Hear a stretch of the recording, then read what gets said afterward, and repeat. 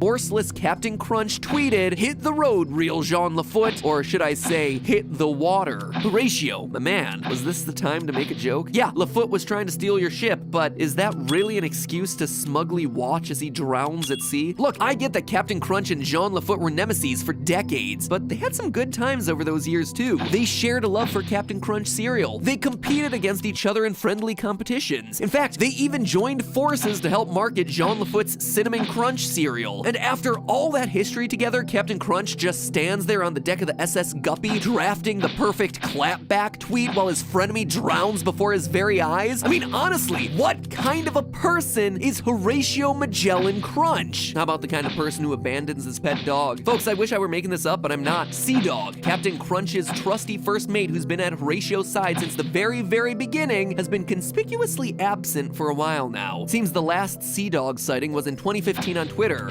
Yep, even the dog has an official Twitter page, though I'm not sure you could call what he does tweeting. It is literally just him howling. But the point is, Captain Crunch used to tag him in tweets all the time, even referring to him as his first mate and constant companion. However, since Sea Dog's last tweet in 2015, Captain Crunch has not mentioned Sea Dog once, and he has actively ignored any and all tweets from fans that mention Sea Dog. Now, Sea Dog's Twitter bio seems to suggest that he's back on dry land now and quite happy about it, except it's written in English. Folks, scroll through Sea Dog's tweet history if you need a refresher, but it has firmly been established that Sea Dog is not capable of writing that bio. Someone else had to have written it. What's more, there have been numerous commercials since 2015 that plainly show Captain Crunch is back at sea. So I gotta ask Captain, hashtag where's Sea Dog? Are we to believe that Captain Crunch's first mate and loyal companion just retired one day after 50 plus years and then also magically learned English? Or is it more likely that the Twitter bio was penned by Sea Dog's beloved master, Horatio Magellan Crunch, who's committed federal crimes, who has gleefully watched a man die in front of him, and who now appears to be papering over the death or disappearance of his loyal pet? Folks, I don't know what's become of Sea Dog, but the best case scenario here is that he's merely been abandoned by his master. I hold out hope that Sea Dog is living his best life out there on dry land right now, but frankly, I doubt it. If Sea Dog were truly okay, wouldn't he just be howling at us on Twitter? What we can prove, my friends, is that Captain Crunch has violated federal law. What we cannot prove are the whereabouts of anyone and everyone who's ever been close to Captain Crunch. Lafoot, Sea Dog, the crew of misfit children that just for whatever reason are no longer at the captain's side. As a result, the captain sails the seas alone, answering the call of anyone that speaks his name, even if they're a full-grown adult. Crunchitize me, Captain. Well, ahoy, adventure! Perhaps the captain harbors hopes of replenishing his ranks and returning to his former glory. Perhaps he's seeking out his next victim. Or perhaps it's all part of a brand new scam. But I can tell you these two things for certain. One, that we've been underestimating this dangerous cereal mascot for far too long. And two, we owe a boatload of gratitude to the sponsor for today's episode, Bright Cellars. Theorists, I've said it before and I'll say it again, I'm not the biggest imbiber on the block, but I am the type of guy who enjoys learning about wines and spirits, and that's what makes Bright Cellars such a great option for me. Not only do they send a personalized box of wine straight to my door each and every month, but they include wine education cards that give great insights into the bottles that they're sending. I've received quite a few shipments from them at this point, and my life has improved in two very concrete ways as a result. First, my brain is now absolutely jam-packed with wine facts from all these cards. My father-in-law, who is a big wine guy, has been super impressed with my newfound wine knowledge. He's also been impressed with the unique selections that Bright Cellars been supplying me with. I look cultured, all thanks to a box that arrives on my doorstep each and every month. Secondly though, Bright Cellars has me rate the wines they send each month. Then they incorporate that feedback into their next shipment for me. That means that every month, their wines are increasingly tailored to my unique tastes. And it really works. The latest shipment was really spot on. 3 months ago, if you had asked me, I would have told you I was a Chardonnay guy, no question about it. But Bright Cellars' algorithm has actually helped me realize that I'm more of a Riesling guy than I thought. Thank you, science, thank you, algorithms, and thank you to Bright Cellars, who has currently given our followers an exclusive 50% off their first 6-bottle box plus a bonus bottle. That is 7 bottles total for half the price. Follow my link below to take the quiz, learn a little bit about your wine self, and get started. And always remember, friends, that's just a theory. A food theory. Bon appetit. When you have something to get done today, getting everything you need today is helpful. Order online at Ace and we'll deliver same day. Or we'll have it ready for pickup in 15 minutes.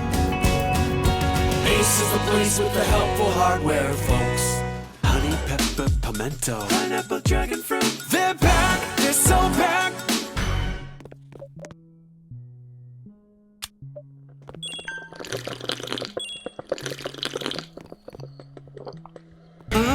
This cereal is totally tubular. Wouldn't you agree, 90s kid 2? Couldn't agree more, 90s kid number 1. The cereal's the bomb. What do you think, 90s kid 3? I mean, the cereal's fine. I'm just wondering why we're eating breakfast in a heavily graffitied alleyway. Like, did one of you actually carry these bowls, silverware, cereal boxes, and milk all the way from your house to this heavily graffitied alleyway? You're overthinking this, dude. Did we meet here spontaneously? Did we actually call each other to rendezvous for breakfast in a heavily graffitied alleyway? I don't know, dude. It's the 90s, okay? And stop saying heavily graffitied alleyway. Why is only one of my overall straps buckled? Where are our parents?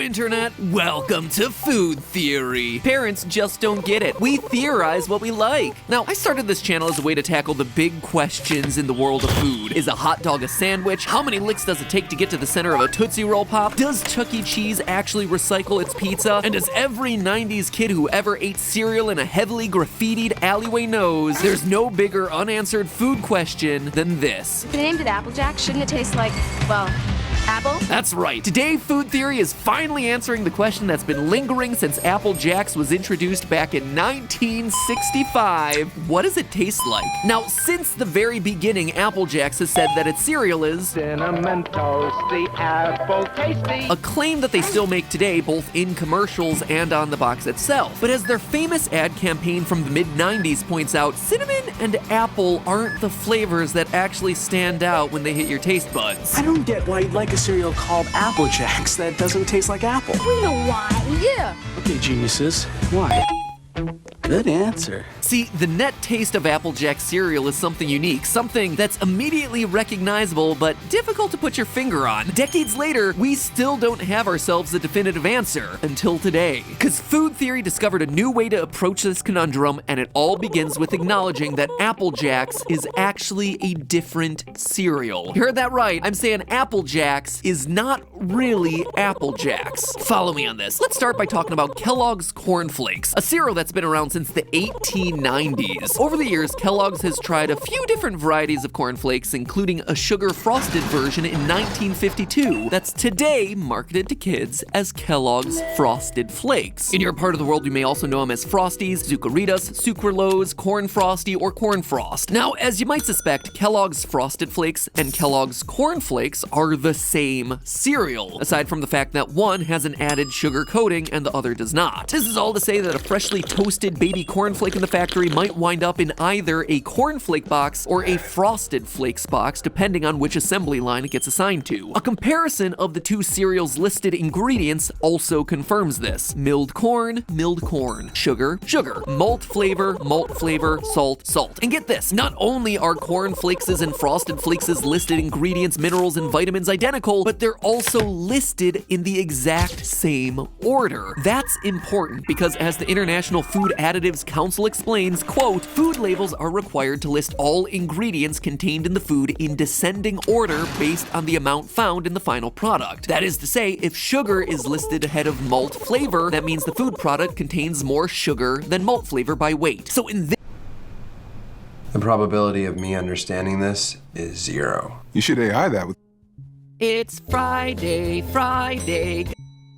It contains more sugar than malt flavor by weight. So in this way, food labels allow us to compare ingredient amounts relative to each other. So why the heck am I rambling about Corn Flakes and Frosted Flakes when this episode is supposed to be about Apple Jacks? Well, hold on to your alphabets for a second, because here's the thing that for some reason nobody is talking about. Apple Jacks are Fruit Loops with an extra step, exactly the way Frosted Flakes are Corn Flakes with an extra step. I mean, look at the two cereals side by side. Wake up, sheeple. They're the same size and in shape. They're the same shade of orange. They're the same shade of green. They're both Kellogg's cereals. If it weren't for the little specks of red, I defy anyone to try and tell them apart. And when we compare the listed ingredients of both cereals, it's like deja vu all over again. We see that every major ingredient in the two cereals is identical and listed in the identical order. As we get toward the end of the list, among the ingredients that constitute 2% or less of the cereal by weight, we do get a few differences. The colors, for example, are listed in different orders. This, of course, is to be expected because Froot Loops cereal pieces come in a wider variety of colors than Apple Jacks. But coloring aside, it's clear that Froot Loops is the base cereal, and any orange or green Froot Loop pieces may be destined to one day become Apple Jacks once they receive an extra coating with red speckles that make them taste different. The fact that Froot Loops were introduced a couple years before Apple Jacks came along also supports this theory. See, there is no listed ingredient in Froot Loops that doesn't also appear in Apple Jacks. Keep in mind, maltodextrin, a flavorless binding agent, is sometimes listed as modified cornstarch and is also found in modified food starch. So, despite that discrepancy in terminology, that ingredient is actually shared by both of these cereals. Furthermore, food distributors have some leeway to decide how to list out their ingredients. For instance, while modified cornstarch is only listed on the Apple Jacks label, that ingredient may very well be present in Froot Loops under modified food starch, a catch-all term that does include modified cornstarch. But enough about the ingredients shared by both cereals. The ingredients of interest here are the ones that appear only on the Apple Jacks label: dried apples, apple juice concentrate, cornstarch, cinnamon, wheat starch, baking soda. Now, cornstarch and wheat starch are mostly flavorless, used to add texture more than taste. So basically, in the end, the ingredients that differentiate the taste of Apple Jacks from the taste of Froot Loops are apple and cinnamon, just like the box suggests. And so this must be why the flavor of Apple Jacks is so difficult to pin down. It's a complex mix of flavors. Not only does Apple Jack cereal taste like apple, not only does it taste like cinnamon, but it also tastes like Froot Loops, specifically the orange-colored ones and also the green-colored ones, ever since green Apple Jack pieces were added in 1998. I mean, that's a lot of different fruit flavors competing for your taste buds' attention, because as we all know, orange-colored Froot Loops are orange-flavored and green-colored Froot Loops are lime-flavored, right? I mean, sure, the label just says natural flavors, so we can't really verify that in any way, but still, there are oranges and limes plastered all over Froot Loops commercials. Toucan Sam even explicitly states orange and lime are flavors. I love that orange, lemon, cherry, lime, and berry flavor too. Now, Toucan Sam only lists off 5 flavors in that clip, but here in the US, we actually have blue-colored loops as well. Take that, other countries that have stricter regulations against artificial coloring. Naturally, I wanted to fact-check my suspicions that the blue loops are blueberry flavored, and that's when it happened. I stumbled upon information that completely changed my worldview. Folks, I honestly can't believe the words that are about to come out of my mouth because I can hardly believe it myself, but my research is telling me that Froot Loops are all the same flavor. You heard that right, all the colors taste identical. I mean, I swear as a kid I could taste a difference between each colored loop, but then again, I also swore that Berenstain Bears was spelled with an EI, the Bernstein Bears, so maybe I need to stop trusting my childhood brain quite so much, because apparently in 1999, Kellogg's revealed to The Straight Dope that their cereal pieces were indeed all the same flavor. And then again, in 2014, a Froot Loops spokesperson admitted the same to KLTV7 in East Texas. The name of that flavor, Fruit, spelled with 2 O's, which is apparently a blend of fruit flavors. According to the Froot Loop spokesperson, fruit is a medley of exactly 7 flavors: orange, lemon, cherry, raspberry, apple, blueberry, and lime. That means Toucan Sam is technically telling the truth when he says there's orange, lemon, cherry, lime, and berry flavors present in the cereal. He's just being a bit misleading about the fact that every single cereal piece, no matter its color, contains a blend of all of those flavors. You know what though? I need to verify this for myself because I'm telling you, my childhood brain absolutely 100% tasted different flavors. And also I distinctly remember the commercials where loops were being extruded from individual fruit pieces. So I just can't take Kellogg's word on this one. Not when my own taste buds have told me otherwise my entire life. And that means it's time for a blind taste test. So we are here today with the glorious task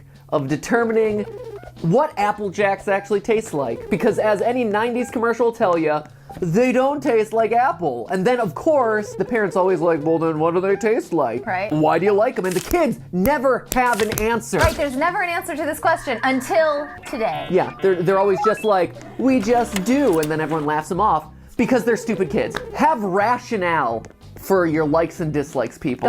Those commercials always drove me crazy. Me actually. too! It's like, well then, give them an alternative. If you don't want them to tell you it tastes like apples, then give them something else to go on. Right? Even if it's like sugary sweetness, or like, why do you like them? Because they're crispy. Because they're fun little O's that I can make necklaces out of. Literally any explanation will do. The box is a great color. I don't know.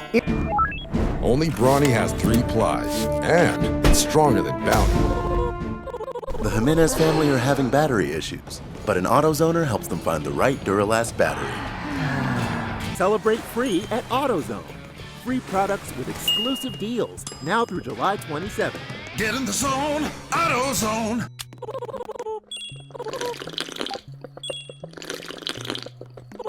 Color. I don't know. In our quest to determine what flavor Apple Jacks is, we stumble across the fact that Fruit Loops are actually the same cereal. Apple Jacks is just a Fruit Loop with 1 or 2 added ingredients. It's crazy, right? Which leads to the question of, well, then what flavor are Fruit Loops? And I swear, as a kid, I swear that every single color had a different flavor.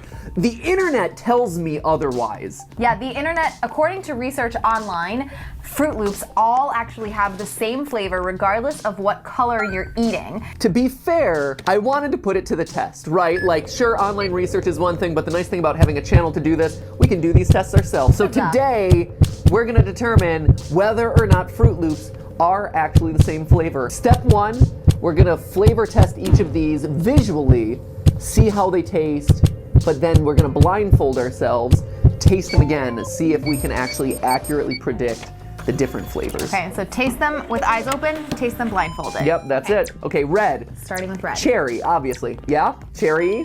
Kind of, I mean, How cherry. is that supposed to be cherry? Cherry in the synthetic sense. Got a little sharp berry flavor. Maybe on the back end. Maybe on the back end. Okay, blue. Okay, blue. What is blue supposed to be? Blue should be berry. What? Is blue raspberry? Probably a blue raspberry. Is it blueberry? I would assume it's either a blueberry or a blue raspberry, right? Smell. Do they smell different too? This one tastes less sharp than the red. The red tasted sharper, didn't it? Okay, and I think maybe this is tasting like blueberry.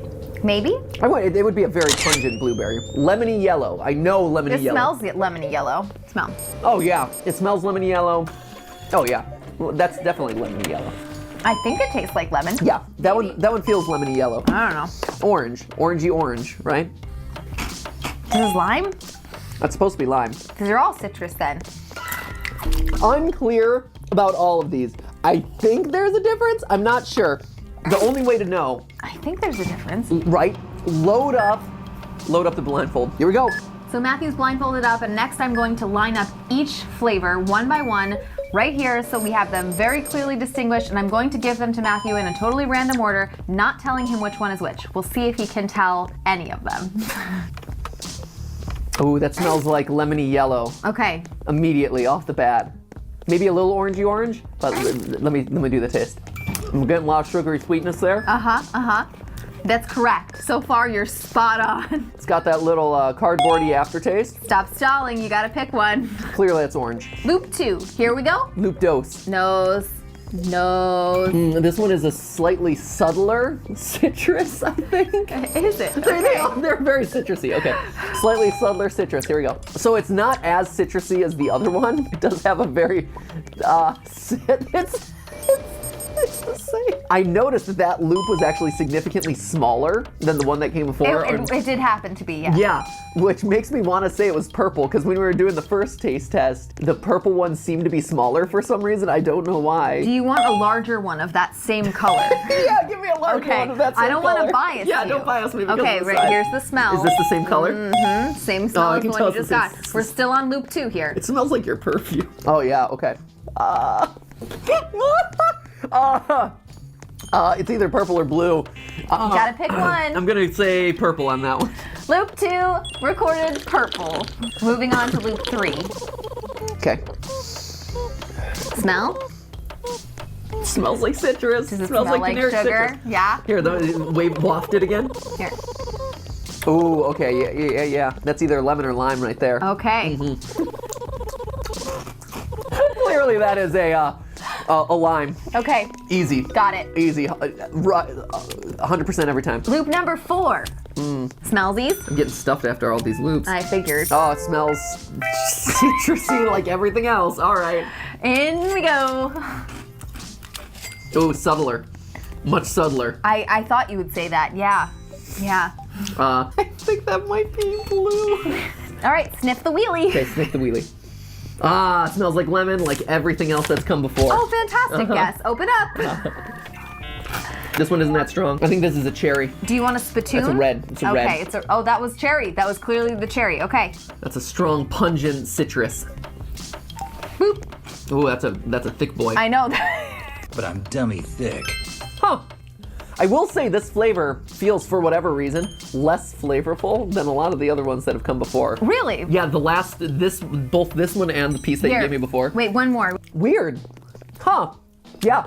And maybe it is just me imagining it or whatever, but it feels like the least flavored of them. Here, wait, one more. Huh, weird. Yeah, I don't know what it is about that specific flavor, but I'm not getting a whole lot of differentiatedness to it. Like they all feel kind of neutral. No way. Yeah, so I'm gonna guess that one's yellow. I'm determined to find one of this color that actually tastes like something for you. Here, Yeah, here, okay. put it in. Still nothing? Yeah, still nothing. Yeah, I don't know. Here, try one more. Okay, I'll try one more. Maybe it's just this flavor. Maybe it's just this color that just doesn't have any flavor to it. Or maybe my pet. No, that one is pretty good. Oh, right. we got one.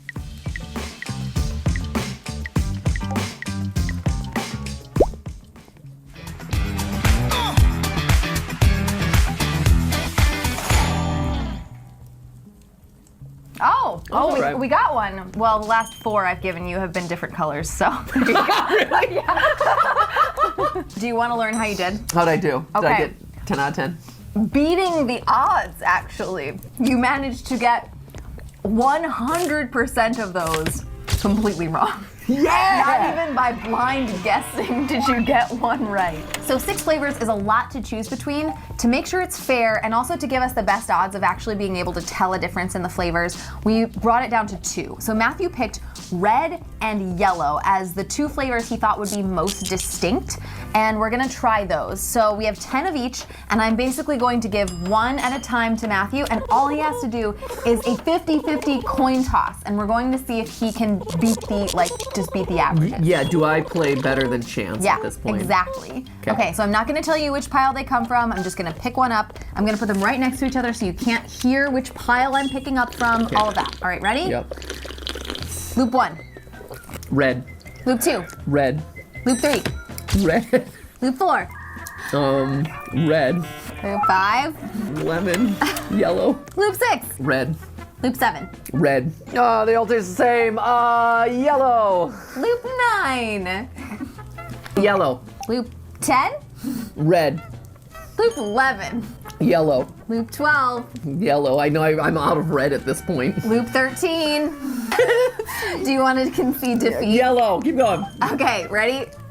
Loop 14. Yellow. 15. Just make it stop. Okay. All right. Red. You have gotten less than 50% correct. No!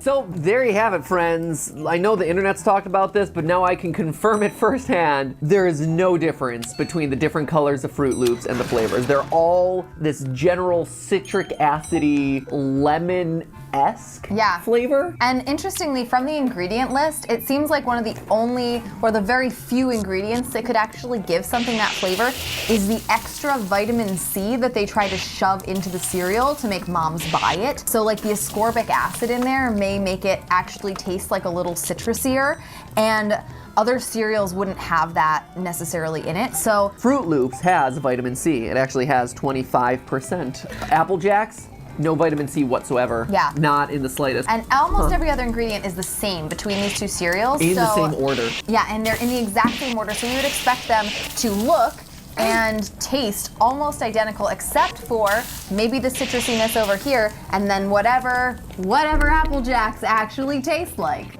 Okay, Kellogg's, you won this round. I concede that all your cereal pieces, no matter the color, taste like fruit. So Apple Jacks then aren't just apple and cinnamon flavored, they're apple, cinnamon, and fruit flavored. And to prove that they're in the same flavor family, we did another blind taste test. This time with Steph wearing the blindfold and having to pick out whether I was feeding her Fruit Loops or Apple Jacks. Here, one last bonus experiment. Mystery Loop 1. Okay. Oh, it's a Fruit Loop. Loop 2. Oh, also a Fruit Loop. Oh, jeez.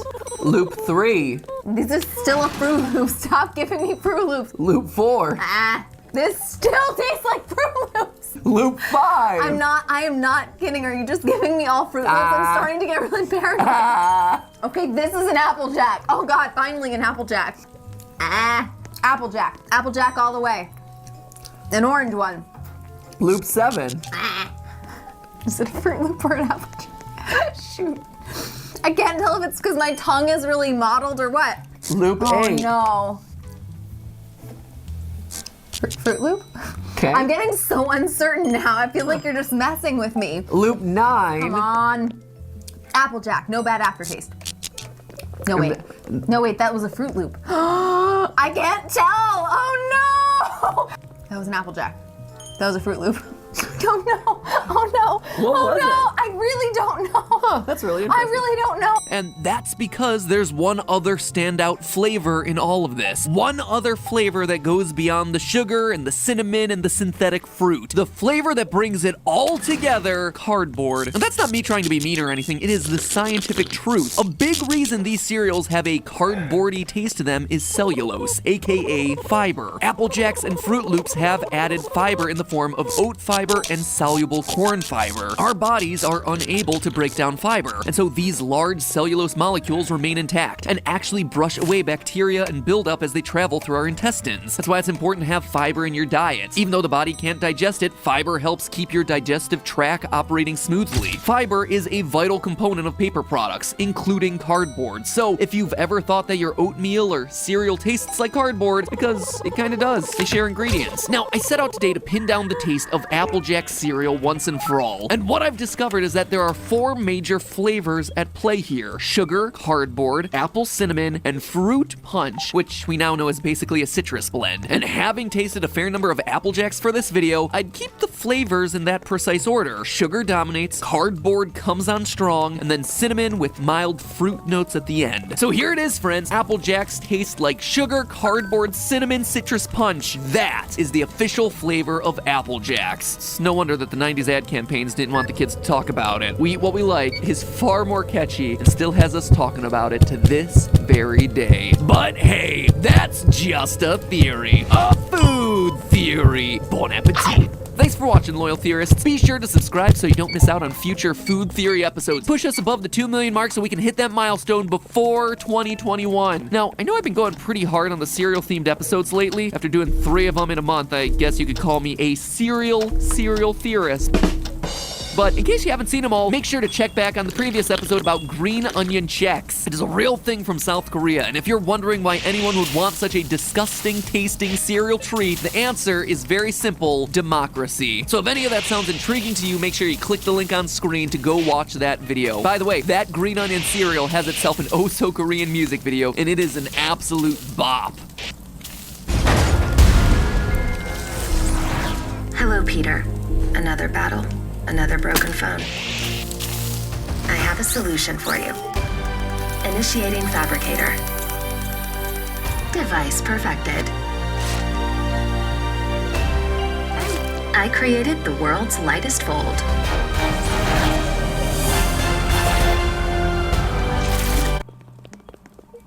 So, has anyone actually ever figured out Colonel Sanders' secret recipe blend of 11 herbs and spices? Dozens upon dozens of individuals claim to have solved the world-renowned mystery, but which of them, if any, should we believe? Should we believe the Colonel's own nephew, who used to mix the spices himself when he was a child? The scientist who chemically analyzed KFC's ingredients in a laboratory? Or should we believe KFC, the multinational corporation that has nothing to gain and everything to lose by the recipe becoming becoming public knowledge. Who claims to this very day, quote, "No one's ever been right"? Well, never fear, theorists, because today's food theory will answer it all. We're putting the most legitimate contenders to the test, as well as our own. Spoiler alert, I think we've got it.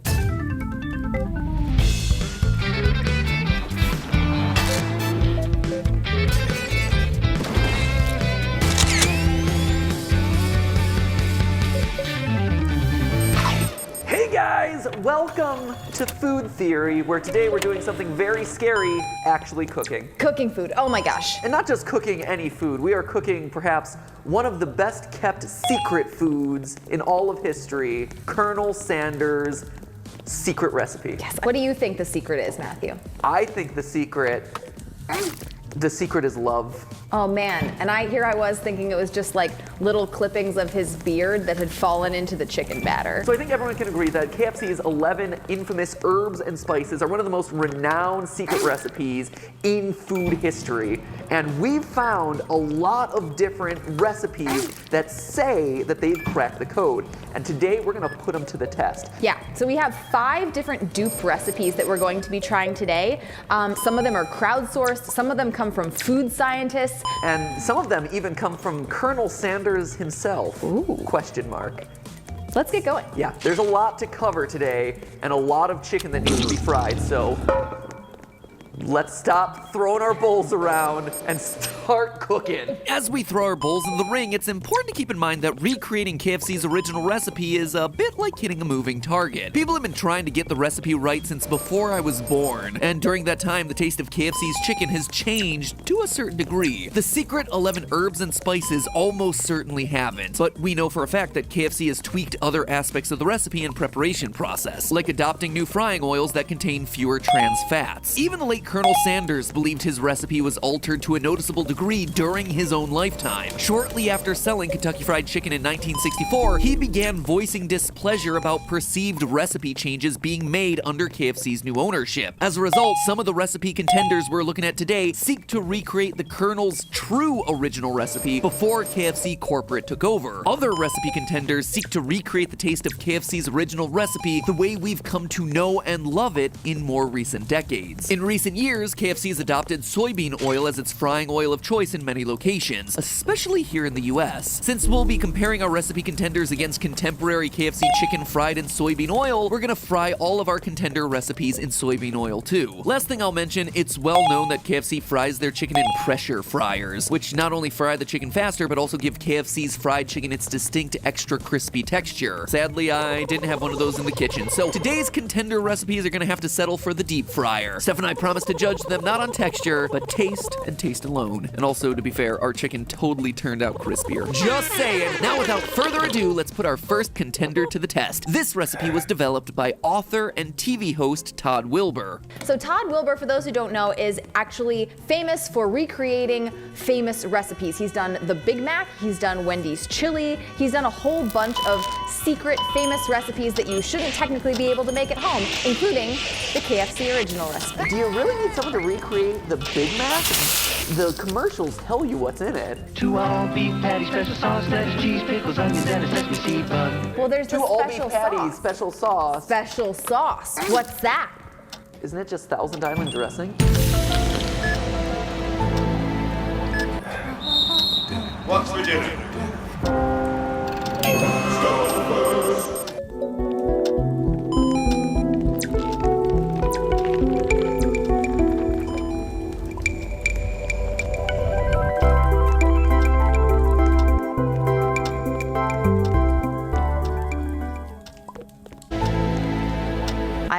What? He's also done Mrs. Fields cookies. Anyway, I thought that was interesting. That does sound delicious. I know. I love this man. Why? Can we hire him? I feel like this is a person who should be on this channel. He's already a best-selling author who's been on like every major talk show. He doesn't need us. But has he been on YouTube before? We can poorly animate a stick figure of him for years. That does sound like a high-value proposition. We should call him. We should. Call us up, Todd Wilbur. Well, let's see how his recipe works out first and then decide. All right, yeah. Okay. Good point. Now, the reason we're starting with this recipe is because Todd Wilbur, on top of being a guy who's talented enough to have made a career out of hacking recipes, really seems to have done the legwork to get the recipe right. In 2011, Wilbur's TV show Top Secret Recipes visited KFC's pressure fryer supplier, and Wilbur spoke with a friend and business associate who knew the Colonel personally. Telecherry. What's a telecherry? T-L-E-C-G-R-I.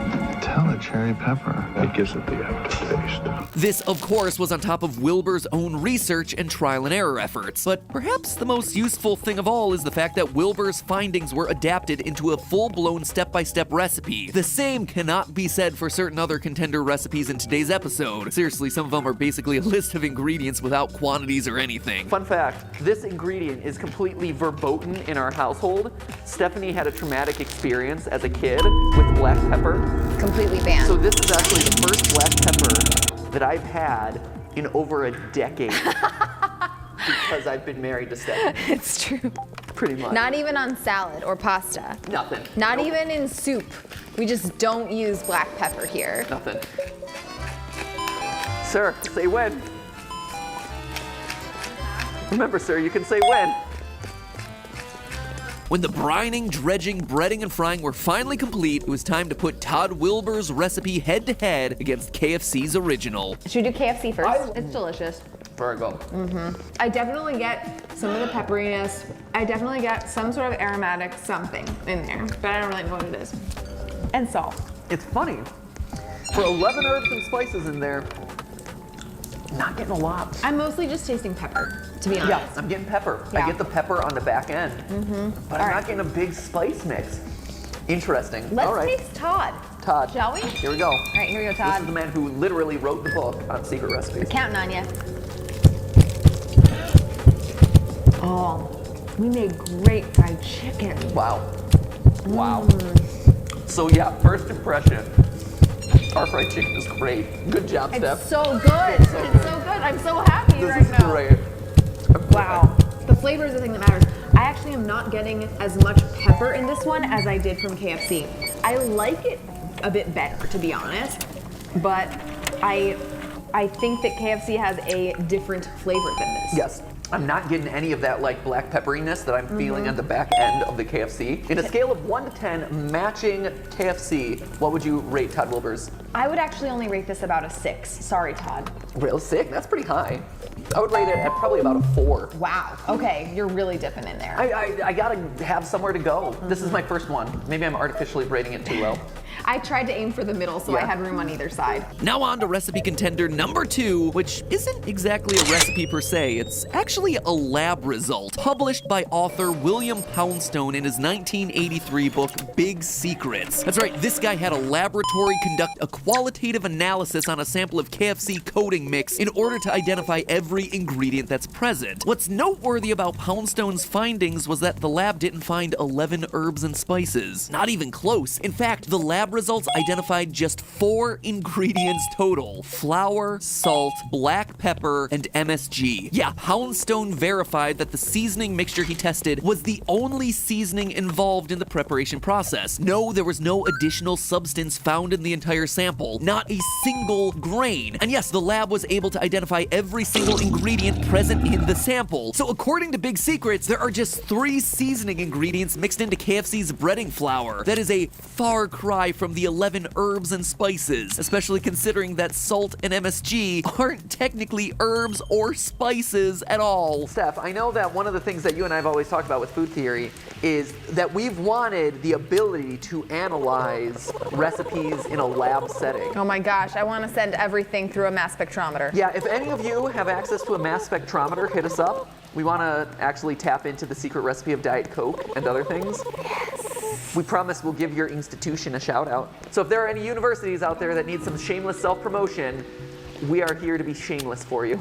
She knows how to use a mass spectrometer. I can use it safely, I promise. Now, preparing fried chicken a la Poundstone was way more challenging than preparing Todd Wilbur's recipe. What the laboratory's qualitative analysis and big secrets didn't supply were proportions. The lab was asked to identify all ingredients present in the sample, but they were not asked to determine the quantities of those ingredients. So Steph and I were kind of on our own to determine the correct amounts of each seasoning ingredient. We made an educated guess by borrowing ideas from similar recipes, but still, Poundstone really left us hanging here. This is how much I love Stephanie.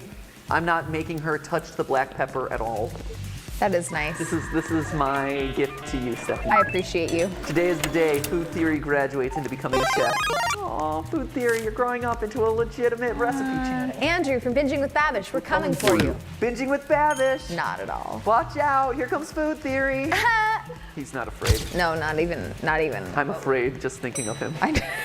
Eventually, I got over my fear and got back to work. After refamiliarizing ourselves with KFC's original recipe, Steph and I bit into our William Poundstone-inspired fried chicken, and you see the rest. From an accuracy standpoint? Yeah, from an accuracy standpoint, 1 to 10. Accuracy rating, mine is a 4 or 5 on this one. Wow, less? Yeah, I think it's less. I was gonna say mine is still a 4. It is about the same level of accurate. You got that saltiness in there, but and congratulations, you got flour, which is how you make fried chicken. Yeah. But yeah. All right. Next. Now, to be fair, Poundstone's laboratory test was performed nearly 40 years ago, and KFC's original recipe may have changed slightly since then. Also, Steph and I probably guessed a bit wrong on the ingredient proportions, but hey, that's kind of on old Poundstone. Next up, the fried chicken seasoning that sounds like it was someone's handle in a game of laser tag, 99X. This one's actually really fascinating. So Colonel Sanders apparently was so disappointed with the KFC Corporation watering down his recipe or the instructions that they were giving out to franchisees of the name that he went to an external company, Marion K Spices, and said, hey, make me this spice recipe. And then he encouraged all the people who were doing KFC restaurants to go with this spice recipe. Yeah, it's actually here. It's bottled. You can buy it to this day. Yeah, you can buy it, but it has to go by the name 99X because the KFC Corporation got into a lawsuit with these guys to basically be like, hey, stop it. No, get out of here. Which maybe meant that they were on the right track. No, I feel like this has promise. Personally, I think that this is the one that is going to knock it out of the ballpark. It also just solidifies Harlan's reputation as like difficult guy to work with. Here, I'm gonna sell my company to this larger company, but I'm gonna try to undermine them because I'm not happy with the work they're doing. Fascinating. So the story behind 99X seems really promising, but it comes with a catch. We don't know the recipe of 99X. All we know are the ingredients that they've listed on the packaging, as required by the FDA. So we know that this spice blend contains, quote, monosodium glutamate, white and black pepper, fine flake salt, sage, coriander, and other natural spices. But that's it. It means if 99X winds up being the perfect taste match, the Colonel's secret is still pretty safe. Marion K includes a brief, borderline cryptic recipe on their site, and that is what we're going to be testing today. I gotta say, I just love the fact that one of the spices we're using today is called 99X. It's like the hardest core kitchen spice ever. Right? So clearly you can see a lot of black pepper in there. It smells really good. It's actually super fragrant. I'm shocked at how little spice that you actually need in fried chicken to make it taste good. That's probably been the biggest shock to me as we've been working on this so far. Look at it, there's like nothing in here. Nothing. It's all just much flour.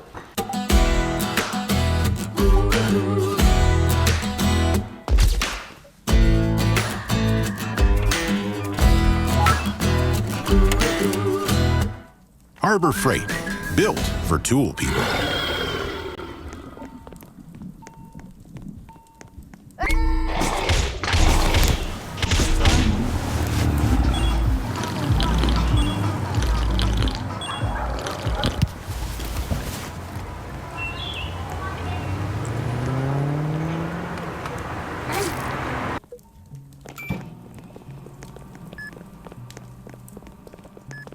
It's all just much flour. Marion K's recipe was a cinch to make, and we were ready to put 99X to the test in no time. As always, we tasted KFC's original recipe chicken first, then the contender. Ready? This one is actually much closer. And it's not like to anything. It's not too salty.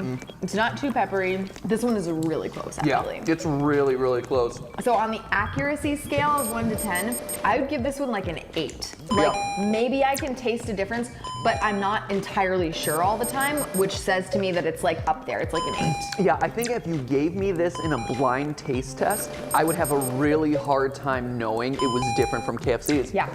I think the 99X, without question, is the closest that we've done so far. Yep. It also might be my favorite so far. It is my favorite so far. Yeah, I really like this one. I would recommend that recipe above the other two, partially because it's so much easier. There's just, you buy one ingredient and you're kind of done. Yeah. And then it came out great. This one is also super crispy, just throwing it out there. So the one thing that I would love to have seen with this actually is this mixture, but with the 99X cranked up a little bit, with the ratio a little bit higher in the spice category. With just a little bit more, I feel like it would be like a 10. Yeah, I feel like you could get it right there, because right now it's just a little bit more subtle than what I'm getting out of the KFC. You know what though? I'm not sure I would like it better if you did.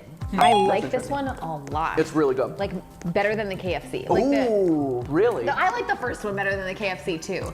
I really like fried chicken, I guess. Steph's throwing KFC under the bus. I know, sorry. Man. Now, the story behind our next recipe contender also seems really promising. In 2016, the food world got rocked by an article in the Chicago Tribune. Joe Lettington, the nephew of Colonel Sanders himself, came forward with this handwritten recipe found in an old scrapbook passed down to him from his aunt Claudia Price, who was Harlan Sanders' second wife. While the note is not written in the Colonel's handwriting, Joe claims it contains the correct ingredients and proportions for the Colonel's secret blend. And Joe should know. He actually worked at Harlan's Diner when he was a kid, and claims to have even mixed the blend of herbs and spices himself. Now, the Chicago Tribune tested this recipe themselves and determined that the capital T's on the recipe refer to tablespoons, not teaspoons. They claimed the recipe tasted quite similar to KFC's original recipe as written, but when they took the liberty of adding MSG, the recipe became, quote, virtually indistinguishable. So we took their word for it on both fronts. We went with tablespoons and we added MSG. The Chicago Tribune also prepared their chicken with a buttermilk egg bath instead of the skim milk egg bath that we've been using thus far. Since their results wound up being virtually indistinguishable, we followed their steps to the letter. This is a lot of seasoning relative to all the other recipes that we've done. This is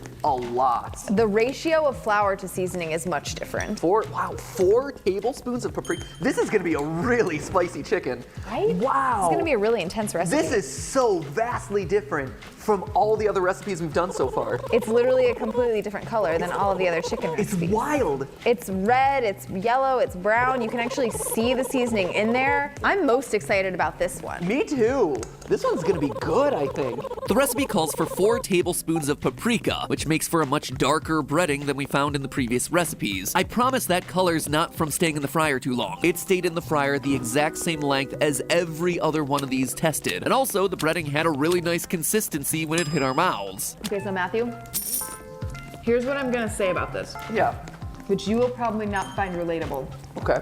But growing up here in North Carolina, I used to occasionally go to like mom and pop places where they would serve like mom and pop fried chicken. Sure. It looked darker. Sure. It tasted spicier, and it was more similar to this than any of the other ones we've tried. Interesting. So this feels to me like a Southern style mom and pop recipe. The weird thing about this one is, and the thing that I don't quite understand, I feel like it should have more flavor than it does. It looks like it's saturated with spice and flavor, and you saw the amount of spice and flavor that went into that mix. And I bite it, and there's not a whole lot of flavor there. The buttermilk has made it super juicy, I will say that. Yeah, it's super juicy. The meat is actually delicious, but definitely not KFC. On a scale of 1 to 10, does it match KFC? It's like... This is like a 3. Like 2. Yeah. Because I was rating it at 4 before. The other ones do a much, much better job. I can't believe these results, actually. I'm shocked. Now, it's important to keep in mind that if this recipe is indeed authentic, it could very well date back to the 1950s or even 40s, when the Colonel was still developing the recipe. It could be an example of the Colonel's true OG recipe the way he intended it, before KFC corporate got their finger-licking fingers in the mix. So the fact that it doesn't match the look or taste of contemporary KFC chicken should be taken with a grain of MSG. Something similar could also be said for our next recipe, known as TC34D TC34D. It also seeks to recreate the Colonel's OG recipe, as opposed to the fried chicken sold by KFC corporate today. But what you need to understand about TC34D is that it's a recipe meticulously, and I do mean meticulously, crafted by the internet hive mind. If there is a secret, the internet will find it and tear it apart and solve it. And so you had a group of devoted KFC fans trying to actually solve the Colonel's secret recipe. And these guys weren't just content in solving it, they were getting down to the level of finding where in the world geographically these ingredients were coming from. I mean, just take a look at this recipe. It's not enough to add 5/16 teaspoons of ginger. They're asking you to find ginger specifically from Jamaica because the flavor profile is ever so slightly more accurate. Ready to add 0.020 grams of cardamom? Better make sure it's Guatemalan first. Definitely wasn't easy to find all these ingredients, even with Google's help. Couldn't help but wonder if Colonel Sanders really gave a hoot whether or not his white pepper was from Malaysia back when he was crafting his recipe out of a gas station. But hey, I'm not gonna knock it until I've tried this amazingly detailed recipe for myself. TC34D is believed to be a product of a now defunct internet forum, kfc.forumup.co.uk, which is inactive today because members believed that they'd cracked the recipe a while ago. For years, this dedicated group of internet sleuths used any and all information available to them to crack the Colonel's recipe. That meant adjusting the recipes through trial and error in their home kitchens and soaking up every scrap of information available to them. For instance, this photo, released by KFC, shows the 11 herbs and spices kept in the vault at KFC's headquarters in Louisville, Kentucky. The forum members absolutely picked this photo apart and made sure that their 11 herbs and spices matched the coloring of the vials in the picture. Notice those letters next to each ingredient in the TC34D recipe? Those refer to the corresponding lettered vials. Finally, as you might deduce from the titling method used for these recipes, TC34D is hardly the only one that these forum members came up with. It just happens to be the one that's the most famous, but there's certainly not unanimous consent that it's the most accurate. There are dozens of other recipes worthy of consideration, developed in these forums and otherwise, that we simply don't have the time to test in today's episode. Now then, how excited are we to try the crowdsourced recipe that harnesses the power of the entire internet? Approximately this excited. Terrible. I'm so sorry. Plop. We aren't looking for just anybody to join the Space Force. We're calling on all late-night coders, early morning gamers, self-proclaimed space geeks, stargazing science junkies, tireless trailblazers, daydreamers, and especially square peg and a round hole type thinkers. To shape the force that protects our interest in space and our everyday lives on Earth, the only force created for the 21st century. We need people like you. So consider this your invitation. In partnership with the Norris family, Raising Cane's is celebrating National Chicken Finger Day by honoring someone who never knew anything about being chicken. Chuck, we gotta protect all these chicken fingers for National Chicken Finger Day.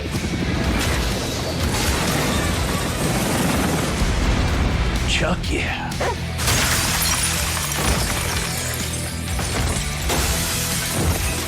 Chuck, they got in. I'll hold them off. You keep frying those chicken fingers. Terrible. I'm so sorry.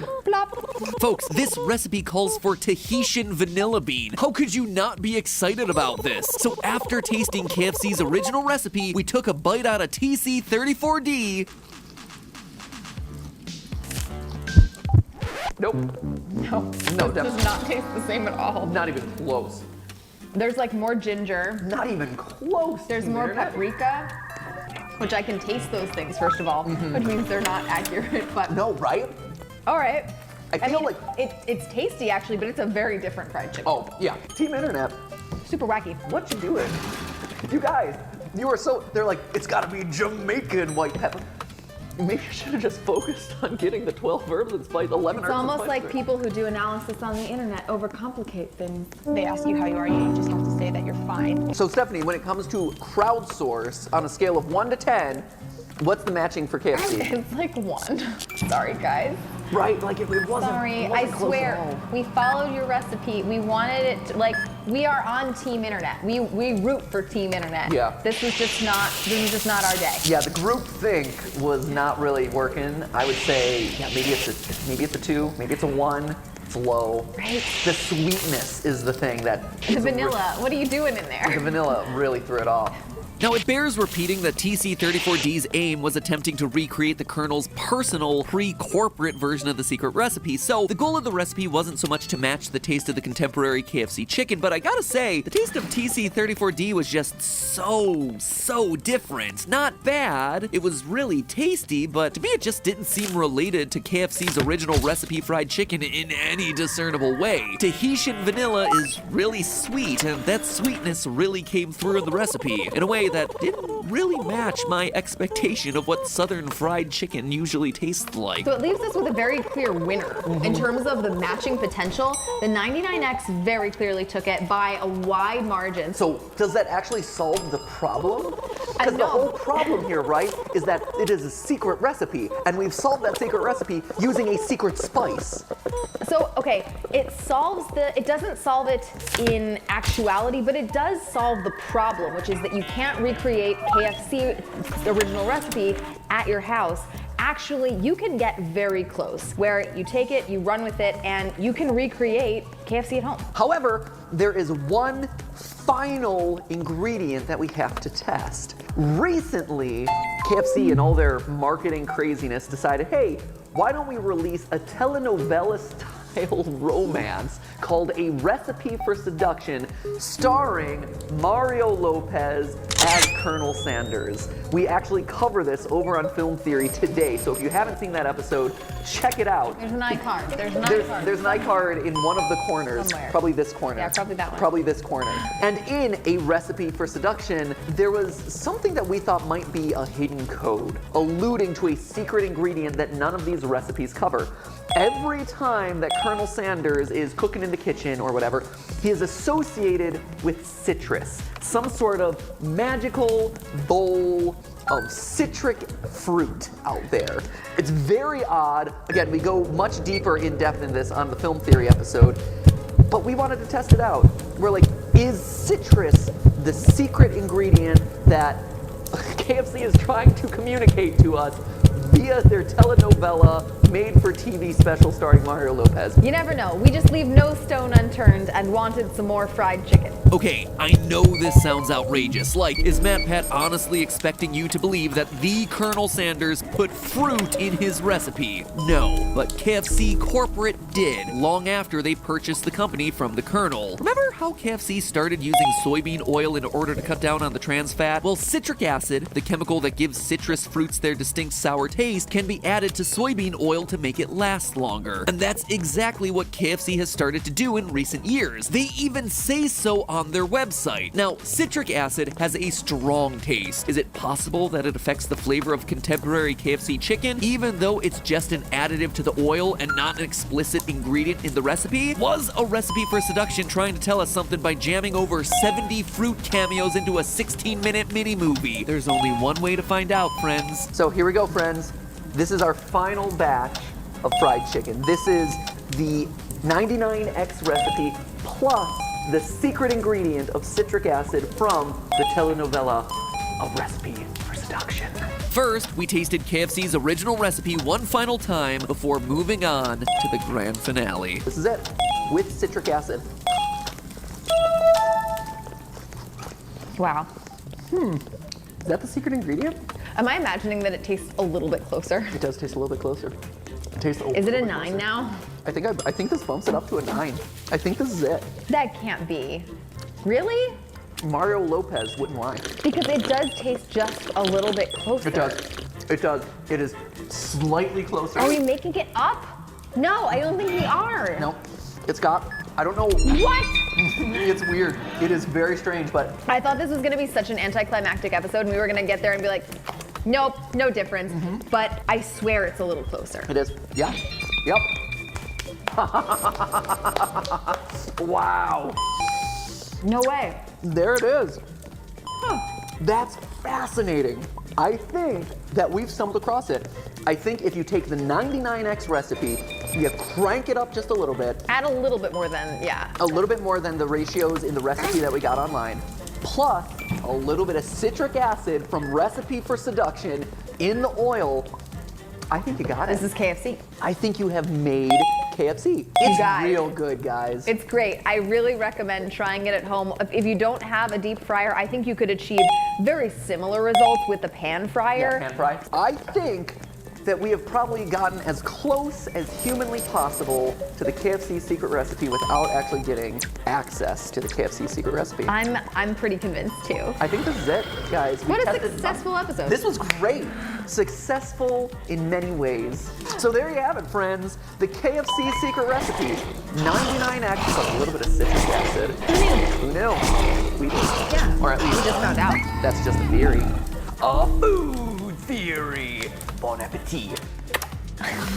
Oh, God. That was so gross. We didn't plan that.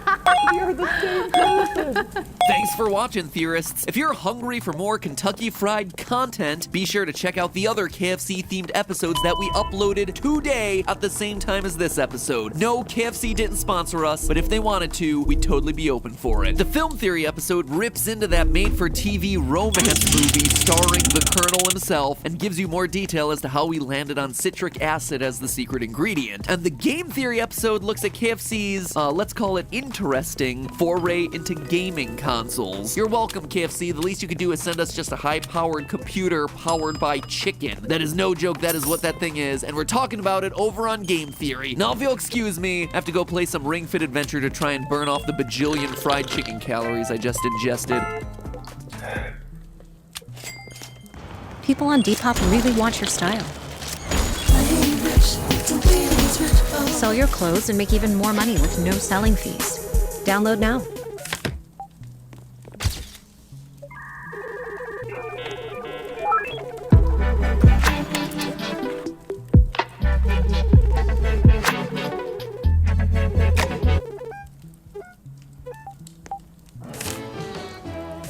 And that finalizes the sale, and congratulations, sir. You're now the proud owner of the Backyard Grill. Thanks, hold on, what's happening to me?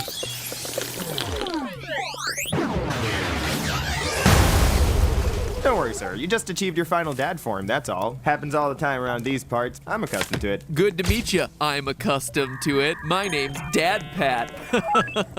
He comes with dad jokes. Nice.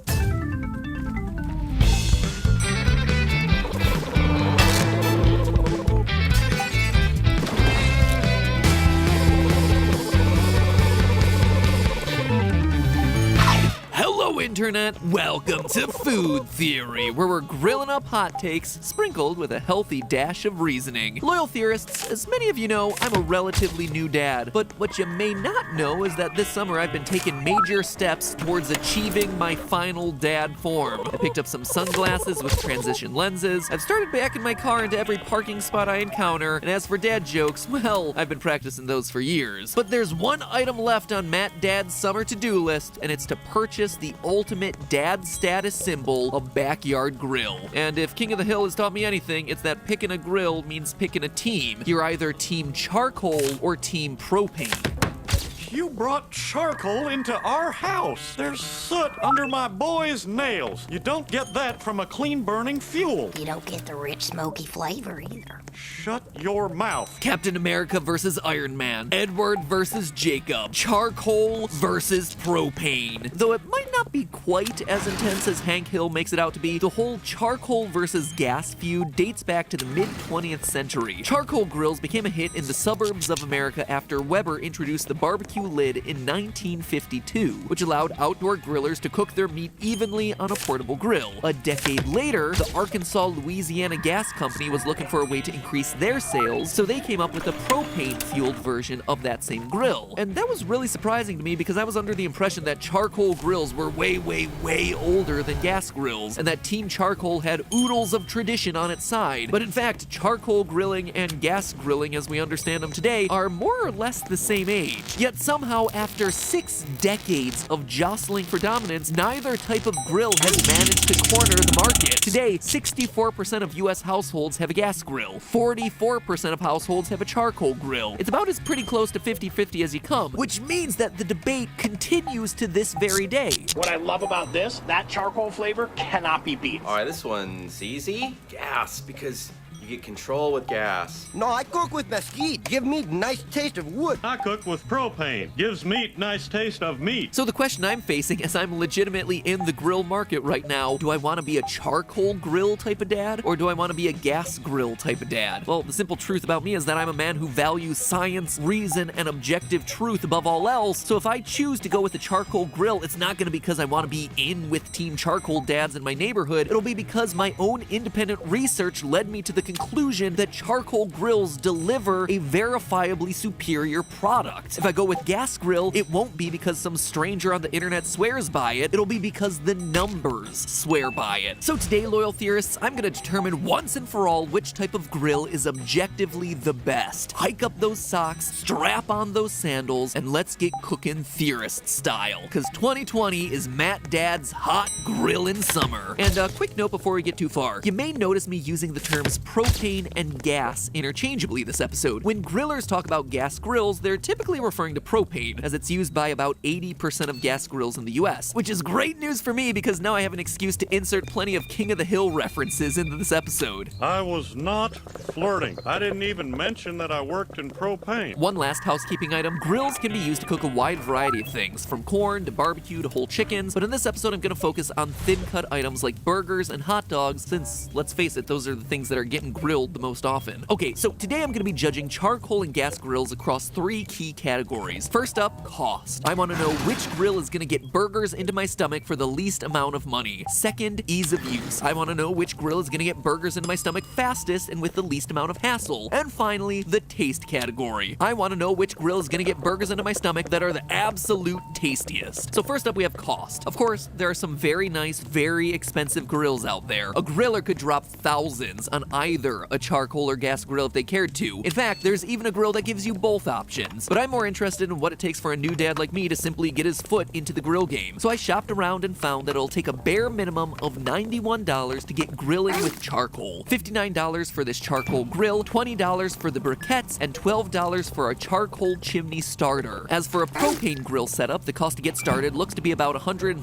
$119 for the simple 2-burner gas grill, plus $20 for a pre-filled 15-pound propane tank. That means charcoal is the most cost-effective way to get through my first cookout, but what I'm more interested in is the cost of operating the grill over time. So I need to determine whether charcoal or propane is going to cost more per cookout. Kingsford claims that you can get about 10 uses from their $20 2-pack of charcoal, which means that charcoal costs roughly $2 per cookout. A 15-pound propane tank holds 3.53 gallons of propane, and the U-Haul nearest me currently charges $3.51 per gallon to refill the tank. According to Santa Energy, an average griller can cook about 8 meals per tank. That means I should expect to use about $1.55 worth of propane each and every time I fire up that gas grill. So while a gas grill costs more up front, it might wind up costing less in the long run if I use it enough. But would I use it enough to make the difference? Because I'd have to cook 107 meals on my gas grill in order to break even. So let's think about this. There are basically 16 weekends in any given summer, if we include Memorial Day weekend, Labor Day weekend, and everything in between. That means I'd have to use my gas grill every summer weekend for 6.5 years. But I just don't think I'm gonna get that level of use out of my grill. For one, most Americans grill fewer than 16 times per summer. For another, the average American throws their grill away, get this, after only 3 years. Which seems insane to me because never in my life have I known anyone to get rid of a grill. But given that I'm buying the least expensive grill available, I'm willing to accept that 6.5 years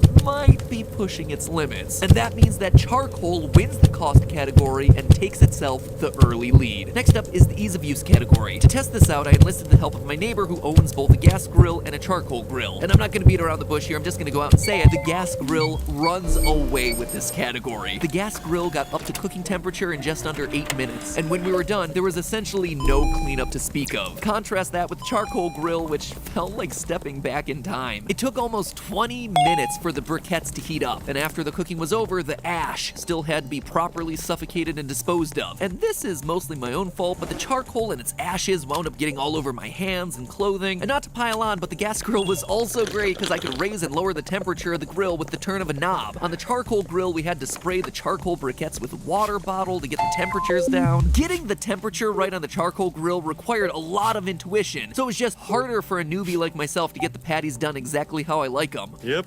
These are medium rare. What if somebody wants theirs well done? We ask them politely yet firmly to leave. So as we head into the third, final, and probably most important category, the two grills are tied, one apiece. Not gonna lie, I was kind of hoping that one of the grills would sweep the first two categories so I could just call this thing now, because the taste category is by far the most difficult to judge objectively. There are a gazillion articles and interviews and books and blog posts about this very topic. Many claim that charcoal gives grilled food a smoky flavor. Others say propane gives food a bacon-like flavor. Still others claim that there's no taste difference at all because it's not the fuel source that's adding flavor to the grilled meat, it's actually the meat drippings which fall down into the heat source, burst into smoke and flame, and then rise back up into the meat to add the vast majority of the flavor. Of course, burning wood is known to affect the taste of meat being grilled over it, and many charcoal briquettes are made primarily of sawdust. It's for this reason that wood chips are sometimes used on gas grills. It's a way to get a wood-like taste out of your gas grill. So there are just a lot of stances on this topic, and it seems that at the end of the day, taste is, well,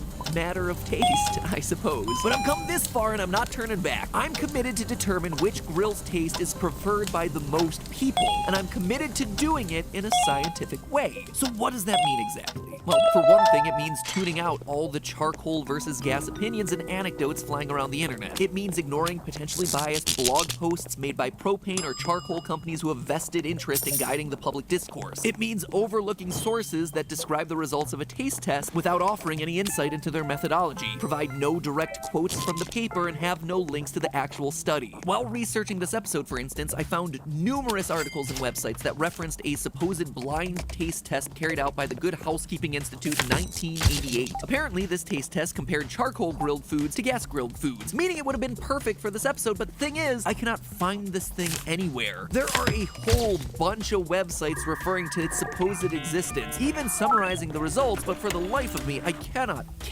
find the actual article or paper put out by Good Housekeeping. After hours and hours of scouring the internet and library in vain, well, let's just say I'm not in a great place. You've got ideas, a new project, a renovation that's been waiting. Bauer gives you the tools you need to build, fix, and upgrade at prices that deliver more for your dollar. Bauer, heavy duty guaranteed.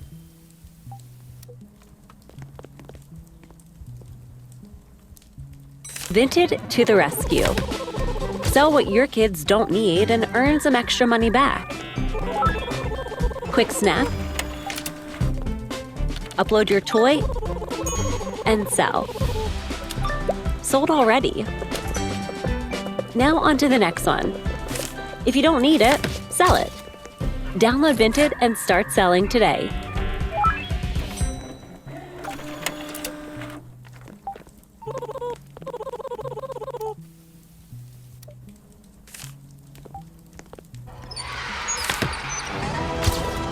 That's a clean burning hell, I tell you what. And it's not just this one individual study either. There are plenty of charcoal versus gas blind taste tests out there, but a lot of them compare slow-cooked barbecue samples as opposed to grilled foods, which cook much faster and therefore don't have time to retain as much flavor from the smoke. For my purposes today, barbecue taste tests aren't gonna cut it. I'm interested in the most common thin-cut cookout items, like hot dogs and burgers. Furthermore, many of the taste tests I found online had only 1 or 2 test subjects. In order to accurately determine which grill most people prefer, I want to get more data points than that. So the perfect charcoal versus gas grill taste test may not exist, but you know what? It's fine. I'm trying to answer a very specific question, which means I need a very specific experiment. And as any dad can tell ya, if you need the job done right, sometimes you just have to do it yourself. So that's exactly what Team Theorist did. We carried out our own experiment. My neighbor and I cooked up some ground beef patties, veggie patties, and also hot dogs on both types of grill. We cut them up into bite-sized portions and gave a charcoal grilled sample as well as a propane grilled sample counterpart to various volunteers. The taste test volunteers were made aware that one sample was from a charcoal grill and that the other was from a gas grill, but they weren't told which of the 2 samples was which. Then, in order to obtain as many taste tests as possible, we froze half the samples and reheated them a day or 2 later. Reheated charcoal samples were always tested against reheated propane samples. In the end, 45 taste tests were conducted hot off the grill, and another 45 were conducted in the days following, for a grand total of 90 separate data points. The taste testers were asked to state which sample they preferred, as well as describe what they were tasting and offer a guess as to which grill they believed the sample was cooked on. So on one hand, the experiment was surprisingly difficult to carry out. It wasn't easy getting that many taste testers on board, especially on a budget. Definitely walked away with a newfound appreciation for researchers and what they do. But I will say it was also really fun as far as scientific experiments go. I mean, the weather was fantastic, the whole patio smelled incredible from the grilling, plus Stephanie and I got to carry out a fun little mini taste test of our own before the craziness got underway. So after an entire afternoon full of grilling, we are ready to present our feast to the masses in a very safe, socially distant way. We're not pulling a YouTuber party here. We're doing science. Right. We're shipping out some of this. We're freezing some of it and sending it out to team members. We're doing this in as responsible way as possible. But first, Steph and I are going to do a little small-scale taste test. If you have a food channel but you never actually try any of the food, what's the point? What are you There's doing no with yourself? point. So This we is are. all a glorified excuse for us to just buy food and eat it. Which is why our secret fourth channel is obviously going to be Fitness Theory. Yeah. The aftermath of food theory.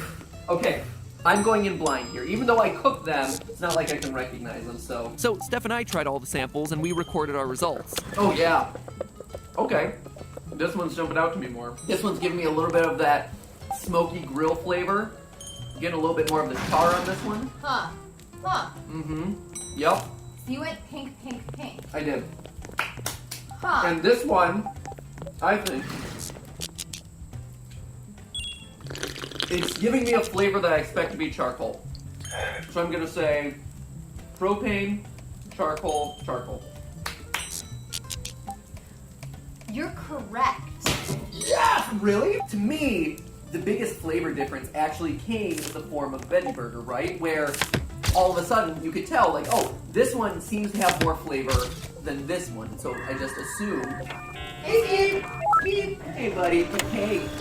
Hey, do you want to do a flavor taste test? Yeah, so I'll admit that our mini taste test definitely got derailed by Cat Pat a bit. Which one do you like? Which do you like better? Do you like... Which one? Which one is which? Ooh. But I know you didn't come here to watch cats eat burgers. Real quick though, just in case you're wondering, Skip prefers propane burgers. But now I know what you folks are really hungry for. You want the human results from the large-scale taste test. Over 43% of the respondents preferred food grilled on charcoal, while just over 34% preferred propane. This means charcoal just won the taste category. It also means that charcoal has won the overall contest. Matt Dad's first grill will officially be charcoal, or will it? Because here's the thing, the overall results don't actually tell the whole story. Remember, we grilled 3 different items: beef patties, hot dogs, and veggie burgers. And what we found is that there's no one-size-fits-all grill solution. Different grills perform better for different items. When it came to beef patties, for instance, the taste testers were evenly split. And I do mean evenly split. Exactly 40% preferred charcoal and exactly 40% preferred propane. It didn't matter if the samples were fresh off the grill or reheated. Participants were split exactly down the middle on beef patties in every scenario that we tested. The most commonly used descriptor for the charcoal beef patties was smoky, while the propane grilled patty was often described as having the traditional or normal taste of a backyard burger. 83% of respondents were able to correctly identify which burger patty came off of which grill, which does tell you that there is a perceptible flavor difference, and just that human taste is divided about what they like in the flavor of their grilled beef patty. But here's where things start to get really interesting. Respondents had an even easier time identifying the grill type when it came to the hot dogs. 93% of them correctly identified which sample was cooked on charcoal and which was cooked on gas. Furthermore, the respondents preferred gas-grilled wieners by a 40% to 23% margin. Multiple participants reported that the gas-grilled wiener had, quote, more taste. But to me, the veggie patties actually had the most interesting results of them all. First off, charcoal crushed when it came to the veggie patties. A whopping 67% preferred the charcoal and only 23% preferred the propane, which means that if you're grilling veggie patties on the regular, you absolutely want to go with charcoal. Seems overwhelmingly to deliver a better taste experience. But even more interestingly, the participants had a difficult time identifying the heat source for the veggie patties. Unlike with the 2 other meats where it was very clear what was and wasn't grilled on propane or charcoal, with veggie veggie patties, the guesses were only right 50% of the time, which is no better than a coin flip. And that's a really unexpected result, because remember, the vast majority of the respondents noticed a difference in taste. So the two grills did affect the taste, and I'd assume that this was because the charcoal briquettes gave off a wood-like smoky flavor. However, it doesn't explain why the gas-grilled samples were described as tasting smokier roughly half the time, nor would explain why the charcoal-grilled veggie patties were described as having a gassy flavor roughly half the time. So how do you explain this phenomenon? Well, my mind goes back to the meat drippings argument that we discussed earlier, the theory that suggested that it isn't the heat source itself that's affecting the taste, but rather the burned meat drippings. These results would seem to validate that theory, because the veggie burgers have no drippings to speak of. They didn't perspire the way that beef patties and beef hot dogs do on the grill. So in the absence of meat drippings, it seems like the veggie patties didn't follow the same taste rules, so to speak, as the two other meat samples did.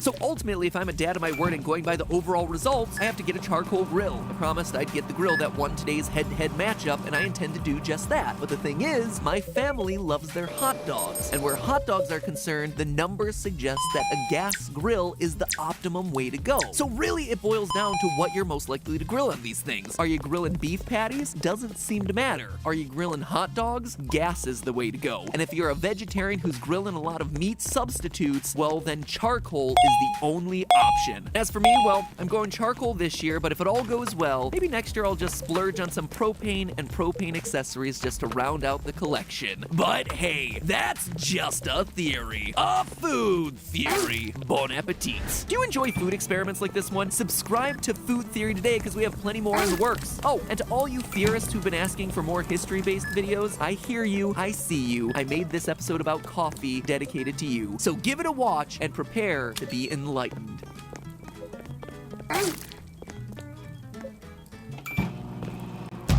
When you have something to get done today, getting everything you need today is helpful.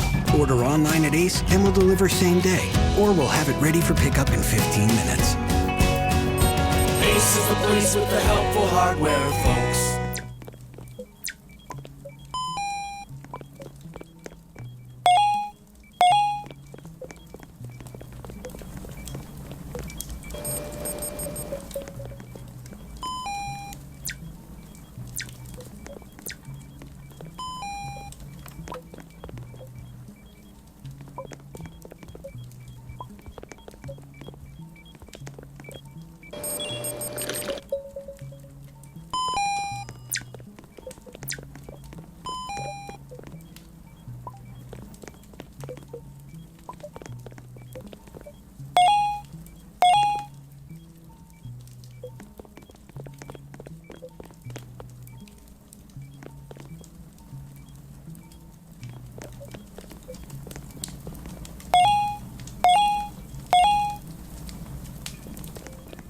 Hi, I'd like to start a McDonald's franchise. McTastic! So this says you agree to pay a franchise fee up front, a McFranchise fee if you will.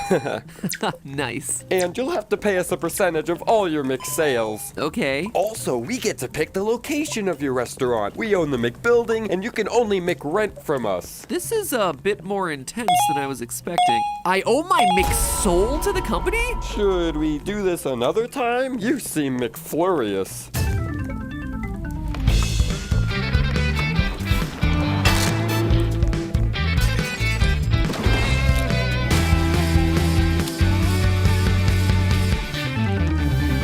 Hello, Internet! Welcome to Food Theory, the channel that's just a front for a thriving cat herding business. It's no secret that I'm a foodie, a fast foodie in fact, and McDonald's was my home cooking growing up. My diet was a daily rotation of McBurgers, McFries, and McSodas. Realizing that that might not be the healthiest option, I tried to get into their salads for a while, the McShakers, but to be honest, they McSucked. Sure, over the years I've watched as McDonald's has changed and evolved, classing up their dining spaces, expanding into specialty coffees, introducing video games into their play spaces. Seriously, when McDonald's first put Nintendo 64 consoles in the play area, it blew my mind. And yet, for all of that change, McDonald's has been a constant. I know what I'm gonna get. I know what it's gonna taste like. I know that the ice cream machine is gonna be broken. I know McDonald's, and so do you. Or do we? About 5 years ago, when I was searching for my first house, our realtor told me something that completely blew blew my mind. No joke, it was one of those moments that you have in life when your perspective completely changes about the world around you. Like when you find out that the Illuminati is actually real.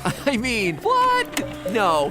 Forget that I said that. Anyway, our realtor told me that McDonald's isn't a food company. It's a real estate company. You heard that right. The most famous and highest grossing fast food chain in the world actually generates more from real estate efforts than they do from, you know, actually selling food. The food is a side business for their purchasing and owning of buildings and land. In the 5 years since, this little factoid has appeared on lots of different listicles, but in all honesty, this was one of the reasons I wanted to make this channel in the first place, to tell you mind-blowing stuff like this. I mean, having multiple revenue streams is smart business, but this goes way beyond mere diversification. McDonald's is arguably the most successful restaurant chain in history, and yet they're somehow even more successful in an entirely different industry. So that's what we're getting to the bottom to today, theorists. Is McDonald's primarily a real estate company, or is that just some clickbaity distortion of the numbers? And if McDonald's is a real estate company, why? How? So put on your business socks, people, cause it's business. It's business time. Let's start at the beginning. McDonald's was founded in 1930s California by the McDonald brothers, Richard and Maurice. The earliest version of the restaurant, which served hot dogs and barbecue, didn't really resemble what we know as McDonald's today, except for one thing: getting food to its customers fast. The McDonald's brothers were way into efficiency and optimization, theory for another day, and their speedy service system caught the attention of milkshake mixer salesman Ray Kroc, who teamed up with the brothers and in 1955 began building McDonald's franchises outward from California at a feverish pace. However, Kroc's fortunes didn't really take off until he met an investor named Harry Sonneborn, who introduced Kroc to a new way to make money in the restaurant business: real estate. This clip is from the 2016 film The Founder, a film I highly recommend if you haven't seen it. It's really into the heart of the matter. You don't seem to realize what business you're in. You're not in the burger business. You're in the real estate business. You don't build an empire off a 1.4% cut of a 15-cent hamburger. You build it by owning the land.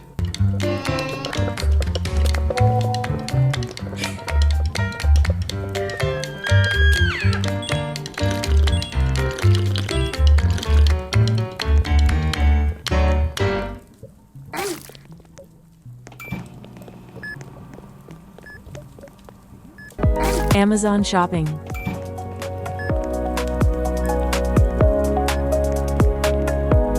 Get it today.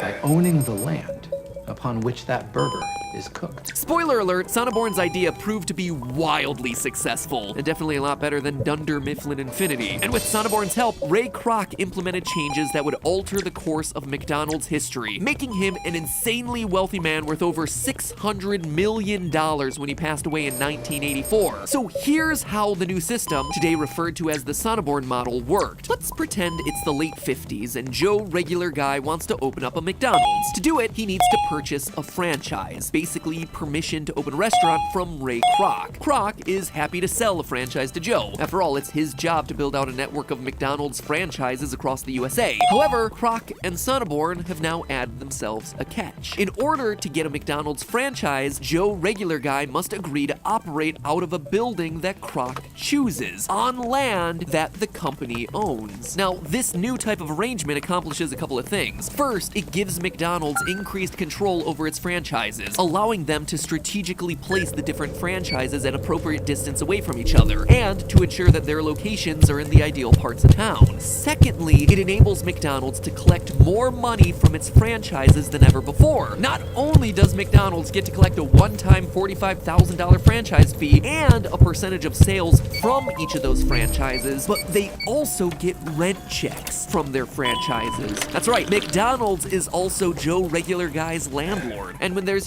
know? Statistically, a new McDonald's opened every 14 and a half hours somewhere in the world. That's gonna add up. McDonald's, along with many of the other fast food chains that you know and love, use the Sonneborn model of real estate ownership within their franchises to this very day. And hey, when the restaurant doesn't work out, they can always just sell the land. But wait, there's more. The real estate benefits to McDonald's don't end there. In addition to collecting rent, there's also tax benefits to be had. There's a lot of upside if you own a commercial building and know what you're doing, and boy howdy does McDonald's know what it's doing. First, the use of commercial land is a tax write-off, meaning that whatever it costs you in a year to buy and keep that land is gonna come out of your income before you pay taxes. And this is important. Businesses that earn a lot of money want as much to come out of those earnings as possible, so there's as little left to tax at the end, because taxed money isn't coming back to you or your business. So they buy equipment, they give away bonuses, they invest that money, all of it to get it off the books before it gets taxed. So sure, you might not need that extra camera or whatever, but by spending money on it, you're basically getting a 20% discount on it, the 20% that would otherwise be handed over to the government through taxes. As any accountant will tell you, you want your business to basically look like it's earning $0 at the end of the year by spending that money on things that help the business but can also function as tax write-offs. I'm not saying this is wrong or right by any means, by the way. I'm just saying that it's legal, and so smart business people looking to hold on to their money try to exploit this for all it's worth. And the Sonneborn model really works that system. They own the land, and land is a really weird category of business because unlike other things you buy, like say your car or your phone, land isn't expected to expire or deteriorate. In accounting, this is called depreciation, and you feel it if you've ever tried to sell an old car that you've driven down into the ground. By the end of its life, it's worth practically nothing. Well, it turns out that you can use depreciation to your advantage with taxes, and accountants can spread out the cost of large purchases over the lifespan of that item. For a concrete example, let's say I buy a new BurgerBot 2000, which is capable of pumping out hamburgers all by itself, and I expect it to churn out those burgers for the next 5 years before it starts to break down. If it cost me $100,000 to buy, I can choose to amortize the cost, which is to say I can incrementally take its depreciation into account on my taxes. When I do this, I would be telling the IRS that instead of deducting the full $100,000 purchase for my BurgerBot this year, I want to instead deduct $20,000 every year for the next 5 years. Same amount, but now it's just spread out. This might just seem like a silly difference, but when you're dealing with way bigger numbers and tricky tax brackets, that kind of distributed long-term cost can massively reduce how much you owe each year. Here's how. Let's say BurgerBot and I are able to earn $50,000 in a year. If I deduct the full $100,000 cost of buying the bot on my taxes in the first year, I'd be showing the government that I wound up with a net loss of $50,000. In that year, I would pay $0 in tax because I've shown the government I didn't earn any money. But then, for the next 4 years, I'm paying 21% on my full $50,000 earnings. That's $10,500 each year for a grand total of $42,000 paid in taxes across all 5 years. That is in scenario 1, deducting everything up front. But now, let's look at scenario 2, where I spread out the cost of BurgerBot, deducting $20,000 from my earnings every year. Instead of that minus $50K on year 1 and plus $50K every other year, now I'm telling the IRS that I earn $30,000 every year. The $50K that I do earn minus the $20,000 distributed costs of the BurgerBot. I'm still paying that same 21% each year in taxes for 5 years, but now it's off of $30K instead of $50K, which winds up being $6,300 a year or $31,500 over the 5 years that BurgerBot is expected to function. That translates to an extra $10,500 that I get to keep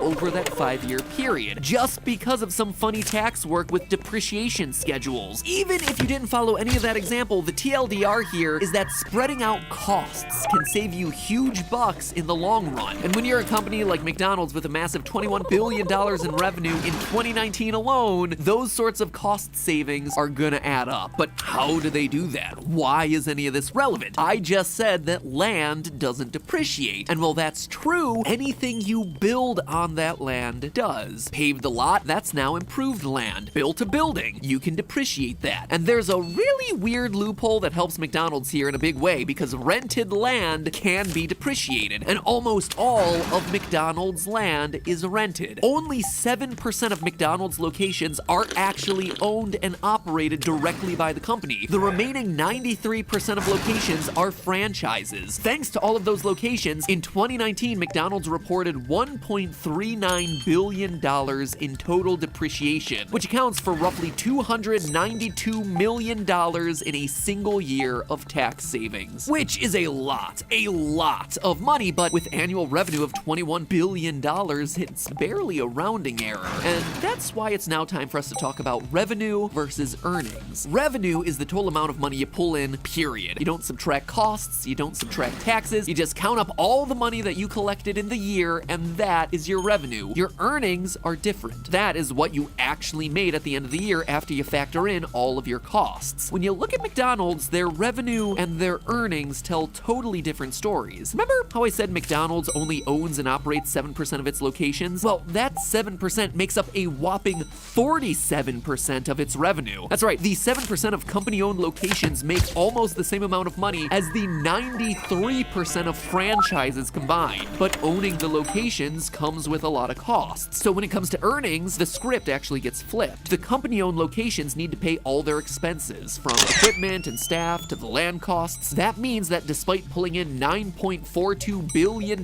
from their company-owned locations in 2019, they only kept $1.5 billion of those earnings. Meanwhile, McDonald's barely has to do anything to keep its franchises running, since that's the franchisee's job. As a result, McDonald's gets to keep about 86% of the franchise revenue as earnings, meaning that of the $11.6 billion that they made in 2019, they got to keep over $10 billion of that. So what percent of all that is rent as opposed to money from, actually selling hamburgers? You remember from way back when you thought that that was what this company did? Well, McDonald's doesn't break it down in their financial reports, but we can make use of the numbers we have available to make a reasonable guess. We know McDonald's 2,770 company-run locations make $9.42 billion, or $3.4 million each on average. If we assume that their company-owned locations make close to the same as franchise locations, it means each franchise would be paying 4% of that, or about $136,000 to McDonald's in franchise fees every year. For its 35,925 franchise locations, that's roughly $4.9 billion off of franchises for the food, for a total of $6.4 billion in food. McDonald's reported $13.15 billion in 2019 earnings, so the remaining $6.75 billion that's left is going to be new franchises, and finally, all that real estate. $6.4 billion in food versus $6.75 billion in all the rest. We have ourselves a close race, my friends, but we can say that McDonald's makes more in non-food earnings than direct food earnings. So there you have it, friends. What was true in Ray Kroc's day is still true today. McDonald's makes more money from real estate than they do from hamburgers. And what's more, McDonald's has been leaning even harder into real estate in recent years. From 2015 to 2019, McDonald's sold off over half of its company-owned locations, in many cases making a tidy profit off the land that they were invested in, and shifted more of their reliance away from running an actual restaurant and more towards being a real estate firm that happens to build all its buildings with golden arches out front. And who can argue with this approach, at least from a business standpoint? Their massive commercial real estate portfolio has allowed them to weather the 2020 insanity with relative ease. McDonald's Corporation stock has fully recovered from COVID, and as of the making of this video, is trading near an all-time high. It's a similar story with other major restaurant chains too, like Starbucks and Wendy's, who took a page from Sonneborn's book and have gotten into the real estate game themselves. In fact, the practice of collecting rents from your own franchises has pretty much become par for the course for major restaurant chains. Meanwhile, smaller restaurants who don't have the luxury of being their own landlords have been hit real hard this year. And I mean real hard. It's estimated that 85% of all independent restaurants in the United States could permanently close by the end of this year. So let me leave you with this thought, theorists, especially those here in the US where COVID is still surging and where many small businesses missed out on the limited number of Paycheck Protection Program, or PPP, loans that were made available to American companies. If you happen to be in a position where you're able to choose between local restaurants and national chains, consider ordering local, more now than ever before. Oh, and if you happen to be in a position to start a restaurant, consider becoming becoming the landlord too. But hey, that's just a theory. A food theory. Bon appetit. Well, you made it to the end of a McDonald's-themed food theory episode. Might I interest you in another McDonald's-themed food theory episode? We recently took a deep dive into the world of fast food fries, crunched the numbers, and figured out which fries are objectively the best for your spending dollar. That is what food theory does here, folks. We tackle the big questions, so be sure to subscribe, hit that bell for more, and I'll see you all next week for something a little less mathy, but just as fun. I'm rich. I'm rich. I'm rich. Congress just passed a tax cut for rich. Not those guys. Me, Rich Jones. I'm keeping $2,700 this year. I'm Rich Smith. My wife and I are saving $3,200. And I'm Rich Tompkins. I got 3 kids, and my family's getting $4,200 back. It was a tax cut for rich, rich, and rich, and millions of hardworking Americans. Here's to being a little richer this year. When it comes to beautiful hair, why are we always shown the same thing? Where's my bounce? My glamour. My fire. All hair is beautiful. These Dove shampoo and conditioners are custom formulated for different hair types. Find the right Dove care for your hair.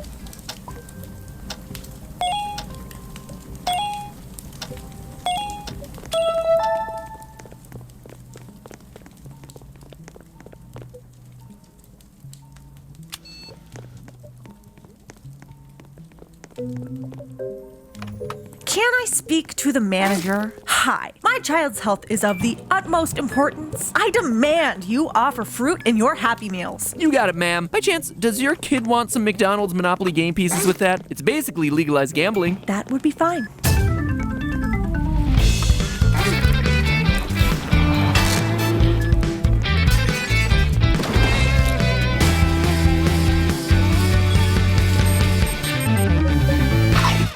Internet, welcome to Food Theory, the only show that gives you 2 all-beef patties, special sauce, lettuce, cheese, pickles, onions on a statistical analysis bun. Today we're theorizing about the world's favorite fast food restaurant, and also poor college student Matt Pat's favorite restaurant, period, McDonald's. Now, this isn't the first Food Theory episode to take on Mickey D's, and it's far from the last, because let's face it, from its commercials, to its food, to its history, to its creepy clown mascot who's more recognizable than Jesus Christ, you could say that there's a lot to talk about here. Who's that?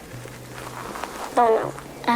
George W. Bush? No, that's a good guess, though. Who's that? Ronald McDonald. McDonald. So with the full menu of McDonald's topics to choose from, today we're chowing down on the business side of things. Because let's face it, McDonald's has been playing the marketing game at another level for decades. Building miniature playgrounds in your stores, genius. No matter how much Lysol you'd have to use to get me to step near one of those things these days. The Happy Meal toys, iconic. Especially if we're talking about those dinosaur ones that turned into the food items. In case you're wondering, by the way, my eBay bid was accepted, and you're looking at the proud new owner of Fryceratops and the rest of the dinosaur changeables gang. Oh, they're so cute! And then there's the granddaddy of them all, the McDonald's promotion that effectively got me addicted to gambling before I knew what probability was, the McDonald's Monopoly game. If you're not familiar, go ahead and crawl out from beneath that rock you've been living under, and then take a seat on said rock and prepare to get learned. The McDonald's Monopoly game is a limited time promotion that usually comes along once a year or so, and gives you little game pieces that you peel off of certain menu items. If you can collect all the pieces of a certain color to make a Monopoly, just like you do in the board game, you win a prize, with Park Place and Boardwalk usually cashing in for a cool $1 million.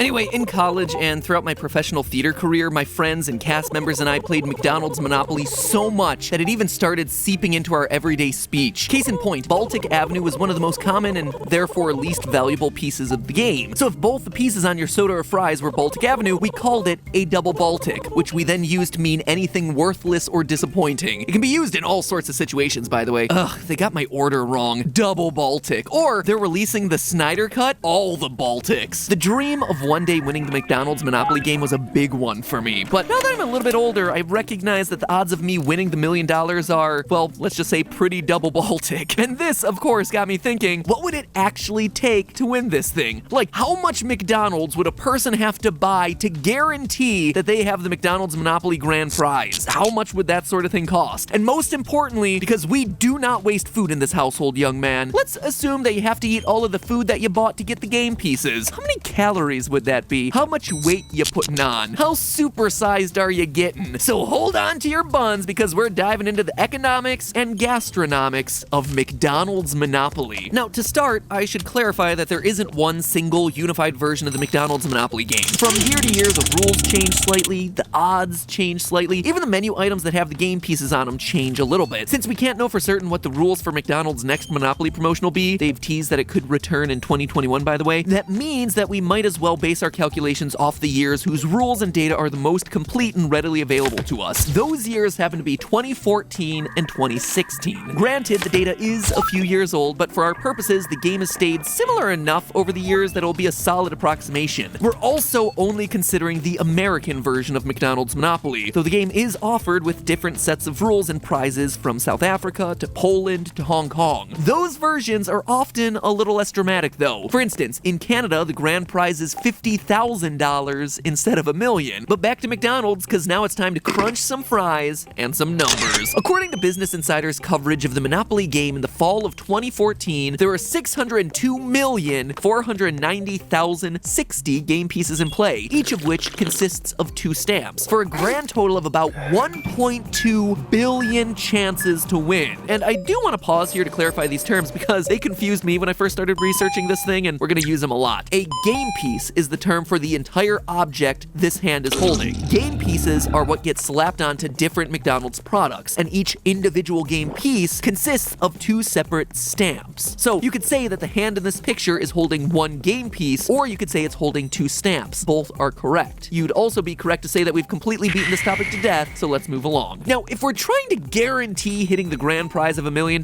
we can't just determine what item gives us the best cost per game piece, which is hash browns, by the way, and get all 1.2 billion stamps by buying the cheapest item. McDonald's puts the game pieces on a variety of different menu items, which means we not only have to buy different menu items, but for our purposes today, we also have to determine how many of which menu items we need to buy. The menu items in play are Filet-O-Fish sandwiches, Big Macs, 10 and 20-piece chicken McNuggets, Egg McMuffins, biscuit sandwiches, hash browns, large fries, and medium soft drinks. Now, we don't know if the game pieces are distributed evenly among those 9 menu items or not, but we can figure it out by referring to the odds detailed in the fine print from the official rules of the game. In 2014, there was 1 free parking stamp for several of the menu items, and the official rules give us the odds of hitting that individual stamp for each of them. On the Filet-O-Fish, it was 1 in 19,585,000. Fries, it was 1 in 150,254,000. So using those numbers, we can approximate how many of the 600 million game pieces allocated to each menu item, and that's how many of each we're gonna have to buy if we want to guarantee the win. Now, calculating the minimum cost of these is actually pretty simple, because your best value is gonna be buying everything a la carte rather than as part of an extra value meal. True, the extra value meals always cost less than all 3 parts bought individually, but McDonald's has cleverly made it so that only 2 of the 3 items can get you game pieces, hence the game pieces being included on medium drinks but large fries. This always infuriated me when I was playing this game religiously back in the day because I wanted pieces on all 3 of the menu items, and so I would actually supersize to get myself a large fry, but then request a smaller cup so I could get pieces on my medium drink. And because sometimes I was denied that request, I'm not going to factor it into our calculations. We're going to play this straight and fair. Each menu item individually is the optimum way to play. And with that being said, all that's left to do to calculate the cost of winning McDonald's Monopoly is to determine the price of all these items, which of course is going to vary from location to location, but I found a price aggregator that allows us to project the typical cost of these menu items. And when you combine that data with our estimations of the number of each item with game stamps that we have to buy, we get ourselves the cost of winning McDonald's Monopoly's $1 million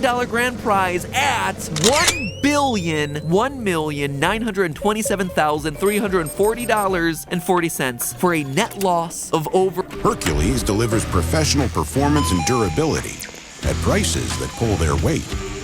New tools, innovative technology, and a hassle-free warranty to back it up. Hercules, only at Harbor Freight.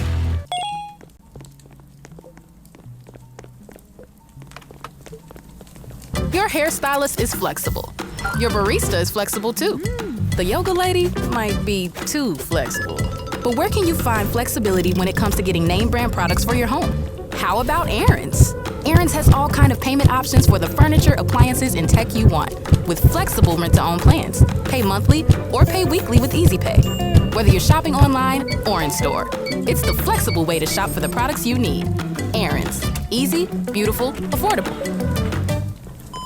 A net loss of over $1 billion. The good news is that you should theoretically be winning all of the prizes in this scenario, meaning that you'd win yourself an extra $1,110,000 in cash via the 2014 version of the game. So if you take that into consideration, hey, now you're only losing $999,817,340.40. But yeah, unless you got $1 billion that's burning a hole in your pocket, Jeff Bezos, Elon Musk. Sorry, got something caught in my throat. The value proposition of the McDonald's Monopoly game, not so great. But wait a second, Matt Pat. You might be thinking about to interject a semi-obscure fact about the structuring of sweepstakes. Doesn't it say that there's no purchase necessary to enter? Shouldn't you technically be able to win for free? An astute observation there, hypothetical viewer. For legal reasons, McDonald's needs to keep this game a sweepstakes rather than a contest or a lottery. And a condition of sweepstakes is that it has to be possible to enter without a purchase. So absolutely request your McDonald's Monopoly game pieces by mail, but there's a catch. When you send them your self-addressed stamped envelope, everything on it has to be handwritten. No printed envelopes, no photocopies, not even return address labels. And this strategy is confirmed. A few years ago, a man named Brandon Duncombe from, of course, Florida, wrote 100 requests for McDonald's Monopoly game pieces and got returns on 98 of those letters at 4 stamps apiece. According to Duncombe, the process took him 10 hours and cost him $117. So could you scale that up to guarantee a win of the grand prize? Well, you could, but the big factor now is time. According to the official rules, these requests have to be postmarked between 2 weeks prior to the start of the contest, which lasts about 4 weeks, and the last day of the contest. At the rate that Brandon Duncombe wrote and mailed in his requests, you'd be able to send off 10,080 if you didn't stop to eat, drink, or sleep for 6 straight weeks. But since you only get 4 stamps for each returned request, this strategy has only given you 40,320 stamps, which represents 0.003% of the total stamps in play. So we'll still have to buy all that food. And even if we assume that all of those stamps we receive by mail are taken away from the menu items that cost the most per stamp, which is the 10-piece chicken McNugget, we've only saved ourselves $76,305.60, a drop in the bucket compared to the cool $1 billion that we're ponying up. But hey, at least we now have a bunch of McDonald's food to eat, and if my mother were watching me in this highly hypothetical scenario, she'd want to be sure that I didn't waste any food and ate every last thing that I bought. Which brings us to our other question: how many calories worth of McDonald's are we gonna have to eat? Luckily, the nutritional facts for McDonald's are even easier to find than the odds of the Monopoly game. Thanks, FDA. So all we need to do is plug in the same numbers of units purchased of each of our menu items and multiply each by its caloric load. And when we fire up the old abacus to do exactly that, we're left with the massive total of 132,416,760,000 calories, along with 6 billion grams of fat. Bear in mind, this is the bare minimum calculation. We're assuming that you're eating your fries without ketchup, that you're drinking the one true 0-calorie elixir of the gods named Diet Coke, and that you're not dipping your McNuggets in anything, which might get you fewer calories, but also might be a sign that you're a sociopath. These are just gigantic numbers, so let's put them in perspective, shall we? If you were eating the recommended 2,500 calories per day, you'd have to live for over 145,000 years in order to polish off that amount of calories. Homo sapiens, by comparison, have only been on the planet for about 200,000 years. On the other side of things, that 6.6 billion grams of fat converts to 14 million pounds. Again, for a little sense of scale, a blue whale is the largest creature that has ever existed on Earth at 80 feet long, weighing in at 180 tons at 35% body fat by mass. In order to eat the same amount of fat from our McDonald's Monopoly spoils, you'd have to eat more than 115 blue whales, which is a bad idea for a lot of reasons, not least of which is that they're an endangered species. So the long story short here is that it would require an egregious amount of food and an egregious amount of money, basically $1 billion, in order to win a measly $1 million. $1 million isn't cool. You know what's cool? You? Spending $1 billion to win $1 million? But you see, friends, there's a twist. The real twist of this whole thing. Come closer. Shh. Closer.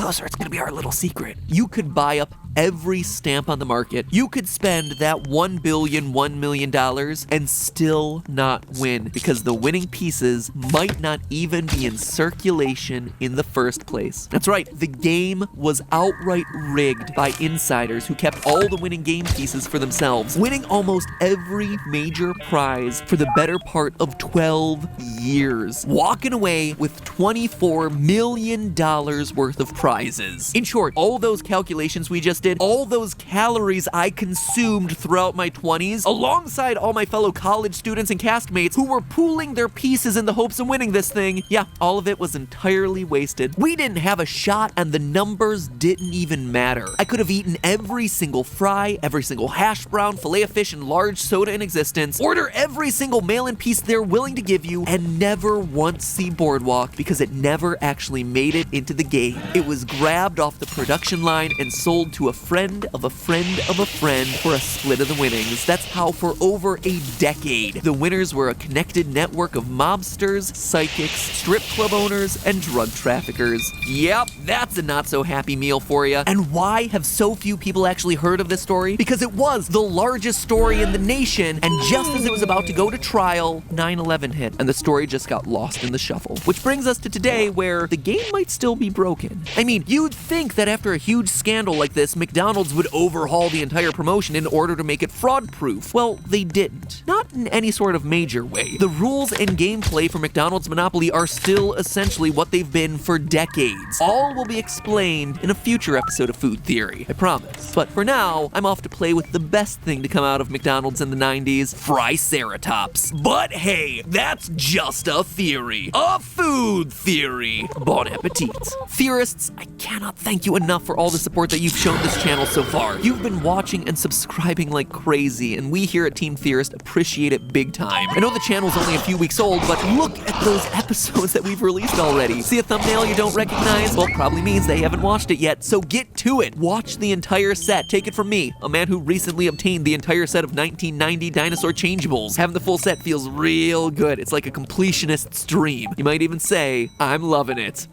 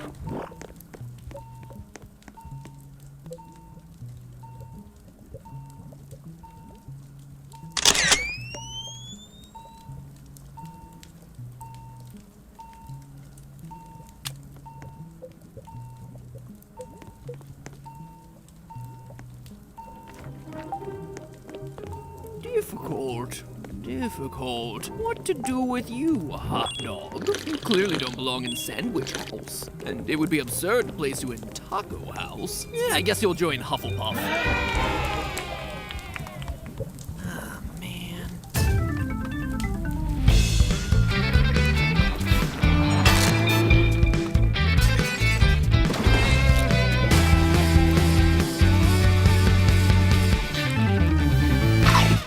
Internet, welcome to Food Theory, where we show you how the sausage gets made, and then we show you how it's classified. If there's one food that's inextricably linked to American summertime celebrations, it's the hot dog. If the sun's out, buns are out, and you'll find Americans buying them, grilling them, and cheering on professional eaters as they consume impossible amounts of them. Americans didn't invent the wiener, Americans didn't invent the bun, but I'll be darned if Americans weren't the first to put a wiener on a bun, which is all we need to do to lay claim to the invention of the hot dog. When hot dogs first came onto the scene in 1860s New York, few could have appreciated the classification quagmire they'd eventually create. I mean, when you get down to it, what is a hot dog? Is it a sandwich? Is it technically a taco? Or is a hot dog its own thing altogether? Where exactly in the food classification diagram does this unholy creation lie? This might seem trivial to you, but this is no joke here, people. These questions have been swirling around since hot dogs first came onto the scene, and the debate is only picking up steam in the internet age. People are arguing about it on Reddit, on Twitter. People are making alignment charts about this issue, for crying out loud. If you ask me, an argument of this level of importance calls for a ruling from the highest court in the land, the U.S. Supreme Court. Luckily, we got exactly that in 2018 when Stephen Colbert talked to the notorious RBG, some Ruth Bader Ginsburg. Is a hot dog a sandwich? Well, you tell me what a sandwich is, and then I'll tell you if a hot dog is a sandwich. 2 pieces of bread with almost any type of filling in between, as long as it's not more bread. On your definition, yes it is. Ugh, circular reasoning much? It doesn't help us at all. Ruth is essentially saying a hot dog is a sandwich if you define sandwich in a way that would describe a hot dog. Which means it's back in our hands, folks. The common people. The people who today are gonna have to dig a little bit deeper if we want to get to the doggone truth once and for all. Is a hot dog a sandwich? Right off the bat, it's important to recognize it's the definition of sandwich that's so difficult to pin down here, not the definition of hot dog. Hot dogs aren't complicated. We all know what a hot dog is. It's A, a wiener, B, laid lengthwise on a bun, and C, the wiener is filled with something resembling meat that no one can ever entirely vouch for. Furthermore, the proper authorities have assertively stepped up to the plate with clear rules regarding hot dog etiquette. According to the National Hot Dog and Sausage Council, and I must say I'm both surprised and comforted to learn such an authoritative body exists, mustard, relish, onions, cheese, and chili are all acceptable wiener toppings. And that's the end of their list. Ketchup is not on that list. Mayo is definitely not on that list. So there you have it, friends. The hot dog comes with clear guidelines, definitions, rules of etiquette. That is some strong and strangely decisive leadership from the National Hot Dog and Sausage Council. But Hey y'all, it's Martin. We're here in the studio today, and I'm baking some pizzas and showing you how to set up your home oven for the National Hot Dog and Sausage Council. But when it comes to the world of sandwiches, guys, let me tell you, it is chaos. The freewheeling sandwich community is leaderless and rudderless. Now, I say that as a joke, but also it's not really a joke, because there is in fact a National Sandwich Council of America, but these wannabes ain't moving the needle anytime soon. The National Sandwich Council of America's Facebook profile, and yes, they have a profile as opposed to a proper branded page, has exactly 122 likes. They last posted in 2014, and to date have received 3 likes for their efforts, which is so frustrating to me because the world is desperate for someone in this world to seize control and expertly guide the sandwich narrative the same way that the National Hot Dog and Sausage Council over there has done for hot dogs. But alas, the National Sandwich Council of America appears to have lost their Facebook password and my remaining respect. Now, you may be thinking to yourself, who needs an organization to do any of this? I can define a sandwich, no sweat. I know what a sandwich is. To which I say, do you? Do you? Do you really? Sure, it's a bunch of ingredients, usually meat, cheese, and/or vegetables, between 2 slices of bread, and that's all fine and dandy. But what about open-faced sandwiches, where you just spread peanut butter and jelly on a single slice of bread and eat it like a piece of toast? And if simply spreading something on a slice of bread makes it a sandwich, does that mean that when I butter my toast in the morning, that I'm making an open-faced butter sandwich? By that logic, is a pizza an open-faced sandwich? It's bread with toppings. What if I have meat, cheese, and lettuce, but smush them between 2 hamburger buns, or 2 halves of a bagel, or 2 tortillas? Is a quesadilla a sandwich? Is a chicken wrap a sandwich? Is a taco a sandwich? Is the KFC Double Down, in which the bread is swapped out for 2 pieces of fried chicken, the most American thing to come out of America, a sandwich? So I think you're starting to see what we're dealing with here. It's a slippery slope, a sloppery joke,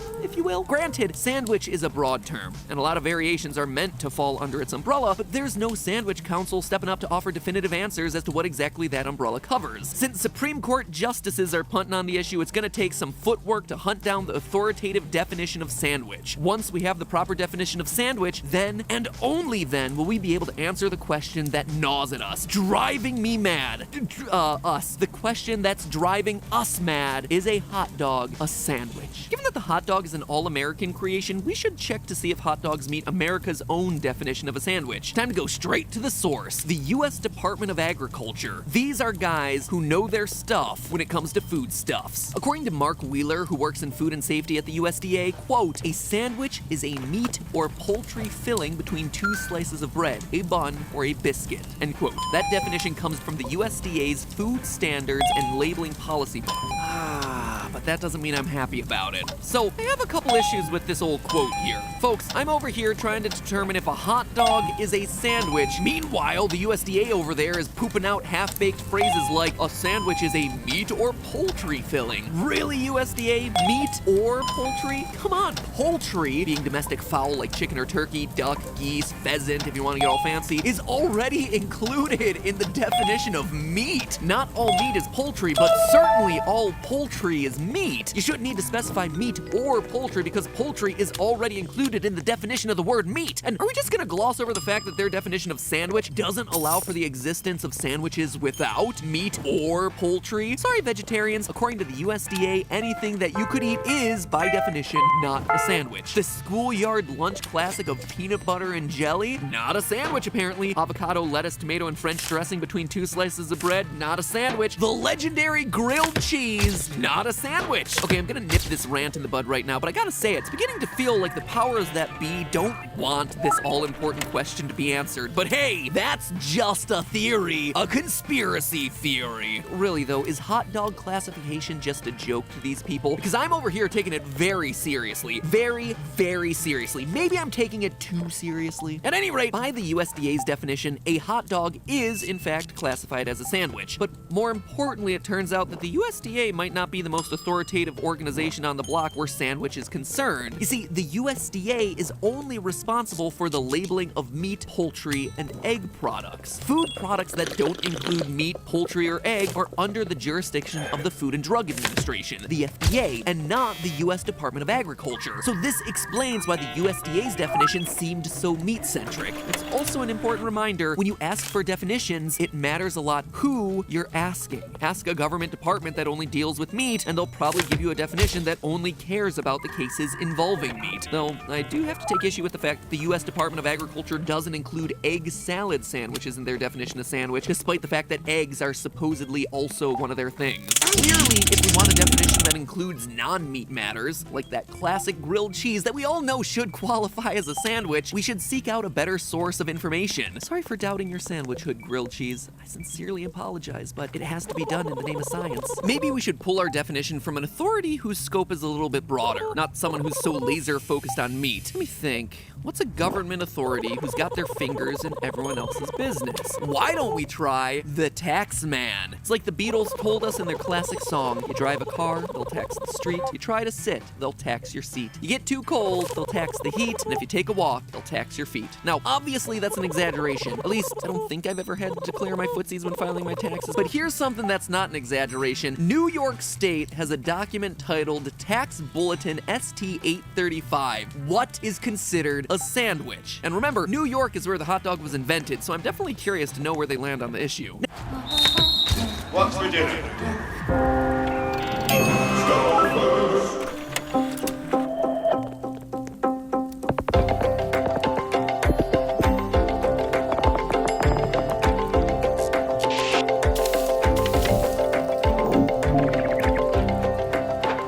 Help me build a go-to-market deck for a new product line covering materials, financial projections, and marketing.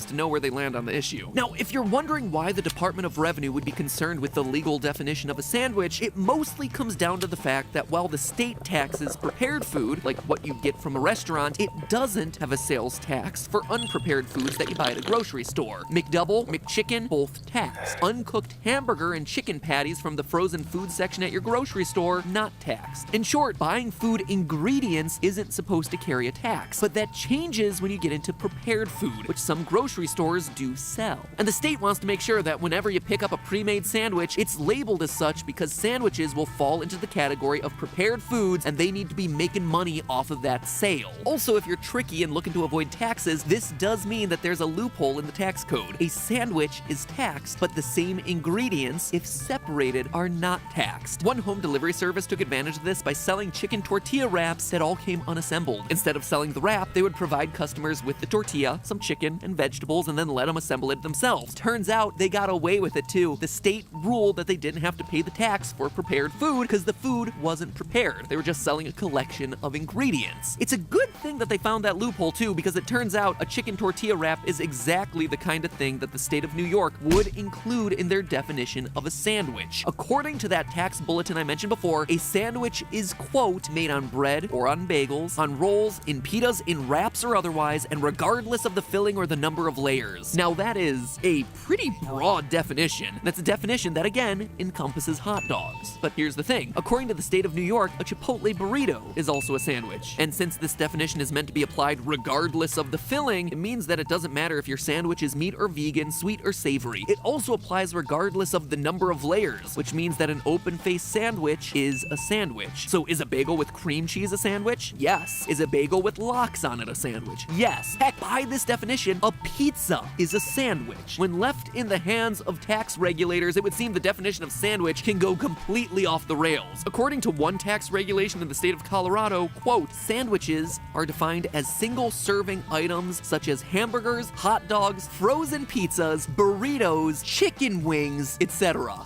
I mean, it's so dumb. It's so stupid. I've heard some Whoppers in my day, but can we at least agree that a chicken wing is not a sandwich?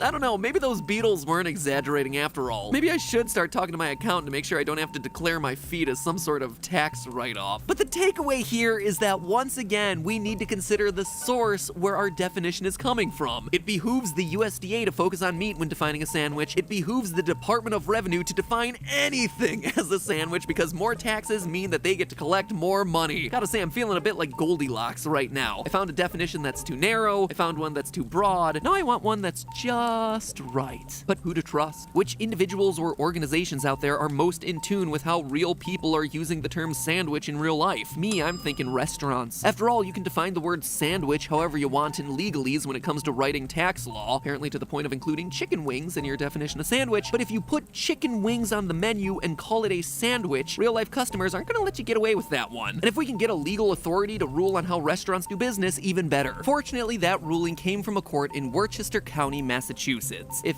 you're wondering how something like this goes to court, the story goes a little something like this. Shopping centers often have agreements with restaurants that operate in that shopping center that they won't lease out space to restaurants of the same type. The basic rationale for this is that if two Italian restaurants open right next to one another, they'll just end up competing each other out of business, which is bad for the restaurants and also bad for the shopping center who has to now find a new renter to replace the restaurant that goes out of business. On top of that, it's nice for the regular shoppers if they have more dining options when they visit. Imagine going to a food court and all they got is Chinese restaurants. Got nothing against Chinese food, but like a little bit more variety, you know? Anyway, two similar restaurants opening in the same shopping center would be a lose-lose-lose for everyone involved, which is why a Massachusetts Panera location had an agreement with its shopping center that the Panera would be the only sandwich place in that center. No Subway, no Quiznos. Essentially, Panera had a monopoly on the sandwich rights to that shopping center. Things got a bit sticky though when a Qdoba tried to move in. The owners of the Panera Bread claimed that having a Qdoba restaurant next door would violate their lease agreement. Somehow, a Mexican restaurant serving burritos was seen by the Panera owners as a threat to their sandwich monopoly. Now, I think a lot of us would say, of course Qdoba isn't a sandwich place, they serve tacos and burritos. But as we've just seen, according to tax boards across the land, the definition of the word sandwich often includes things like wraps and burritos. So, was Qdoba infringing on Panera's turf by trying to sell tortillas filled with beans, rice, and meat? Well, that ended up being settled in court.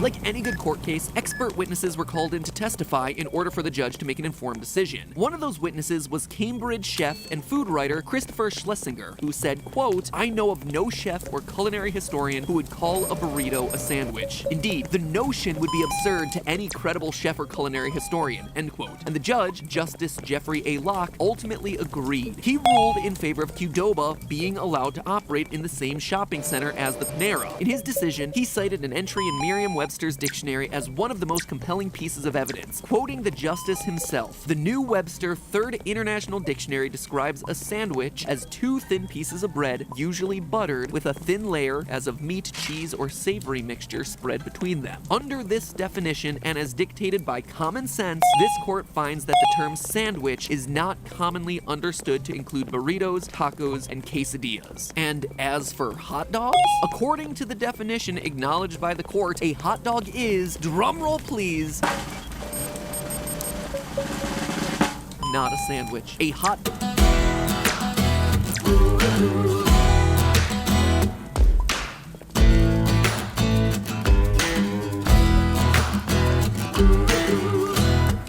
Harbor Freight, built for tool people.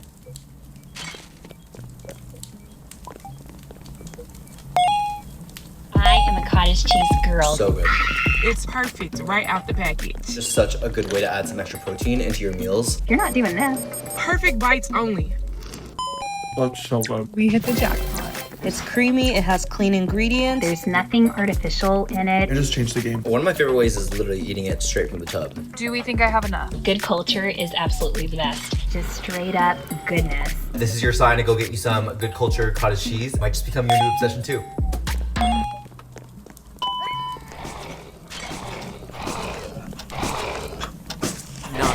A hot dog does not have two pieces of bread. It has one. That piece of bread is not typically buttered. The layer of meat in a hot dog is not thin. It's tubular. And a hot dog wiener does not get spread across the bread. So there you have it, friends. A ruling from the Massachusetts Superior Court. Stamp this hot take food theory certified fresh. Hot dogs are not sandwiches. They're their own all-American thing. And Panera didn't appeal the court case either, so the matter remains settled there. Or so we'd like to think. Because keep in mind, the judge cited the dictionary definition of a sandwich. Dictionaries change every year to reflect the way that we use language. The word emoji and meme weren't in the Merriam-Webster dictionary 10 years ago, and now they are. Along with other words like jegging. Remember that short-lived fashion trend? I don't, but the dictionary does. The judge also cited common sense, which is another thing that changes over time. After all, common sense used to say that lots of grains were the foundation of any healthy diet. Remember that food pyramid that we were all taught back in school? And now most diet advice warns us against the dangers of having too many carbs. The point is, if the definition of a sandwich is going to be based on things like the dictionary definition, which is based on how people use language, and common sense, which is even more nebulous, the definition of what is or isn't a sandwich could change the moment that we as a society collectively decide that the old definition is obsolete. Language is a democracy. If enough people decide that a word means something, the dictionaries update to reflect it. And personally, I find it fitting that the all-American hot dog got classified democratically in the end. But hey, that's just a theory. A food theory.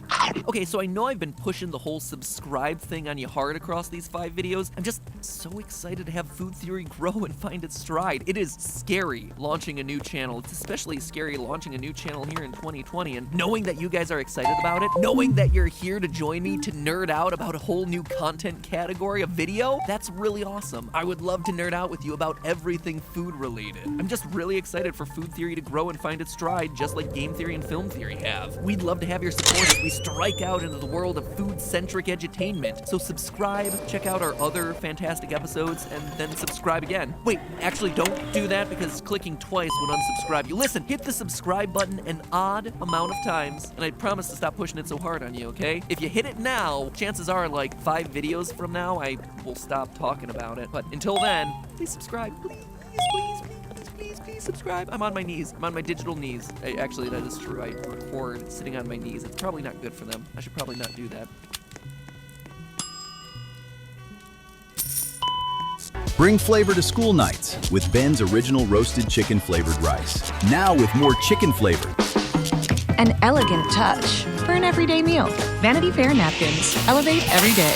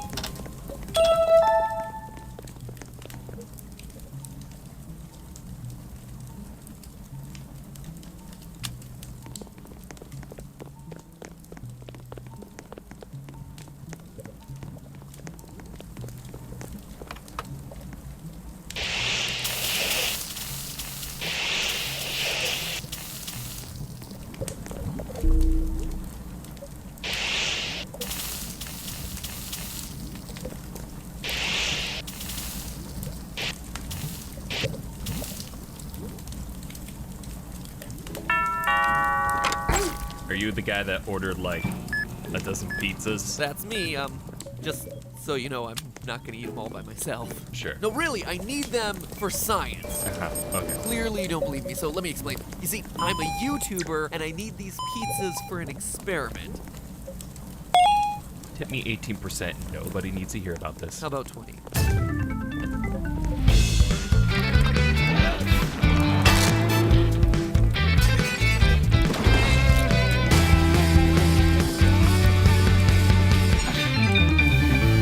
Hello, Internet! Welcome to Food Theory, the show that delivers food for thought with extra cheese. Theorists, here's the deal. I've eaten a lot of pizza this year, and I mean a lot. As a matter of fact, I've probably eaten more pizza in 2020 than I have in any other year of my life. And that's including sophomore year of college, which is an accomplishment. Now, I'm sure that we've all had our dining habits upended to some degree thanks in large part to the pandemic. In my case, ordering pizza has been a safe, easy, and cost-effective way to get my family of 3 fed in a pinch. But because we've been ordering out so often, the cost-effectiveness of it all has suddenly become a top priority. Now, let me just say this up top. This episode is not about the finer, more subjective aspects of pizza. So all you Italian, New Yorker, and Chicago pizza purists, we're gonna hear your arguments in a future episode. Today is all about who can get delicious pizza to my door and into my stomach for the best value. We're talking about the big boys, the multinational pizza chains that deliver pizza to the most customers. No matter where in the world you're watching this episode from, there's a good chance you're familiar with at least one of the 4 biggest pizza chains worldwide: Domino's, Pizza Hut, Little Caesars, and Papa John's. Now, I'll be the first to admit I definitely prefer the pizzas from certain companies on this list over others, but at the same time, I'm not here to argue against the world's palate. These 4 companies have all managed to strike a chord with customers the world over. So today, Food Theory is focusing on a more measurable and objective metric: value.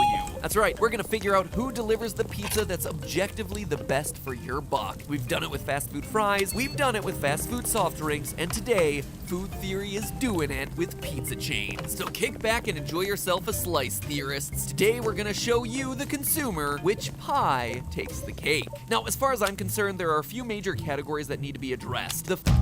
When you have something to get done today, getting everything you need today is helpful. Order online at Ace and we'll deliver same day, or we'll have it ready for pickup in 15 minutes. Ace is the place with the helpful hardware, folks. If you're still using your phone's default browser, I've got one word for you: hi. Default browsers are slow, full of pop-ups, and pretty much do nothing to protect your privacy. Categories that need to be addressed. The first is how much pizza I'm getting for my dollar. I want to know how many grams of pizza my dollar is buying. The way I see it, if I'm gonna drop my hard-earned money on a pizza, it better fill me up. Look, if I wanted to eat food that's actually just air, I'd go buy some cotton candy. But if I want to feel like there's a giant stone rolling around in my gut, and I do, that means it's pizza time, baby. I also want to focus on toppings. We definitely got to judge these pizza chains based on their toppings. Are they generous with the amounts, or are they overcharging relative to other restaurants? It's important that we compare like-sized pizzas, and it just so happens that all 4 of our pizza chain restaurants offer a 14-inch option. So to keep things fair, we only ordered 14-inch pizzas across the board. We also stuck with each restaurant's standard pizza crust. That is to say, no deep dishes, no thin crusts, no fancy stuff. In the case of Domino's and Pizza Hut, that was their 14-inch large hand-tossed. For Little Caesars, it was the 14-inch round pizza, and at Papa John's, we went for the 14-inch large original crust. We assigned this experiment to Food Theory field researcher Amy, who you might remember as the Tootsie Pop champion and our Chuck E. Cheese dance rebel. Amy ordered the same 3 pies from each restaurant: 1 cheese pizza, 1 pepperoni pizza, and 1 pizza with extra pepperoni. Why these 3 types, you ask? Well, the cheese pizza gave us a baseline for the weight and price of each restaurant's 14-inch pizza. The pepperoni pizza gave us a sense of how much topping each pizza chain is gonna add, as well as how much each chain charged for a single topping. Finally, the extra pepperoni pizzas not only gave us an additional data point on topping generosity, but also gave us a glimpse into what each pizza chain interprets an extra topping to mean. Granted, pepperonis aren't the only topping out there, but it was a good good variable to isolate because all 4 chains offered it. Using a kitchen scale, Amy weighed all 12 individual pizzas. She then meticulously plucked off all the pepperonis and weighed them separately. Lastly, we recorded the takeout menu price for pizza. We debated including the delivery fees in the price, but certain restaurants had flat delivery fees and others changed the amount based on the distance they had to deliver, so to eliminate that as a variable, we just went for a flat rate pizza, no deals, no coupons, no added fees. And so with all the raw data in hand, it was time to crunch the numbers. Immediately, before even doing any calculations, a disturbing trend stood out. Almost every pepperoni pizza weighed less than the cheese pizza from that restaurant, and extra pepperoni also weighed less. Sometimes it weighed even less than the regular pepperoni toppings. And not just a little bit less, I am talking a lot of it less. Look at these numbers. Domino's cheese, 736 grams. Pepperoni, 695 grams. Extra pepperoni, 706. Papa John's cheese pizza, 884 grams. Pepperoni, 820 grams. Extra pepperoni, even less, at 798 grams. Same thing at Pizza Hut. I mean, that is a huge difference. I think it's fair to say that when you order a pizza from any of these chains, the assumption is that the cheese pizza is the base that you're getting, and that adding toppings is getting us all the cheese plus the meat or veggies that you ordered. As such, the pizza should be getting heavier the more toppings that are getting added, but it doesn't seem to be the case. Somehow the pizza as a whole is getting significantly lighter once you add the toppings, meaning that these restaurants are, intentionally or no, quietly taking away the cheese. Now, maybe this is a cost-saving measure on the part of the restaurant, but honestly, I think it actually comes down to the employees. My best guess for why this might be is that if you get a cheese pizza, there's nowhere to hide. The employee feels pressured to make sure that the whole pie is covered with topping, so you're getting a few extra handfuls of cheese sprinkled on, whereas toppings actually cover a lot of sins and holes of marinara sauce peeking out. That would explain why, at 50% of the restaurants, the extra pepperoni pizzas ended up being the lightest of the 3, which is, you know, the complete opposite of what I would have expected. Anyway, that was a huge revelation, and if you happen to have any theories of your own, or you've worked at a pizza restaurant and know what's actually going on here, leave a comment down below. I'd actually love your thoughts as to what's truly going on here. You'll also notice that there was one chain that didn't have this issue, and it was Little Caesars. Theirs was the only pepperoni pizza of all the ones that we tested that actually outweighed the cheese. So lesson number 1 coming out of this episode: when you order a pizza with toppings, you're not getting a cheese pizza plus whatever's on top. As you add toppings, your cheese amount is decreasing accordingly. Next, I was curious to know which pizzas weighed the most per unit cost. By dividing the weight of all 3 pizzas by the cost of all 3 pizzas, we were able to determine the grams of pizza per dollar for each restaurant. In this category, Good Guy Little Caesars was yet again the runaway winner, averaging a whopping 106 grams of pizza per dollar spent. No other restaurant was even close. Second place was Papa John's at 56.6, almost half of Little Caesars total. And that was second place. Pizza Hut actually placed last in this category with a mere 42.6 grams of pizza per dollar. The individual pizza that was the most cost optimized was the Little Caesars pepperoni, coming in at 131.7 grams per dollar spent. Pizza Hut's extra pepperoni, on the other hand, at just 35.5 grams of pizza per dollar, was the lowest ranked of all tested. So at this point, something is already becoming crystal clear. Little Caesars pizzas are more or less the same amount of food as their competitors, yet for some reason their prices are just way lower. I mean, I'm talking half the price. The Little Caesars pepperoni pizza, for instance, cost us $5.55. And again, this is the flat rate for the pizza. No coupons, no deals, no nothing. Well, every other pepperoni pizza that we purchased cost us more than 14 bucks. So how is Little Caesars pulling this one off? What are they doing differently that allows them to sell the same amount of food for half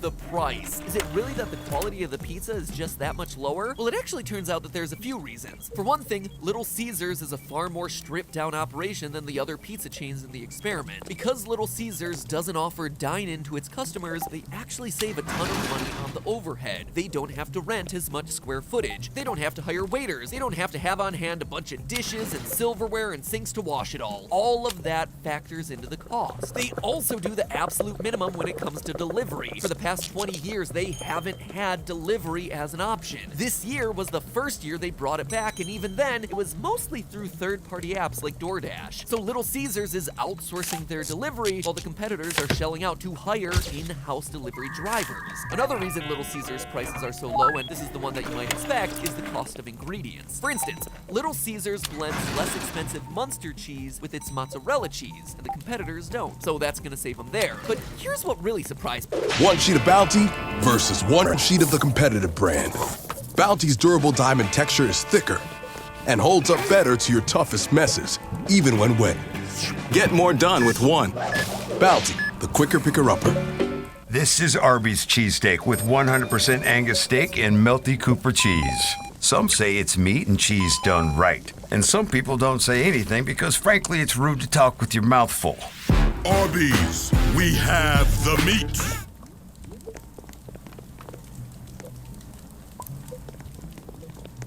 But here's what really surprised me. Perhaps the biggest reason why Little Caesars can sell its pizza for less is the fact that they're not entirely in the pizza game. They're in the food distribution game. If you saw our past food theory on how McDonald's is actually a real estate company, you understand how a restaurant can keep its prices ridiculously low by making its real money in a connected industry. In McDonald's case, they got into the real estate game as a way to earn rent off of its franchises. In Little Caesars' case, they saw an opportunity for expansion in the food distribution industry way back in the early 1970s. Like any restaurant, Little Caesars has to deal with the problem of how to get ingredients and products to its various locations. So they developed an in-house distribution network, but soon realized that the food service distribution game was maybe more lucrative than the pizza game. So Little Caesars took the distribution network and broke it off into a new company today known as Blue Line Food Service Distribution, which sends ingredients and other products to Little Caesars, as well as plenty of other companies outside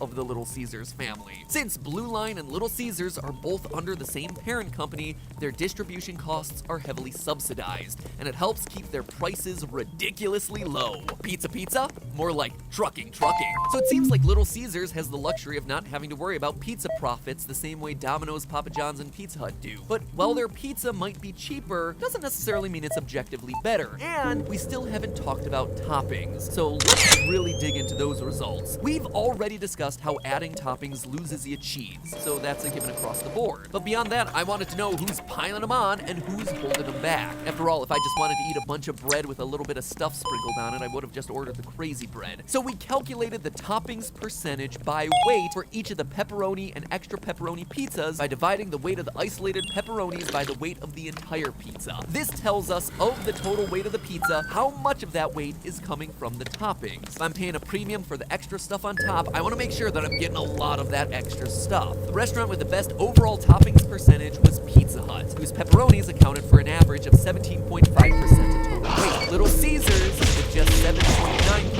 had the lowest topping percentage of all the restaurants. Now, if you love pepperoni with all your heart, then the Pizza Hut extra pepperoni pizza is the one for you. It had the highest toppings percentage of all individual pizzas with nearly 20%. Conversely, the Little Caesars pepperoni pizza had the lowest topping percentage at just 6.2%. Toppings, it would seem, is another place that Little Caesars is cutting its costs. But you can't really hate them for it because, well, they're not charging you for that. To understand why, let's look at our final category, grams of topping per dollar. Here, we took the weight of the isolated pepperonis and divided it by the additional cost that the customer pays in order to upgrade. This gives us an idea of which restaurants are overcharging for the toppings. And looking at the chart, it certainly isn't Domino's who had the most grams of topping per dollar with 42.2. Papa John's was the worst value in this category with just 29.9 grams of topping per dollar. But what I really want to talk about here is Little Caesars yet again, whose grams of topping per dollar broke mathematics. Little Caesars is charging the same amount for their cheese pizza as they do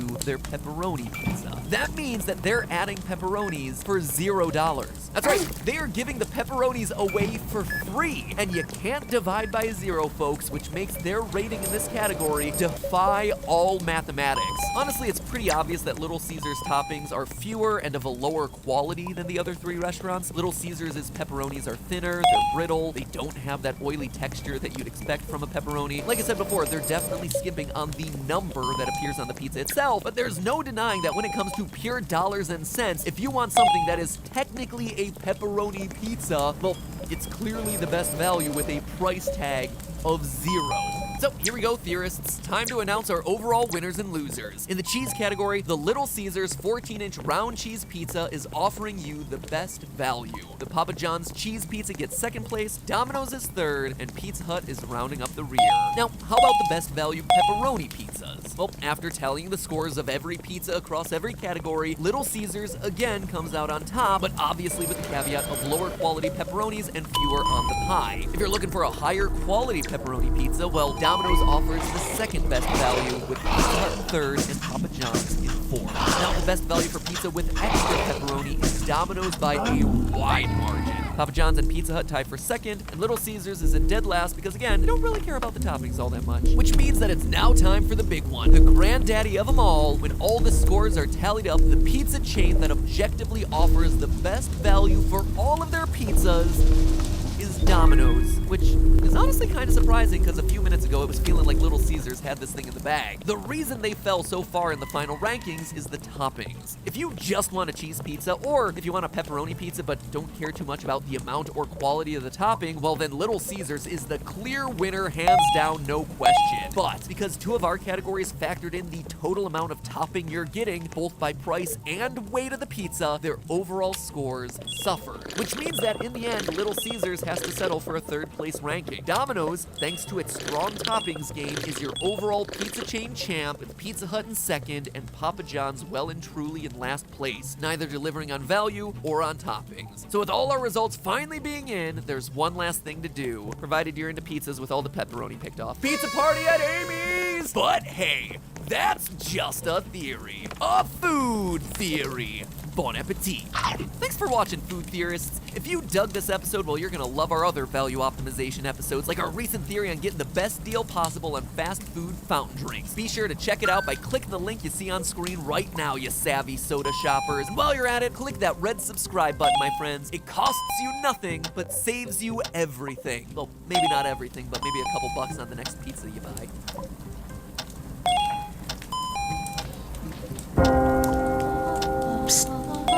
What's for dinner? What's for dinner?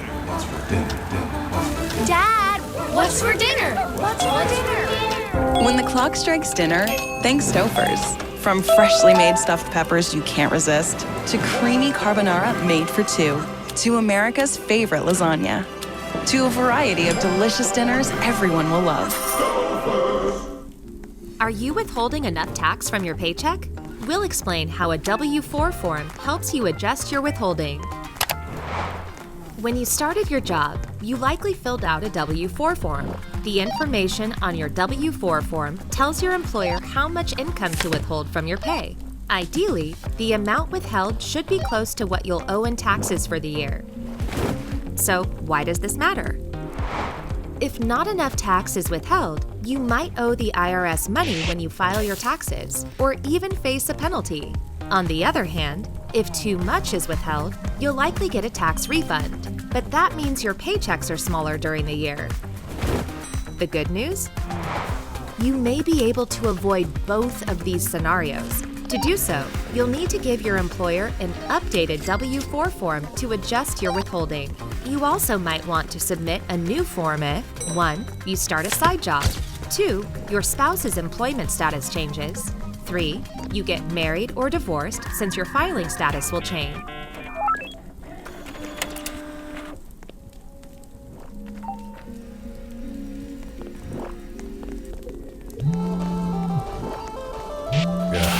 What do you want, intern? Hi, Mr. Chick-fil-A. I just tweeted something on the company's account, and I think I screwed up. You're calling me at home on the weekend over one little tweet? How bad could it be? $220 million bad? Well, I'd like to fire you, but that would count as work, and it's Sunday, so you're off the hook. Yeah, loopholes!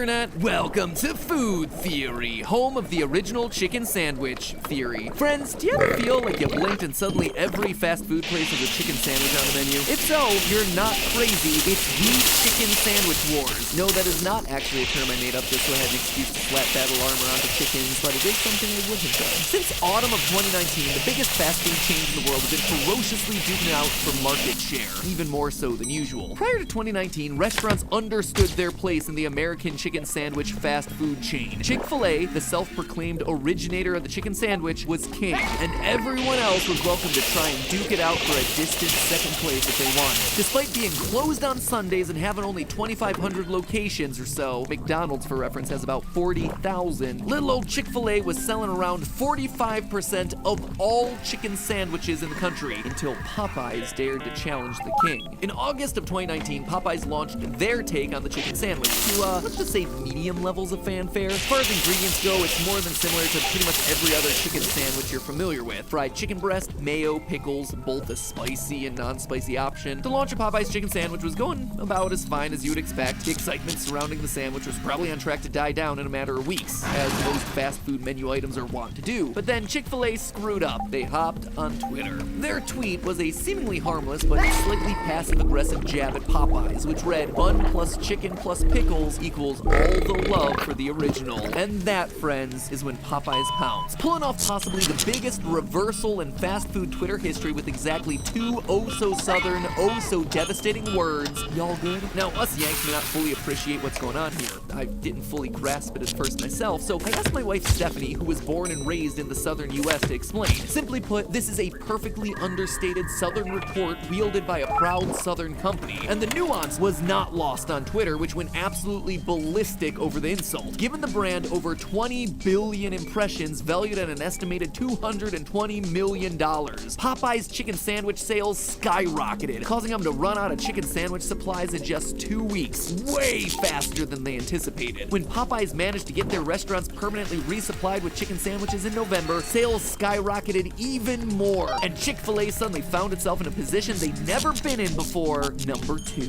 Now, after a few short months, Chick-fil-A regained their market share and Popeyes settled into a battle for number 2 against McDonald's. But this was no return to normal, friends. Nay, the chicken sandwich sphere was changed forever. Popeyes had drawn blood against the king, and all the other fast food chains woke up to the idea that maybe the chicken sandwich market was up for grabs after all. And that is why we've been surrounded with new and revamped chicken sandwich menu items over the past year or so. Burger King came out with the Chick-King, Wendy's released its classic chicken sandwich, McDonald's came out with a whole line of crispy chicken sandwiches, and that's totally the full list. Basically, everybody hopped on the chicken sandwich train and the marketplace got cluttered. Or I guess I should say cluctered. Yeah, maybe not. Anyway, if you're feeling like a chicken with its head cut off, never fear. Food Theory is here to help you make sense of it all. While the tastiest chicken sandwich is a personal decision that you can only make for yourself, we've taken it upon ourselves to look at things a bit more objectively. That's right, we've already found the optimal fry order, we found the optimal fountain drink order, and today we're breaking down the numbers to determine which chicken sandwich delivers on their spicy promises and gives you the most cluck for your buck. For the sake of simplicity, we're going to keep today's episode focused on the 10 biggest U.S. fast food chains with chicken sandwiches on their menus. Our apologies to Hardee's and other smaller chains like Zaxby's and Culver's. Unfortunately, you guys just didn't make the cut this time around. So with that being said, let's meet our competitors. First up, we have Chick-fil-A, who loves to remind people that their original Chick-fil-A chicken sandwich was introduced all the way back in 1964. I would like to add that being the first fast food chain to sell chicken sandwiches is a very different thing than inventing the chicken sandwich, but that's a theory for another day. Next up is Popeyes, who of course disrupted everything when they dropped their classic chicken sandwich back in late 2019. And if you think there's only one classic chicken sandwich in today's competition, I have sour news for you. Wendy's has a classic chicken sandwich. KFC has a classic version of their chicken sandwich. Arby's has a classic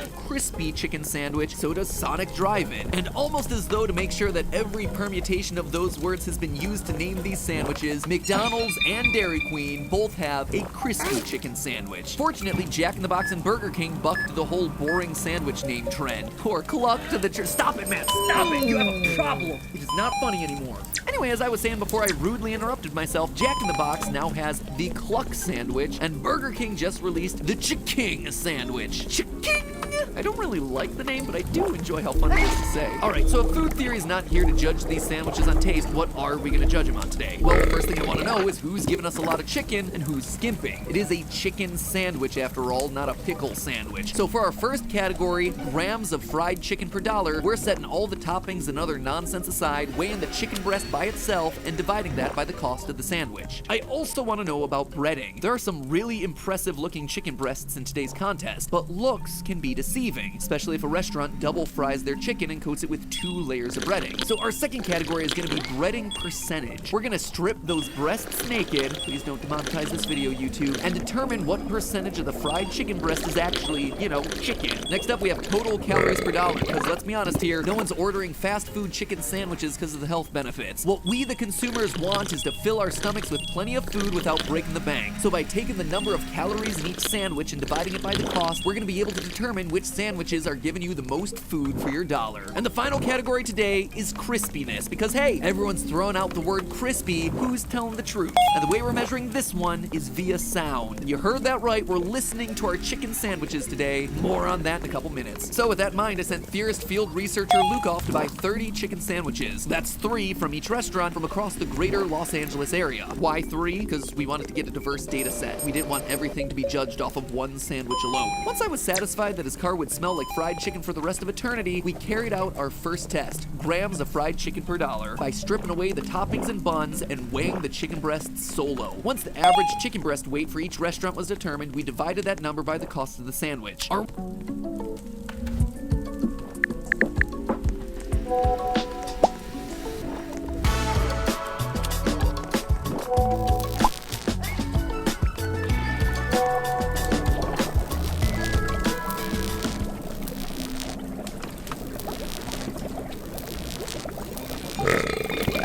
When it comes to beautiful hair, why are we always shown the same thing?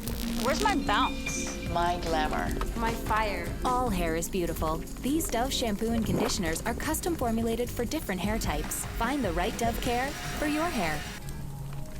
By the cost of the sandwich. Our winner for this category was the King Killer, Popeye's classic chicken sandwich with 30.2 grams of fried chicken per dollar. KFC was next at 27.9. It's worth mentioning Popeyes and KFC also just so happen to offer the least expensive sandwiches on the list, with a price tag of just $3.99 in our market. Not too shabby. Arby's and Dairy Queen, which had the 2 most expensive sandwiches of the bunch, were doing their best to duke it out for last place. Arby's ultimately took that dishonor with just 14 grams of fried chicken per dollar. Less than half of what you're getting at Popeyes. It's also worth noting that the Cluck sandwich from Jack in the Box boasted the largest chicken breast of all, averaging a massive 140 grams, but it wound up missing the grams of fried chicken per dollar podium due to its equally massive $5.99 price tag. Next up, breading percentage. Honestly, the results of this category really surprised me. In my mind, I figured like 10, maybe 20% of the fried chicken was breading by weight, but turns out it is way more than that. We took our 3 fried chicken breasts, peeled the breading off, and re-weighed the naked breasts. And get this, in the case of Jack in the Box Cluck sandwich, there was almost more breading than actual chicken. With a breading percentage of 49% averaged across the 3 sandwiches, the Cluck sandwich was the big loser of this round. That is almost half the sandwich is just breading. The winner of the category with a breading percentage of 31.5% was Chick-fil-A, but again, am I the only one astounded by that number? The least amount of breading was still basically a third of the fried chicken breast by weight. Man alive, no wonder these things taste so good and are so horrifically bad for you. Speaking of which, our next category was total calories per dollar. This time we considered the entire sandwich. Buns, toppings, sauces, everything. First and second place in this category again went to the least expensive sandwiches on the list, Popeyes and KFC respectively. And the bad news continued for Arby's, whose pricey classic crispy chicken sandwich placed dead last yet again. By the way, if you health-conscious viewers are curious which sandwich on the list had the most calories overall, that would be the Chick-King, with a whopping 800 total calories in a single sandwich. Truly is the king of heart attacks. Meanwhile, the Chick-fil-A chicken sandwich had the fewest calories on the list with 440. Then at long last, it was finally time for the category I'd been waiting for, crispiness. Why was I so excited about this one, you ask? Because we got to rub fried chicken with plastic forks and measure it with a decibel meter. That's right, we decided that the most objective way to determine crispiness would be to measure the decibels created by rubbing a fork across the chicken. The crispier the chicken, the more decibels that should register register on the Decibel X app on my phone. The soggier the chicken, the lower the reading. Shut up, no, your test for fried chicken crispiness is ridiculous. Now, full disclosure, we actually failed at this test the first time around. See, field researcher Luke picked up all the sandwiches from all 10 restaurants, which took a couple hours, and then we tried to measure the crispiness, but by that time, the sandwiches had all been sitting around for a while, and a lot of them were honestly pretty soggy. So we went back to all 10 restaurants, got yet another round of sandwiches from each, and redid the experiments right there in the parking lots, moments after leaving the drive-thru. Real quick though, our failed test wasn't a complete loss because it made me realize something interesting about chicken sandwich packaging. See, a lot of the restaurants put their chicken sandwiches in foil bags. A couple actually wrapped the sandwiches in foil. Dairy Queen was the only one who wrapped their sandwich in paper, and Arby's was the only one to serve it in a cardboard box. After the sandwiches had been in Luke's car for a couple hours, the ones in foil were all still very warm, but they were also really soggy because the moisture was trapped inside that airtight packaging. Dairy Queen and Arby's sandwiches, on the other hand, were the exact opposite. Those sandwiches were cold after a couple hours, but they weren't soggy, thanks in large part to their more breathable packaging. So take note, friends, if you need to keep your sandwiches hot for a longer period of time, foil packaging is the way to go. Meanwhile, if you're doing something like ordering from a meal delivery service and you despise sogginess while also caring about the environment, hey, maybe choose a place that wraps it in paper. At any rate, here are the crispiness results. McDonald's had the least crispy chicken of all, topping out at a mere 48.1 decibels, which, gotta say, a bit of a shame, because crispy is literally in the name. The crispiest and loudest piece of fried chicken, on the other hand, came as a total surprise to me, Dairy Queen. Now, I'm not sure where crispiness ends and rock hardness begins, but let's just say that Dairy Queen's crispy chicken sandwich, coming in at 61.2 decibels, definitely towed the line. And for my money, I'd rather get a sandwich that falls in the sub 60 decibel range, like the second place Chiking or the third place Cluck sandwich, both of which definitely earned the right to call them crispy, though ironically, they're basically the only two sandwiches on the list that don't. By the way, I am happy to report that the Decibel X app method generally agreed with what my mouth was telling me in those bites. The loudest chicken sandwiches, for the most part, were also the ones that felt the crispiest in my mouth. And so with all 4 categories measured, we were finally ready to tally the results. Prepare the podium, editors. In third place, we have Burger King. The Chiking is a big sandwich, but BK found a way to keep the price under $5, earning it solid numbers in the grams of fried chicken per dollar and total calories per dollar category. Those 800 calories won't help anyone's waistline, but they will help Burger King snag the bronze in today's competition. Silver goes to KFC's classic chicken sandwich, which did really well in the cost-related categories thanks to the $3.99 price tag. The Colonel would be proud, or should I say is proud, since we all know that he's watching us at this very moment.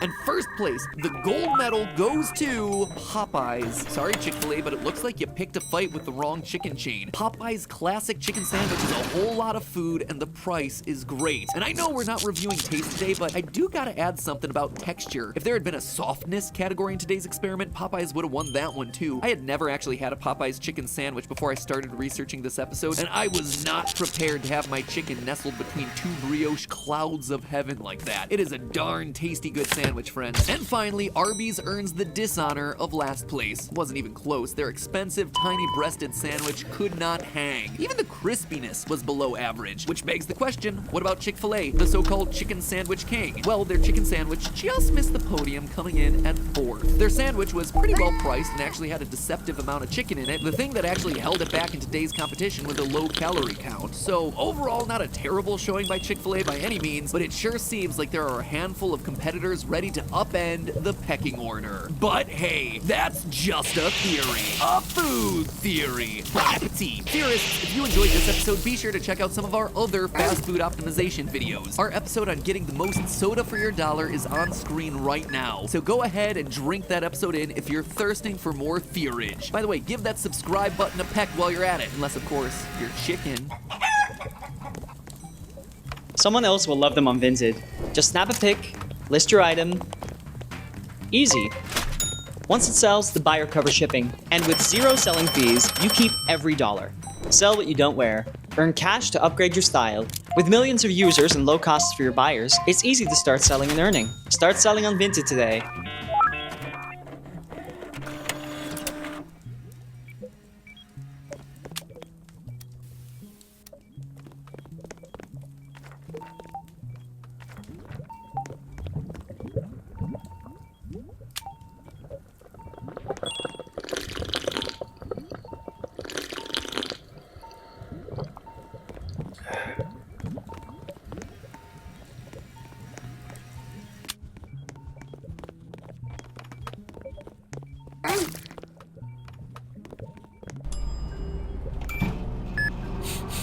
Stop the bus! Is there a Dunkin' Donuts around here? Because I smelled it on the bus and now I'm craving it, something fierce. Why, there hasn't been a Dunkin' Donuts here for 10 years. No! Although I don't think you smelled an actual Dunkin' Donuts location. See, they secretly put an artificial scent dispenser like this one inside the bus to make you crave Dunkin' Donuts at certain stops. Oh, that makes sense. Yep, I'm really craving Dunkin' Donuts now. But this one hasn't dispensed artificial scents for 10 years. No!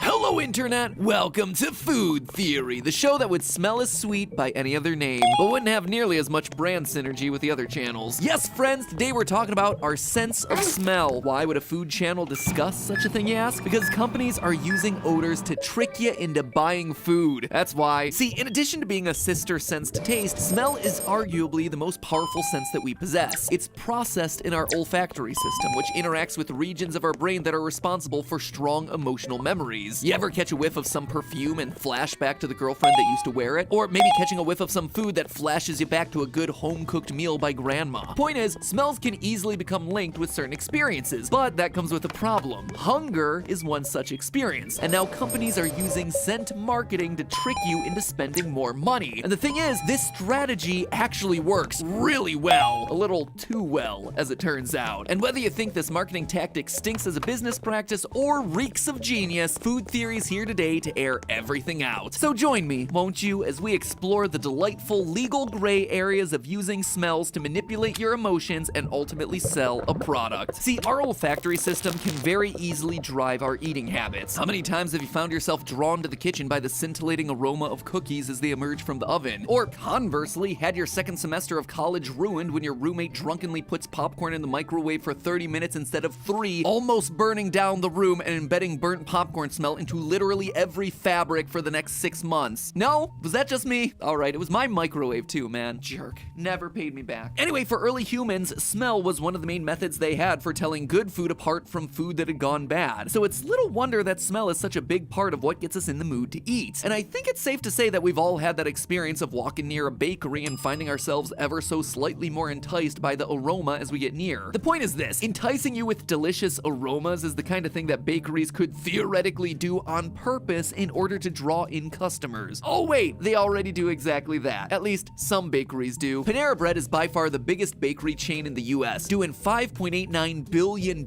in sales in 2019. More than 10 times as much as their next closest competitor, Einstein Brothers Bagels. And as America's most successful bakery chain, Panera knows about the importance of smell, to the point that they have actually restructured their restaurant operations around it. For instance, in many Panera locations, it used to be that the bakery staff would work an early shift before the restaurant opened, so as to make the most efficient use of the kitchen space. However, Panera realized that customers respond really strongly to the smell of freshly baked bread as it comes out of the oven. So, to deliver on that experience, in 2014, they switched to having the baking staff work the day shift. That's more cooks in the kitchen at the same time, but apparently it's worth it when it comes to maximizing the impact of those freshly baked odors. In fact, Panera's head baker went so far as to create a special show oven that doesn't have a hood. You know, the oven hood, the thing that kind of works like a vacuum for the kitchen, sucks up the hot air, the moisture, the smells, things like that. Anyway, this is the sort of thing that landlords hate, since the oven's hood is specifically designed to capture things like moisture, things that day after day can cause long-term damage to the structure of a building. But when the hood captures the air coming out of the oven, it's also capturing some of that delicious smell. Panera's special hoodless oven, when permitted by landlords, allows the air from the oven to then vent directly out into the store, where the smell of fresh baked goods can be enjoyed by the customers, in turn getting them hungry and in the mood to buy more. And I think that goes to show that the good smells that you get when you step into a bakery like Panera aren't just this happy accident of the baking process. They are the kind of thing that are the result of deliberate planning, and in some cases, specialized setups engineered to get more dollars out of your pocket. Of course, when it comes to businesses that win over customers with the smell of fresh baked goods, there's few that can hold a candle to Cinnabon, which takes things to a whole nother level. Have you ever noticed that most Cinnabon locations tend to be in places like malls and airports? According to Kat Cole, former president of Cinnabon, that's an intentional choice because these are locations that get a lot of traffic from passers-by who can be ensnared by the enticing odors. And importantly, airports and malls are indoor locations where the scent of the freshly baked cinnamon rolls can linger around you, unlike outdoor spaces where the smell would dissipate quickly. Not only that, but Cinnabon takes it one step further, caring about where in the mall or airport their franchises are located. According to a Wall Street Journal story from 2014, one of Cinnabon's favorite spots in a mall is on the ground floor near a stairwell, so smell wafts to the floors above. And Cinnabon fights hard to keep their aroma maximizing strategies alive, because during lease negotiations with the landlords, quote, the mall constantly tries to insert clauses to limit the aroma coming out. But Cinnabon keeps finding new ways to push even more smell out of its little booth, like oven placement. Once again, according to former Cinnabon president Kat Cole, they experimented and found that putting the oven near the back of the store significantly lowered sales. So, Cinnabon placed the ovens as close to the front of the store as possible, which in turn makes it all the more likely that you're gonna get a whiff of what they're cooking as you walk by. Not only that, and this is the one that absolutely shatters my mind, but when it comes to oven hoods, the company's executives instruct Cinnabon franchise owners to buy, quote, the weakest hood possible, while still staying in compliance with local laws so that the least amount of smell gets sucked out of the building. That's not going quite as far as Panera with their no-hood approach, but Cinnabon is intentionally encouraging franchise owners to keep things as barely legal as possible just to get more smell particles up into those nose hairs of yours. Who knew the kitchen design would be so intense? Once you know what's actually going on here, it feels so aggressively targeted at you and your pocketbook. But at least these are real scents coming out of real ovens. Wait until you hear about the black market weaponry of fake scents. The question of whether restaurant owners can use the power of smell to drive sales by using artificial scents isn't hypothetical. It's already happened. We even talked about it on one of Food Theory's debut episodes last year. There are supermarkets that install machines that are designed to circulate scents through the air, like a grapefruit scented smell dispenser in the produce section and a chocolate scent in the candy aisle. But these artificial scent dispensers don't just have the power to get you to spend more money once you've entered the store, they actually have the power to draw you into the store.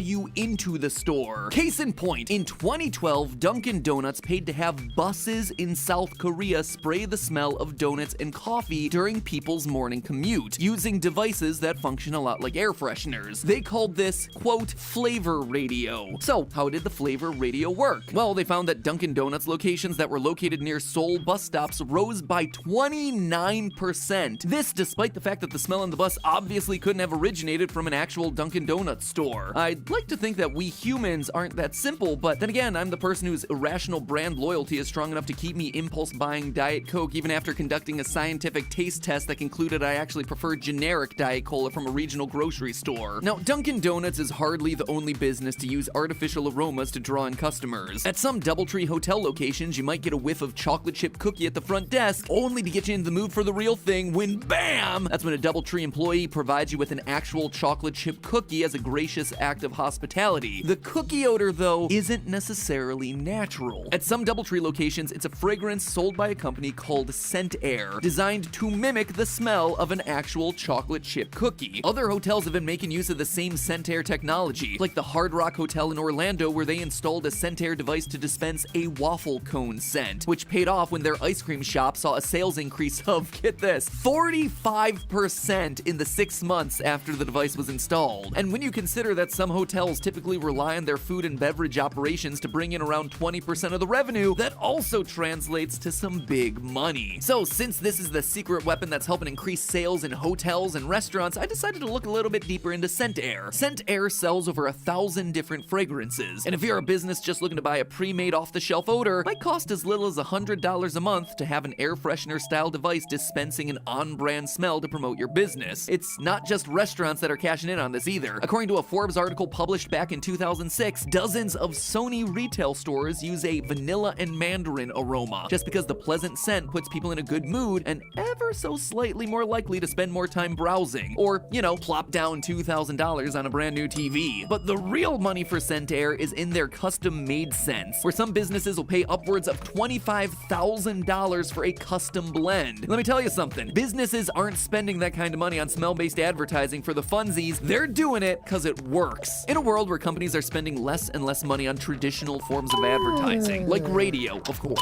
and print advertising, which declined to less than half of where it was even a decade ago, and TV advertising, which is expected to decline by several $billion over the next few years, there's a lot of ad budget that's looking for whatever the next big thing is. As we discussed in our recent episode on advertising, the big thing that we're seeing emerge is digital influencer marketing. And while I, as a YouTuber, am the direct beneficiary of the bigger spending on digital advertising, and highly encourage any advertisers in the audience to keep sending those ad dollars our way, it's hard to deny when you look at the data that smell-based marketing works really well. But as I alluded to earlier, that brings up a lot of gray areas. Sure, while the smell-based appeal might be an honest way for businesses like bakeries to broadcast a hint of what's cooking away inside their ovens, the truth is that companies are under no obligation to use scents that actually reflect the product that they're selling, based on the FTC policies that I researched. And believe me, as an influencer who gets a decent chunk of my income from brand deals, I read that FTC website for way more time than a normal person would consider reasonable. After all, if Sony stores can use the scent of vanilla and mandarin oranges to try and put you in the mood to buy a TV, anything goes. Unless, of course, Sony's televisions actually taste like vanilla and orange. I'll admit, I've never actually tried it. Hold on a second.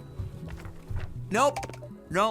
Yeah, not great. Anyway, in a world where advertising is already so strictly regulated, it's not hard to imagine how those regulations might someday need to be applied to smell, which is just insane if you think about it. Like, how would you even go about doing something like that? Well, if the FTC or any other regulatory body wants to regulate smells, first they'll need to classify smells. That is to say, they need to be able to point to any given smell and say, hey, that smell is, 15% different from the smell of the product that it's selling, or wait a minute, that odor is 20 matte pats over the legal limit. Now, top minds have been working on ways to objectively quantify odors for decades now, so it's probably only a matter of time before somebody cracks it. In the meantime, I'd like to direct the FTC's attention to our food theory on lickable screens. In that episode, we described the Norimaki synthesizer prototype, a so-called taste display that's supposedly capable of recreating any taste imaginable. The Norimaki synthesizer accomplishes this by releasing the 5 basic tastes: sweet, salty, sour, bitter, and umami, in different proportions, similar to how an RGB screen can achieve any color by supplying different proportions of red, green, and blue light. So, can a similar approach be applied to smells? Well, the answer to that is maybe. Over the years, different researchers have come up with different basic smells. Research published in 2013, for instance, suggests that there are 10 basic aromas: fragrant, woody/resinous, fruity, non-citrus, chemical, minty, peppermint, sweet, popcorn, lemon, pungent, and decayed. I like that popcorn just has a category all unto itself. As you can probably tell based on that list, there's still a ton we don't understand when it comes to odor coding. So the scientific community hasn't reached consensus on the best way to classify smells. And given that humans can distinguish over 1 trillion different odors, classification of this is going to be no small task. In short, regulation of smell marketing is probably a ways off. So in the meantime, you gotta be careful out there, friends. The next time you catch a whiff of something that smells freshly baked and delicious, take a moment to ensure that what you're really smelling isn't some fishy business practice. But hey, that's just a theory. A food theory. And right now, I'd like to give a huge thank you to the sponsor for today's episode, Skillshare. Skillshare is an online learning community that has thousands of inspiring classes for creators. And I know we've got plenty of creative folks out there in the loyal theorist community. Come on, let's see those hands, people. If you're looking to explore new skills, deepen existing passions, and get lost in creativity, then definitely follow your nose on over to Skillshare. And it doesn't matter if you're a dabbler or a pro, a hobbyist or a master, they have classes for all skill levels. Honestly, they've got classes for basically every creative venture under the sun. At this point, I've taken Skillshare classes on everything from cookie decorating to video production to productivity. Most recently, I took the Ultimate Self-Care Playbook, Discover and Nurture Your Centered Self, taught by Jonathan Van Ness from the show Queer Eye. Because gotta admit, this theorist could definitely benefit from a bit more self-care in his life. The class was super entertaining and really drove home the importance of routine,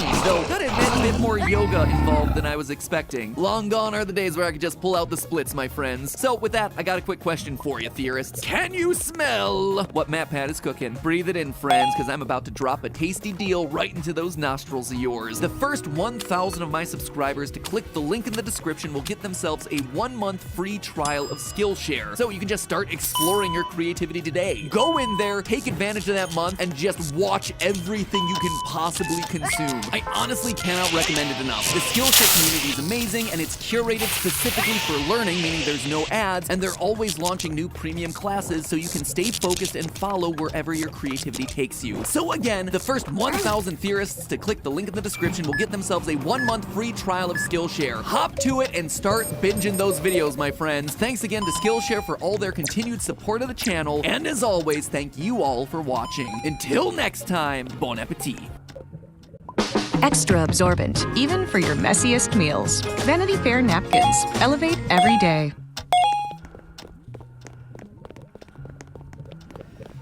This is OOC, the playable anime AI app where you are in full control. You shape the storyline through your own choices and basically create your own little world. The coolest part has to be how the anime characters remember you and all of your past conversations, which means that the story, the setting, and even the relationships are completely brought to life. And it's completely free to start and endlessly replayable. So, download OOC and start your story for free.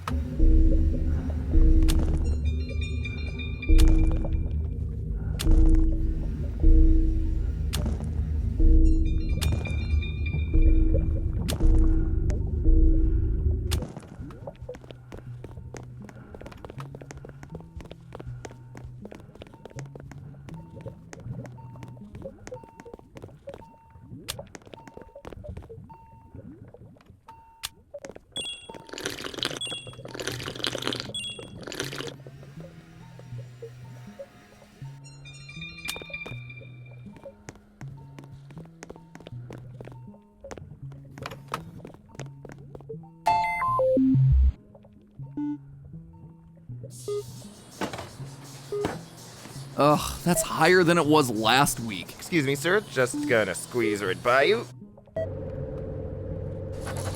Oh, come on. I haven't even had time to check out. What can I say? Inflation is crazy. Oh, would you look at that? Are you serious?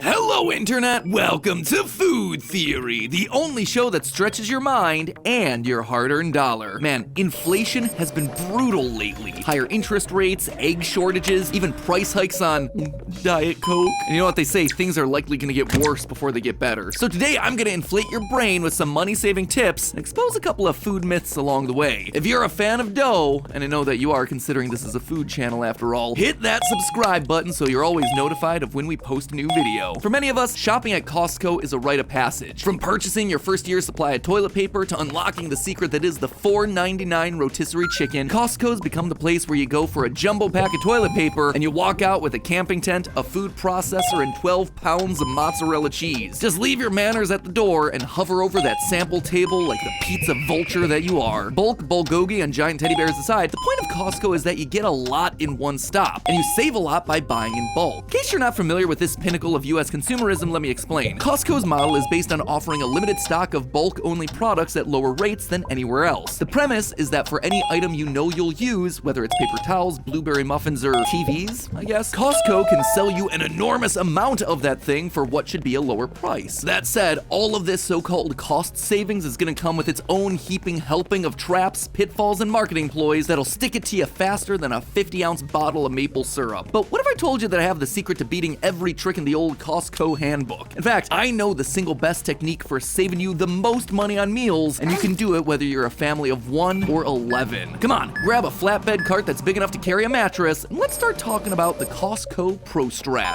To begin, before we even enter Costco, we're gonna need to get past that bouncer waiting out front. You see, Costco is a members-only store, meaning that we can't get in without flashing this piece of plastic with our own little face staring back at us. As of today, Costco offers 4 types of memberships: a basic or gold star level starting starting at 60 bucks, and a premium or executive member level that'll run you 120. These memberships are designed to be an investment in yourself, where you're basically betting that you can save $60, the cost of membership, over the course of the entire year, a few pennies at a time on each gallon tub of Grey Poupon that you're lugging home. But this isn't always a bet that you know you're gonna be able to win unless you've done some serious math to calculate how many rolls of toilet paper, pounds of salmon, and bags of frozen broccoli you actually buy in a year. And Costco is well aware of this. They know that some people with a membership are only gonna enter the store a couple times a year, meaning that they just collect a membership fee and walk it straight to the bank. In fact, memberships are where Costco's raking in the most cash, to the tune of 72% of their entire operating budget. You heard that right, nearly 3/4 of their entire operation is covered by membership costs alone. In 2021, they collected $3.9 billion from 61 million members, which means that even when the costs of their products fluctuates or customers are shopping less for a few months because of things like massive inflation, Costco is gonna be doing just fine. But memberships are doing a lot more than extracting just some upfront cash from you. It's also doing something much darker and more sinister. It's manipulating your mind. Sometimes life can be a little messy. But with next-gen Nuvella Performance Fabric at Ashley, we've got your whole home covered. So you can get back to what you love, messes and all.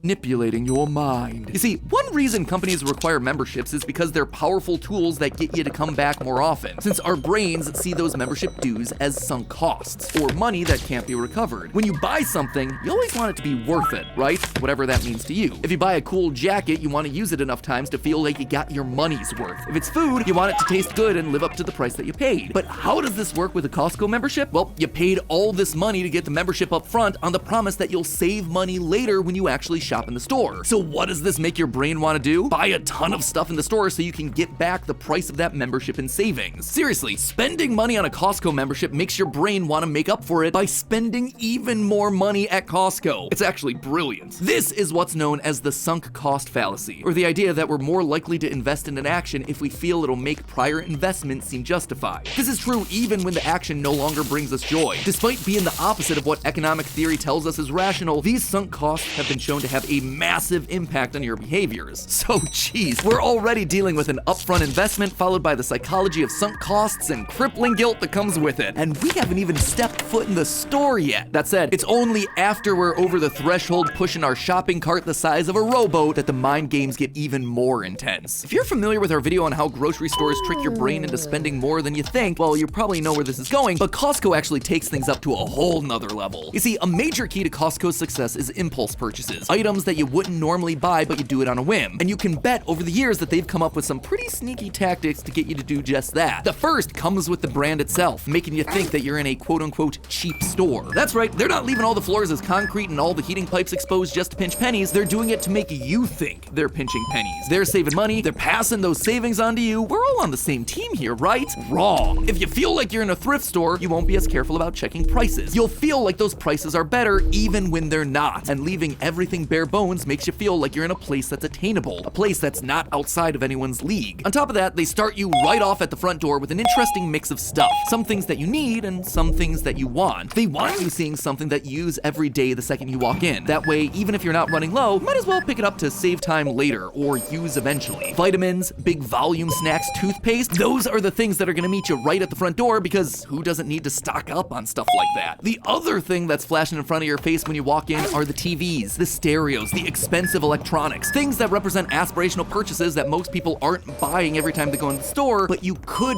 potentially buy them one day if you manage to save enough money by shopping at Costco. They give you a goal to shoot for. And hey, if you said no to that 70-inch OLED for a couple $1,000s at the door, look how much you just saved. Might as well reward yourself with an extra tray of 24 fresh cinnamon buns from the bakery, only $11.99. Baiting you with expensive items that you want makes it a lot more likely that you'll impulse buy something much smaller later to feel like you weren't completely depriving yourself, when in reality you wouldn't have wanted anything extra in the first place if you didn't see beautiful displays of MacBooks. All you came in for was just several cows worth of milk. Next, have you noticed how things kind of seem randomly sprinkled throughout Costco? Like some cheese over there, some blenders over here, some random barrels of pretzels somewhere in the middle. It's no accident. In fact, Costco's distribution of the staples you actually need, produce, milk, condiments, and snacks, they're all designed to be a treasure hunt through the store that forces you to stumble across a huge array of products that you didn't actually need, or didn't realize that you needed but, well, while you're here, you might as well pick them up, right? And all of that wandering and hunting around helps you to feel just a little bit more peckish, right in time to pass by their most devious tactic of all, the free samples. Yep, all those tiny little crackers with goat cheese that money bloggers want to convince you constitute as a free meal, all of those nice little freebies are actually just putting their hands down in your wallet. A study from the University of New York showed that when a grocery store offers free samples, impulse purchases in that category go up over 50%. But just think about what that means for Costco. If you like a free sample, you're not just buying one small wedge of cheese or one little packet of cocktail weenies, you're buying the farm. Free samples are especially valuable at Costco because every time they convert a single sale, what they're really doing is converting 2 to 4 sales worth of a regular store. Congratulations, you are now the proud owner of 20 pepperoni pizzas because you like that one little 2x2-inch square. That is some serious marketing psychology no matter how you slice it. But okay, let's say that you've come in incredibly prepared. You have your budget, you have a list, you've arrived on a full stomach ready to resist even the most inviting little old lady proffering you a free Tuscan meatball. What if I genuinely only buy the staples? Will I save a lot of money? Well, I did an analysis of what it would cost to buy common groceries at Costco compared to Walmart. I looked at common food items like eggs and milk, produce like potatoes and broccoli, even meats like chicken and beef. I even threw in a pair of AirPods just to see if tech was where I'd save. It was not. What I found was, drumroll please,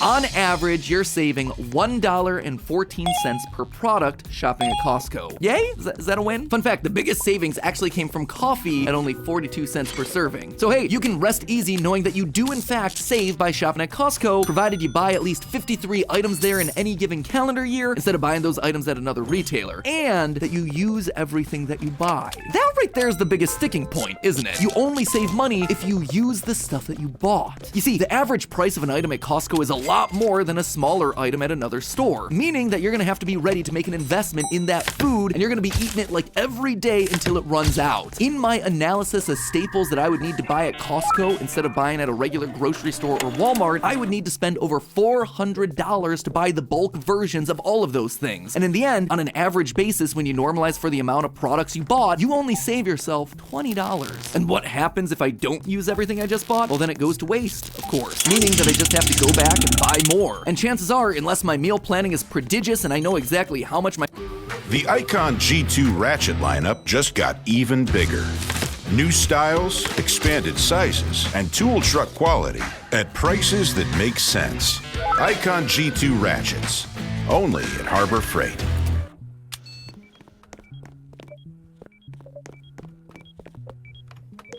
People on Depop really want your style. Sell your clothes and make even more money with no selling fees. Download now.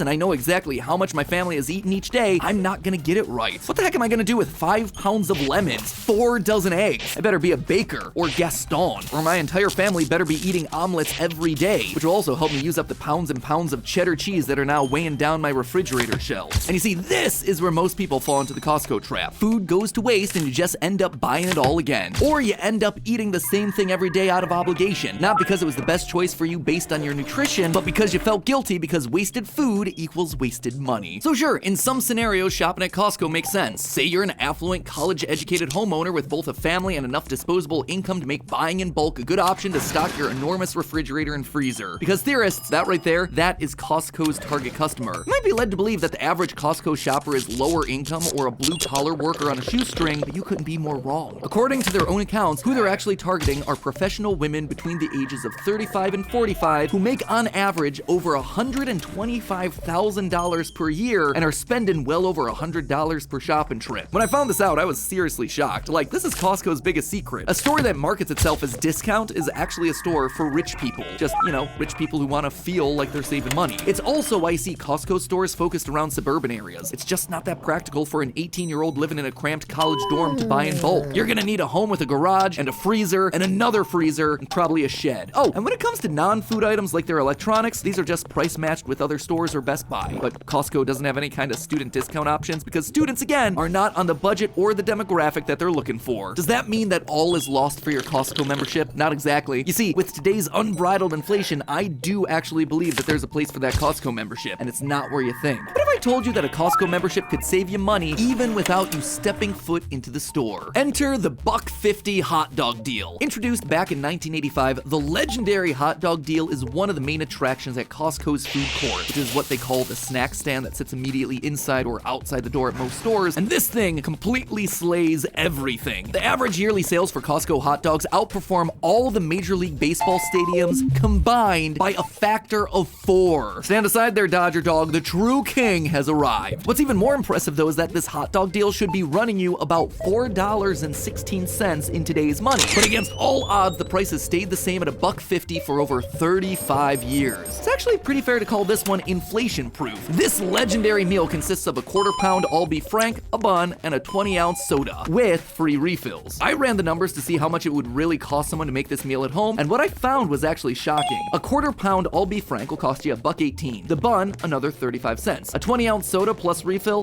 $1.27. Coming to a grand total of $2.80. I don't know if you realize just how big of a deal that is. You're saving $1.30 per meal by eating at Costco and not cooking your meal at home. The old saying of save money by bringing your lunch from home, yeah, it might be true in every other case, but the next time you hear this from a friend or a coworker, you just send them straight over to Costco. And you know what? You can even sometimes send them there without a membership. Many online forums, including Reddit, have documented users visiting their local Costco's where the food court is right outside the store and they just pay for the combo in cash. So you can walk up anytime and buy an inflation-proof meal at a members-only club price, and you don't have to have a membership. And you can get away with it every time. It feels like you just hacked the Matrix. And if you are a member, well, in just 47 meals, less than one Costco hot dog meal per week for any member of your family, you've just made back your entire membership and you didn't even have to wash a single dish. A family of 3 could start saving in as little as 16 weeks. And because hot dogs are one of like 3 foods that my preschooler currently eats, you'll probably find me at the Costco tomorrow. In a time where all the good stuff seems like it's getting more expensive or going away, it's good to know that you can still have dinner and a drink at your friendly neighborhood Costco. Just don't listen to that little old lady trying to lure you inside with her cheese cubes. No, you stay back, Edna. And as always, remember, my friends, it's just a theory. A food theory. Bon appetit. And hey, if you're interested in saving money at your normal, regular grocery store, that video is on the left. Or if you're interested in figuring out ways to save money on your makeup, that video is on our newest channel, Style Theory. That one's on the right. As always, my friends, I'll see you next week.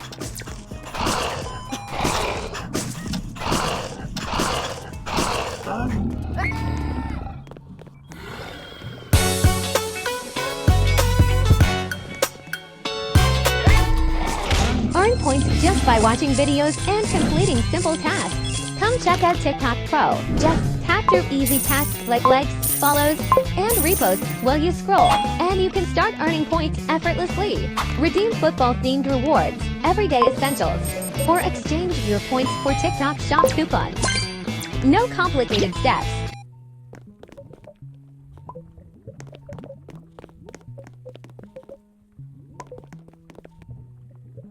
Krispy Kreme used to be the gold standard for donuts. It was the highlight of birthday parties, office gatherings, and my lonely Wednesday nights. But today, oof, they're not doing so hot. Not only is their reputation a dozen deep in the trash, but reportedly the company is in a financial tailspin, owing well over $1 billion in debt. So I've gotta ask, who killed Krispy Kreme? Hello, Internet! Welcome to Food Theory, where we only glaze the greats. And unfortunately, Krispy Kreme ain't one of them. Maybe 20 years ago they were, but sadly, that's not the case anymore. For those of you who've never had the real deal, Krispy Kreme is a southern-born donut franchise that people fondly remember primarily for their Hot Light stores. They do still exist, but they're a much rarer sight these days. What's so great about the Hot Light stores, you ask? Well, you can pull up to one of these bad boys and watch literal dozens upon dozens of donuts get made from scratch with huge factory equipment. Not only that, you get a free one. They're like the hometown donut version of getting a golden ticket to Wonka's factory, minus the child torture to Preachy Polka. By now, you may know that I'm not much of a sweets guy, but wait! Do I love Krispy Kreme donuts. They're the perfect texture, perfect flavor, just Actually, I remember on my 24th birthday, I got 24 donuts instead of a cake, piled them high like a pyramid, and chowed the F down. Seriously, they might actually be halos sourced straight from the heads of cherubs. They're that good. But honestly, I can't remember the last time I've seen a Krispy Kreme store in person. Now, when I come by Krispy Kreme donuts, they're overpriced impulse purchase bait looming near the grocery checkout. Just boxes and boxes of stale pastries, praying that someone will have a moment of weakness so they can be put out of their starchy misery. It's not just their quality that's taken a nosedive either. Their company is swimming in debt. Last year, they lost $488 million, and that was just the first 9 months. In total, they've been struggling to get a debt of $1 billion under control, causing them to recently break up with McDonald's and to sell off their entire operation in Japan for $65 million. Damage like that really makes you wonder what happened. Turns out, categorical failure is nothing new for Krispy Kreme. They've had near-death experiences before, but part of me thinks this one might be it, unless they do something drastic. Honestly, it might even be too late. The brand has been a dead man walking for decades, and it feels like death has finally caught up. The story of Krispy Kreme starts back in the Great Depression of the 1930s, just off of the Ohio River in Paducah, Kentucky. Here, working on an Army Corps barge, was a talented cook from New Orleans, Joe LaBeouf. No relation to Shia LaBeouf, don't worry, I double-checked. LaBeouf was famous around town for 3 dishes: flapjacks, coconut cakes, and donuts. In 1933, LaBeouf shared his celebrated donut recipe with a grocery store owner named Ishmael Armstrong, who then passed down the recipe to his nephews, Vernon and Louis Rudolph. Obviously, you can see where this is going. That recipe would evolve into Krispy Kreme's heavily guarded secret recipe. But what's crazy to me is that LaBeouf lived until 1999 without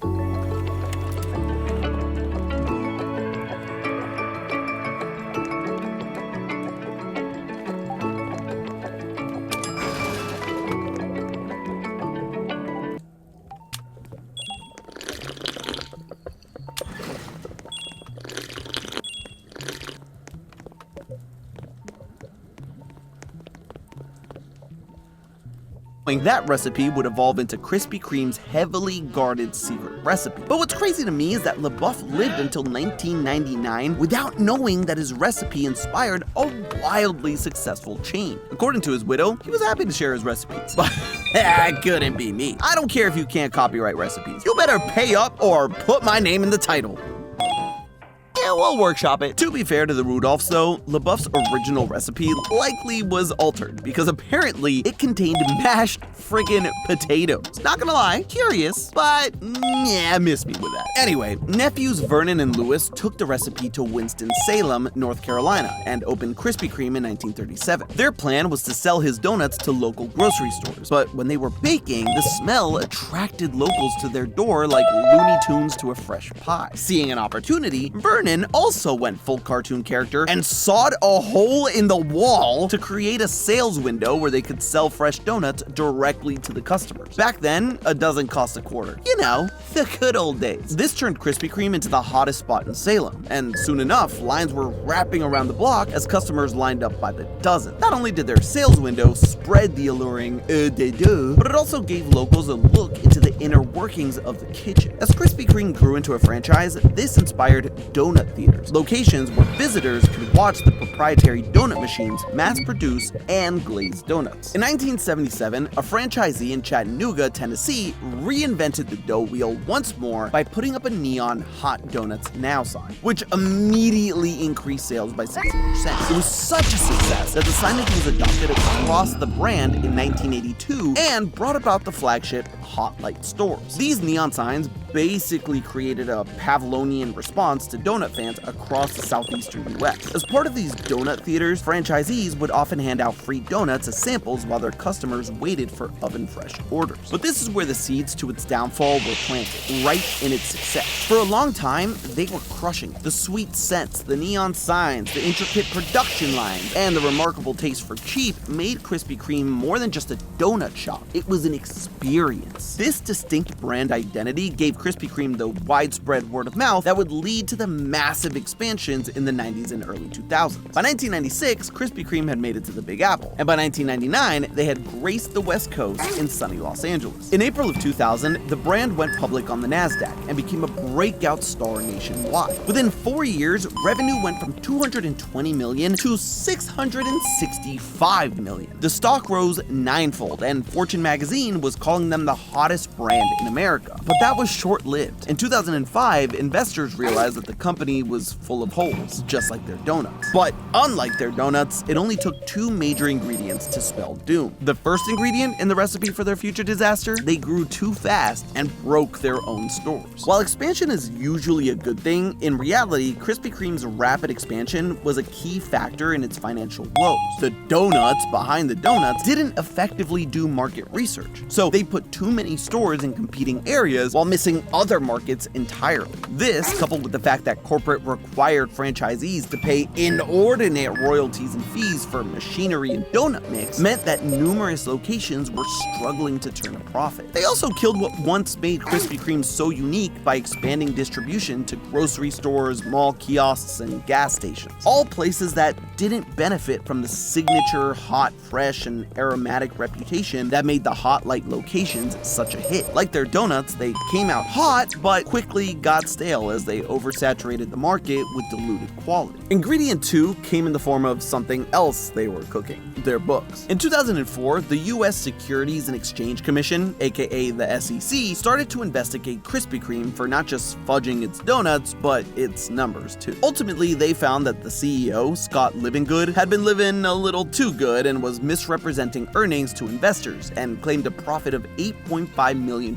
more than what Krispy Kreme actually earned. One of the main ways Livingood's regime cooked the books was through a technique called channel stuffing, where franchisees were instructed to order more product than they were expected to sell so that they could inflate the numbers on the corporate level. One Ohio manager testified that he was asked to double his order on the last day of the 2004 financial year. Not only did word of this fraud harm Krispy Kreme's reputation, but it also showed that America's love affair with the donut was coming to an end. By the end of 2005, Krispy Kreme's stock value had plummeted 75%. That is catastrophic, and forced the brand to close numerous stores. But even that didn't help. Year after year, revenue loss continued. Initially, Livingood blamed Americans taking up the low-carb Atkins diet for the 2004 donut slide. But analysts were quick to point out that their competitor, Dunkin' Donuts, didn't suffer the same losses. Still, Krispy Kreme persevered. They cut down to just their most profitable stores and took their Hot Light store global, focusing once more on quality and their unique brand identity.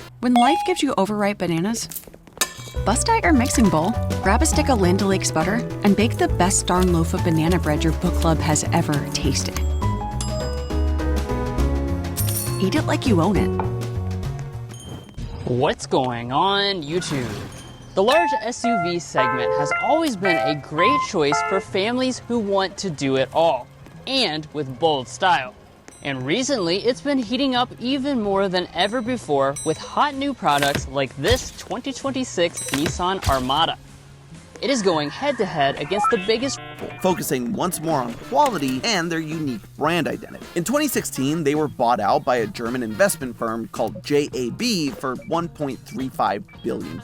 JAB invested heavily in expanding Krispy Kreme once more, additionally acquiring a majority stake in the rising cookie brand Insomnia Cookies to help Krispy Kreme get a handle on digital dessert delivery services. Part of their big comeback included putting a Hot Light store in the center of Times Square. But unfortunately, COVID hit, and they had to open it during the pandemic. Surprisingly though, 2020 brought record sales of $1.1 billion to the company. And yet they still lost $60 million due to complications in operating costs. This put Krispy Kreme at $1.5 billion in debt in 2020. And spoilers, it gets worse. Yes. And this is also where everything comes full circle, because Krispy Kreme didn't just repeat their past mistakes, they doubled down on them. In an attempt to climb out of the most delicious money pit in history, JAB has had to reach out for help. Over the past few years, Krispy Kreme has struck deals with Target, Walmart, and McDonald's to distribute donuts at their locations. Yeah, they've returned to the very same high-volume, low-quality strategy that killed the brand in the 2000s. Only now, their prices aren't even that attractive, with a dozen donuts costing between $16 and $20. It didn't work then, and it's not working now either. Originally, when Krispy Kreme teamed up with Ronald, the plan was to deliver fresh donuts to all McDonald's locations by the end of 2026. But last year, it became incredibly apparent that this collaboration wasn't going to work. At the start of 2025, Krispy reported a record debt of $1.8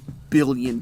For context, that's 200 million more than Taylor Swift's net worth, both numbers which are mind-boggling for their own reasons. According to Krispy Kreme, this further dip into the red was in part due to the operation costs of stocking McDonald's with fresh donuts daily outweighing the market demand. Can you imagine a more embarrassing thing than having to break up with a clown because you are too poor to roll with them? I can. It's the fact that the clown's response amounted to, "Hey, this worked about as well as I expected." Who knew Ronald McDonald was such a ploy? Since the split, Krispy Kreme has been selling off overseas assets, like its operations in Japan, bringing its debt down to a more manageable $900 million. And while that is a sizable dent, there's still a long way to go for Krispy Kreme to become profitable again. And honestly, even in the best case scenario, it might be too little too late. Let me explain. Obviously, in an ideal world, Krispy Kreme's path to profitability involves touching back with its roots and putting quality over quantity. But that's easier said than done. See, the whole reason Krispy Kreme had to go back to distributing to grocery stores and McDonald's is that at scale, donuts are bad business. The margins for profit are razor thin. Sure, the ingredients are relatively cheap, but Krispy Kreme donuts are made with expensive equipment, and the product goes stale in a matter of hours, meaning a significant amount of product doesn't get sold. According to employee accounts on social media sites like Reddit, Krispy Kreme throws out multiple garbage bags worth of donuts a day. This is bad across the board for all donut shops, like Dunkin' too, but the donut theater aspect of Hot Light stores magnifies the waste, because hordes of donuts on the assembly line are part of the show. Customers are also conditioned to think of donuts, especially the generic glaze that Krispy Kreme is known for, as cheap treats, which makes price hikes hard to stomach and justify.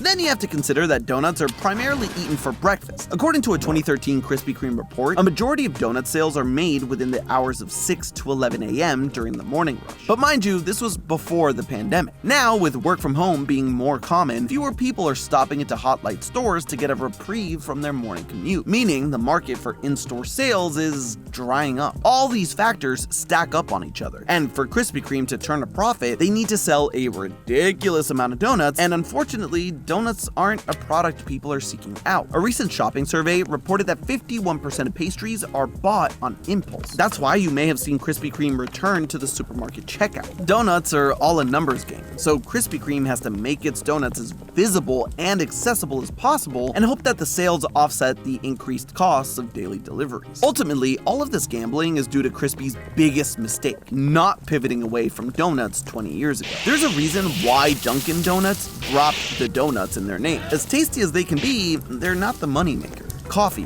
Remember how analysts noted that Dunkin' wasn't suffering the same loss of sales as Krispy in the mid-2000s? Well, that's because their consumer base wasn't coming to them for donuts. They were coming for coffee. Coffee is a daily habit, and people are dependent on it to get out of bed and function. Like it or not, parts of the world do run on Dunkin'. If Dunkin' disappeared overnight, I'm pretty sure Boston would go full Mad Max, and that wouldn't be because of the donuts. From a business perspective, coffee isn't just better because it's addictive, though. It also has fantastic margins and requires cheaper equipment. It's also a bigger draw for customers in the afternoon than donuts alone. But while you're there picking up your mocha, cappuccino, frappo, whatever, you can also get a donut, or two, or three. Don't get me wrong, Krispy Kreme does have coffee on their menu, and they've even tried to recently promote it with the celebrity endorsement of everyone's second favorite Jonas brother? Really? In the year of 2026? The point is, no one associates Krispy Kreme with coffee like they do Dunkin' or Starbucks influencer, Tim Horton. While we're on the subject of missed opportunities, can you believe that Krispy Kreme only started offering donut holes on their menu in 2024? Crispy, you're the donut place! That's like the easiest layup ever! Tragically, I don't think Krispy Kreme can truly course correct by becoming a coffee place this late in the game. TikTok trends have made sure that the drink space is more cutthroat than it's ever been, with newcomers Swigs and Dutch Bros wooing Gen Z, while Dunkin' and Starbucks remain reliable heavy hitters. So, is it curtains for the once best donut place in the world, or is there something they can do to survive?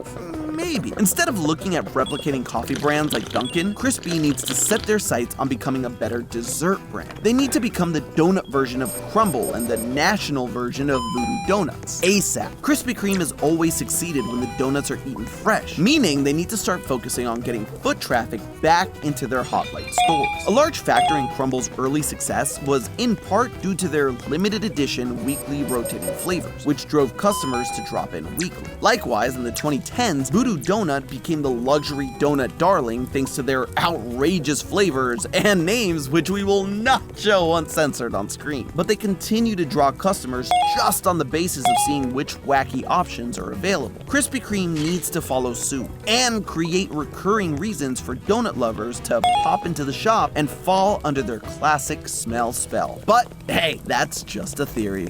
Food theory! Buen provecho. And hey, have you ever wondered if you can cook a meal in a dishwasher? Click the link on the screen now. And as always, I'll see you next week. Okay, so I used to be that person that bought things because they were cute with no real plans, just vibes. And of course it ends up sitting in the back of my closet, tagged still on, never worn. Today I'm partnering with Depop to show you how I'm finding pieces that actually fit my style and giving my old impulse buys a second life. Depop makes buying clothes so much more easy and approachable. There's so many categories you can choose from, which is especially useful for people who have never used the app before. I love having the ability to make offers and chat directly with the seller, because I can negotiate and pay a fraction of retail price. I also love being able to build my own outfit before I actually buy it, so I can actually see what goes together and not overspend on just random pieces. I have complete control. And for my impulse buys that are sitting in my closet, I can give them a second home, and I can use that money to make more intentional purchases. I feel so much more put together. Depop makes it so much easier for me to find pieces that reflect my style.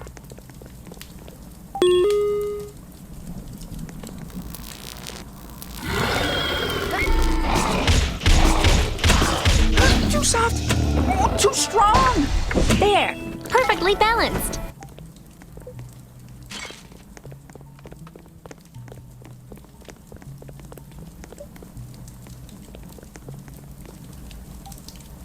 Remember when gas stations used to suck? Back when your best option on a road trip when you couldn't find fast food were some Slim Jims and a couple of Skittles, lest you spend your next stop struggling for your life in a bathroom stall. But now, people will happily drive by fast food restaurants just to get their hands on some food from places like Buc-ee's, Wawa, or Sheetz. And that raises a weird question. How did gas stations, end up in a position where they're competing with, and in some cases beating, the biggest fast food chains in the world? Today, we're diving into this glow up because it may have just started a war that'll change the fast food landscape forever.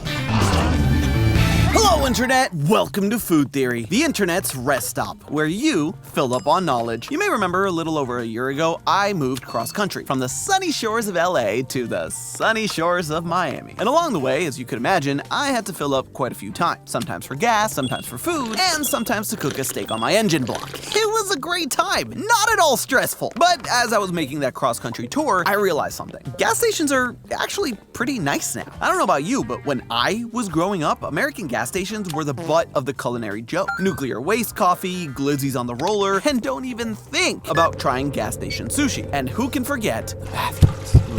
But now, you can go to Wawa and grab yourself a freshly toasted turkey sub, or try your taste buds with Sheetz' Big Mott's, or munch on a bomb brisket sandwich at Buc-ee's, all while using their legendarily clean bathroom. And if we're being for real, if I'm on a road trip, I'd much rather stop at one of these upscale gas stations over some grimy golden arches. And I'm not alone. 72% of consumers now view convenience stores as a viable alternative to fast food for meals, not just snacks. But how did this monumental shift in fast food happen so fast? Did fast food places just simply lose their way? Or did gas stations actually level up every aspect of their being, from their food, culture, and ambiance? And with this glow up, are we on the precipice of witnessing the end end of fast food as we know it. Let's fuel up. But before we can figure out how gas stations got so premium, we first need to make a quick pit stop to see how our beloved gas stations came to be in the first place. Of course, people have always needed a place to stop, rest, and refuel, even before the invention of the car. Whether it was hungry riders on the Pony Express or passengers dying of dysentery in stagecoaches on the open road. But it wouldn't be until 1913 when the first purpose-built drive-up gas station was born in none other than Pittsburgh, Pennsylvania. But this wasn't anything like the Buc-ee's or the Wawas we see today. More or less, they were just in the business of selling fuel, and maybe giving out a free map or two. However, in 1927, a man by the name of Jefferson Green opened up the Southland Ice Company, the world's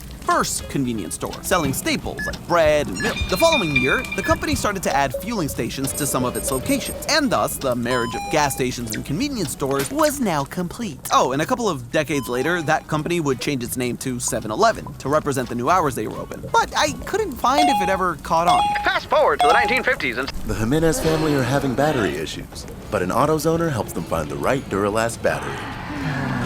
Celebrate free at AutoZone. Free products with exclusive deals now through July 27th. Get in the zone, AutoZone.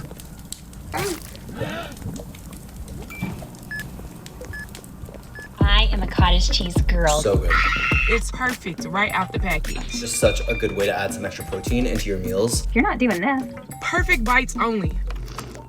Looks so good. We hit the jackpot. It's creamy, it has clean ingredients. There's nothing artificial in it. It has changed the game. One of my favorite ways is literally eating it straight from the tub. Do we think I have enough? Good culture is absolutely the best. Just straight up goodness. This is your sign to go get you some Good Culture cottage cheese. It might just become your new obsession too.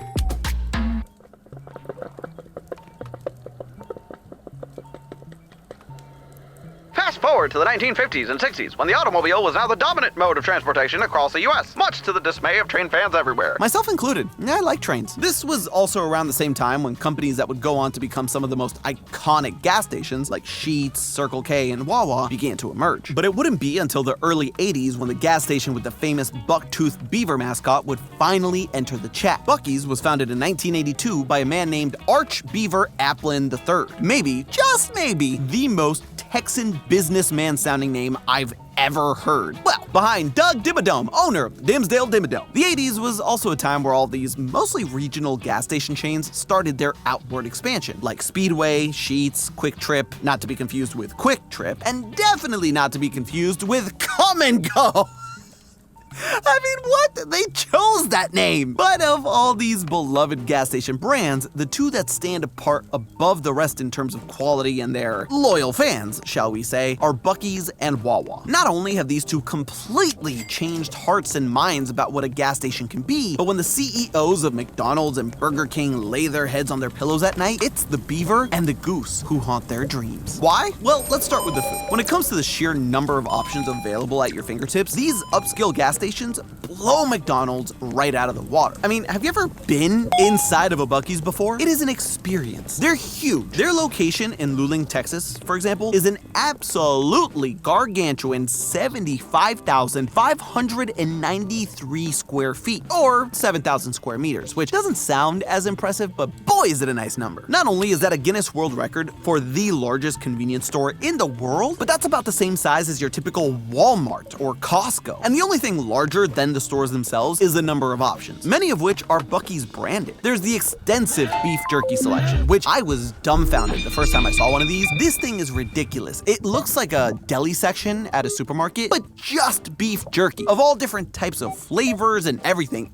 And they give out free samples. It was heaven. It was heaven. Then there's the Overbite, a quarter-pound Reese's peanut butter-like puck with Buc-ee's face on it. And who could forget about the beaver nuggets, which are not actual beaver, I double-checked, but instead caramel-coated corn puffs. And that's not even mentioning the fudge, the warmed glazed almonds, or the world-famous slow-roasted barbecue brisket sandwiches that they carve up right in front of you. My mouth is salivating. I need it. But of course, the variety of items available at gas stations is not just limited to the mega Buc-ee-plexes. Wawa's menu is famously ginormous. In fact, it might actually be easier to tell you what Wawa doesn't have. Not only do they have just about any kind of sub you can imagine, both hot and cold, but they also have quesadillas, burritos, chicken tenders, mashed potatoes, burgers, fries, and they recently even started selling pizza. awesome. Basically, if it can fit in a toaster oven, Wawa probably sells it. Compare that variety of food to your local McDonald's, where if you're not interested in burgers, fries, or whatever a filet of fish is, you're OMG SOOL ho me. And all of this food is good, by the way. The bread Wawa uses to make all of their subs baked fresh 2 times a day. And that succulent Buc-ee's brisket is smoked for 12 to 14 hours at a central location before it's sent out and sliced and served tender and hot. It's no surprise that, as I mentioned earlier, nearly 3/4 of consumers see convenience stores not just as a snack stop, but as a viable meal alternative compared to the fast food giants. According to the American Customer Satisfaction Index, which is an annual survey that ranks customer satisfaction on a 1 to 100 scale, it's clear that people are more than satisfied with what they're getting at these gas stations. But for fast food,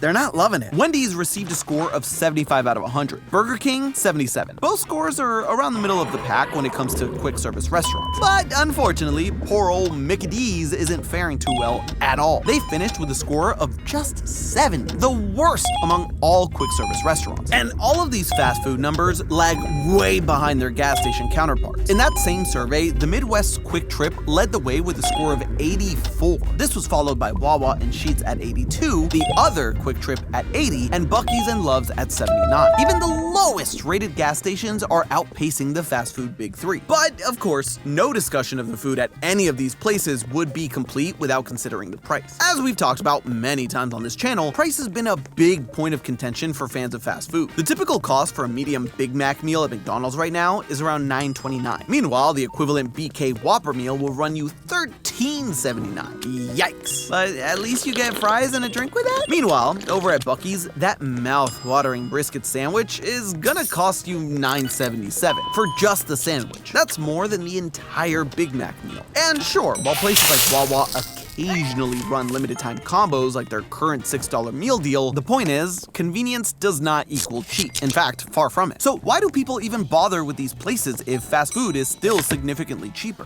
One word: value! When I bite into the tender flesh of a barbecue brisket sandwich, I know I'm getting something of at least decent quality, especially for a gas station. Meanwhile, the Big Mac, it's the same as it's always been. Fine, it's just fine. So when the prices for the Big Mac and Whopper continue to rise year after year without getting any better, eventually customers are gonna forego your product and spend just a tiny bit more for a way better product. It also helps that places like Wawa make the food right in front of you, Subway style, so that it feels like you're getting more of a premium culinary experience, as opposed to the black box that is the Mickey D's drive-thru. And speaking of premium, when you step into a Buc-ee's or Wawa, the experience, the culture is something that's hard to beat. I mean, what other restaurants do you know where people actually line up and wait to take pictures with the mascot and buy his merch? Not Ronald or the King, I can tell you that. But it isn't just the runaway consumerism that seems to draw customers in, it's the traditions. For example, every 15 minutes or so, Buc-ee's will bring out new, fresh brisket, and the customers all gather around the carving station to hear. Fresh brisket on the bone! And in a way that's totally not reminiscent of a cult, the customers gleefully respond. And yes, that was Keith Urban doing the whole brisket on the board thing. Buc-ee has connections, but the traditions don't just end at the Bucksters. Over at Wawa, the Wawa heads every year look forward to the return of an event that even rivals the December to Remember or Toyotathon, the Hoagie Fest. Every business has a purpose. At SRP, our purpose is to power yours with reliable, affordable, and sustainable energy solutions. Discover the possibilities at savewithsrpbiz.com.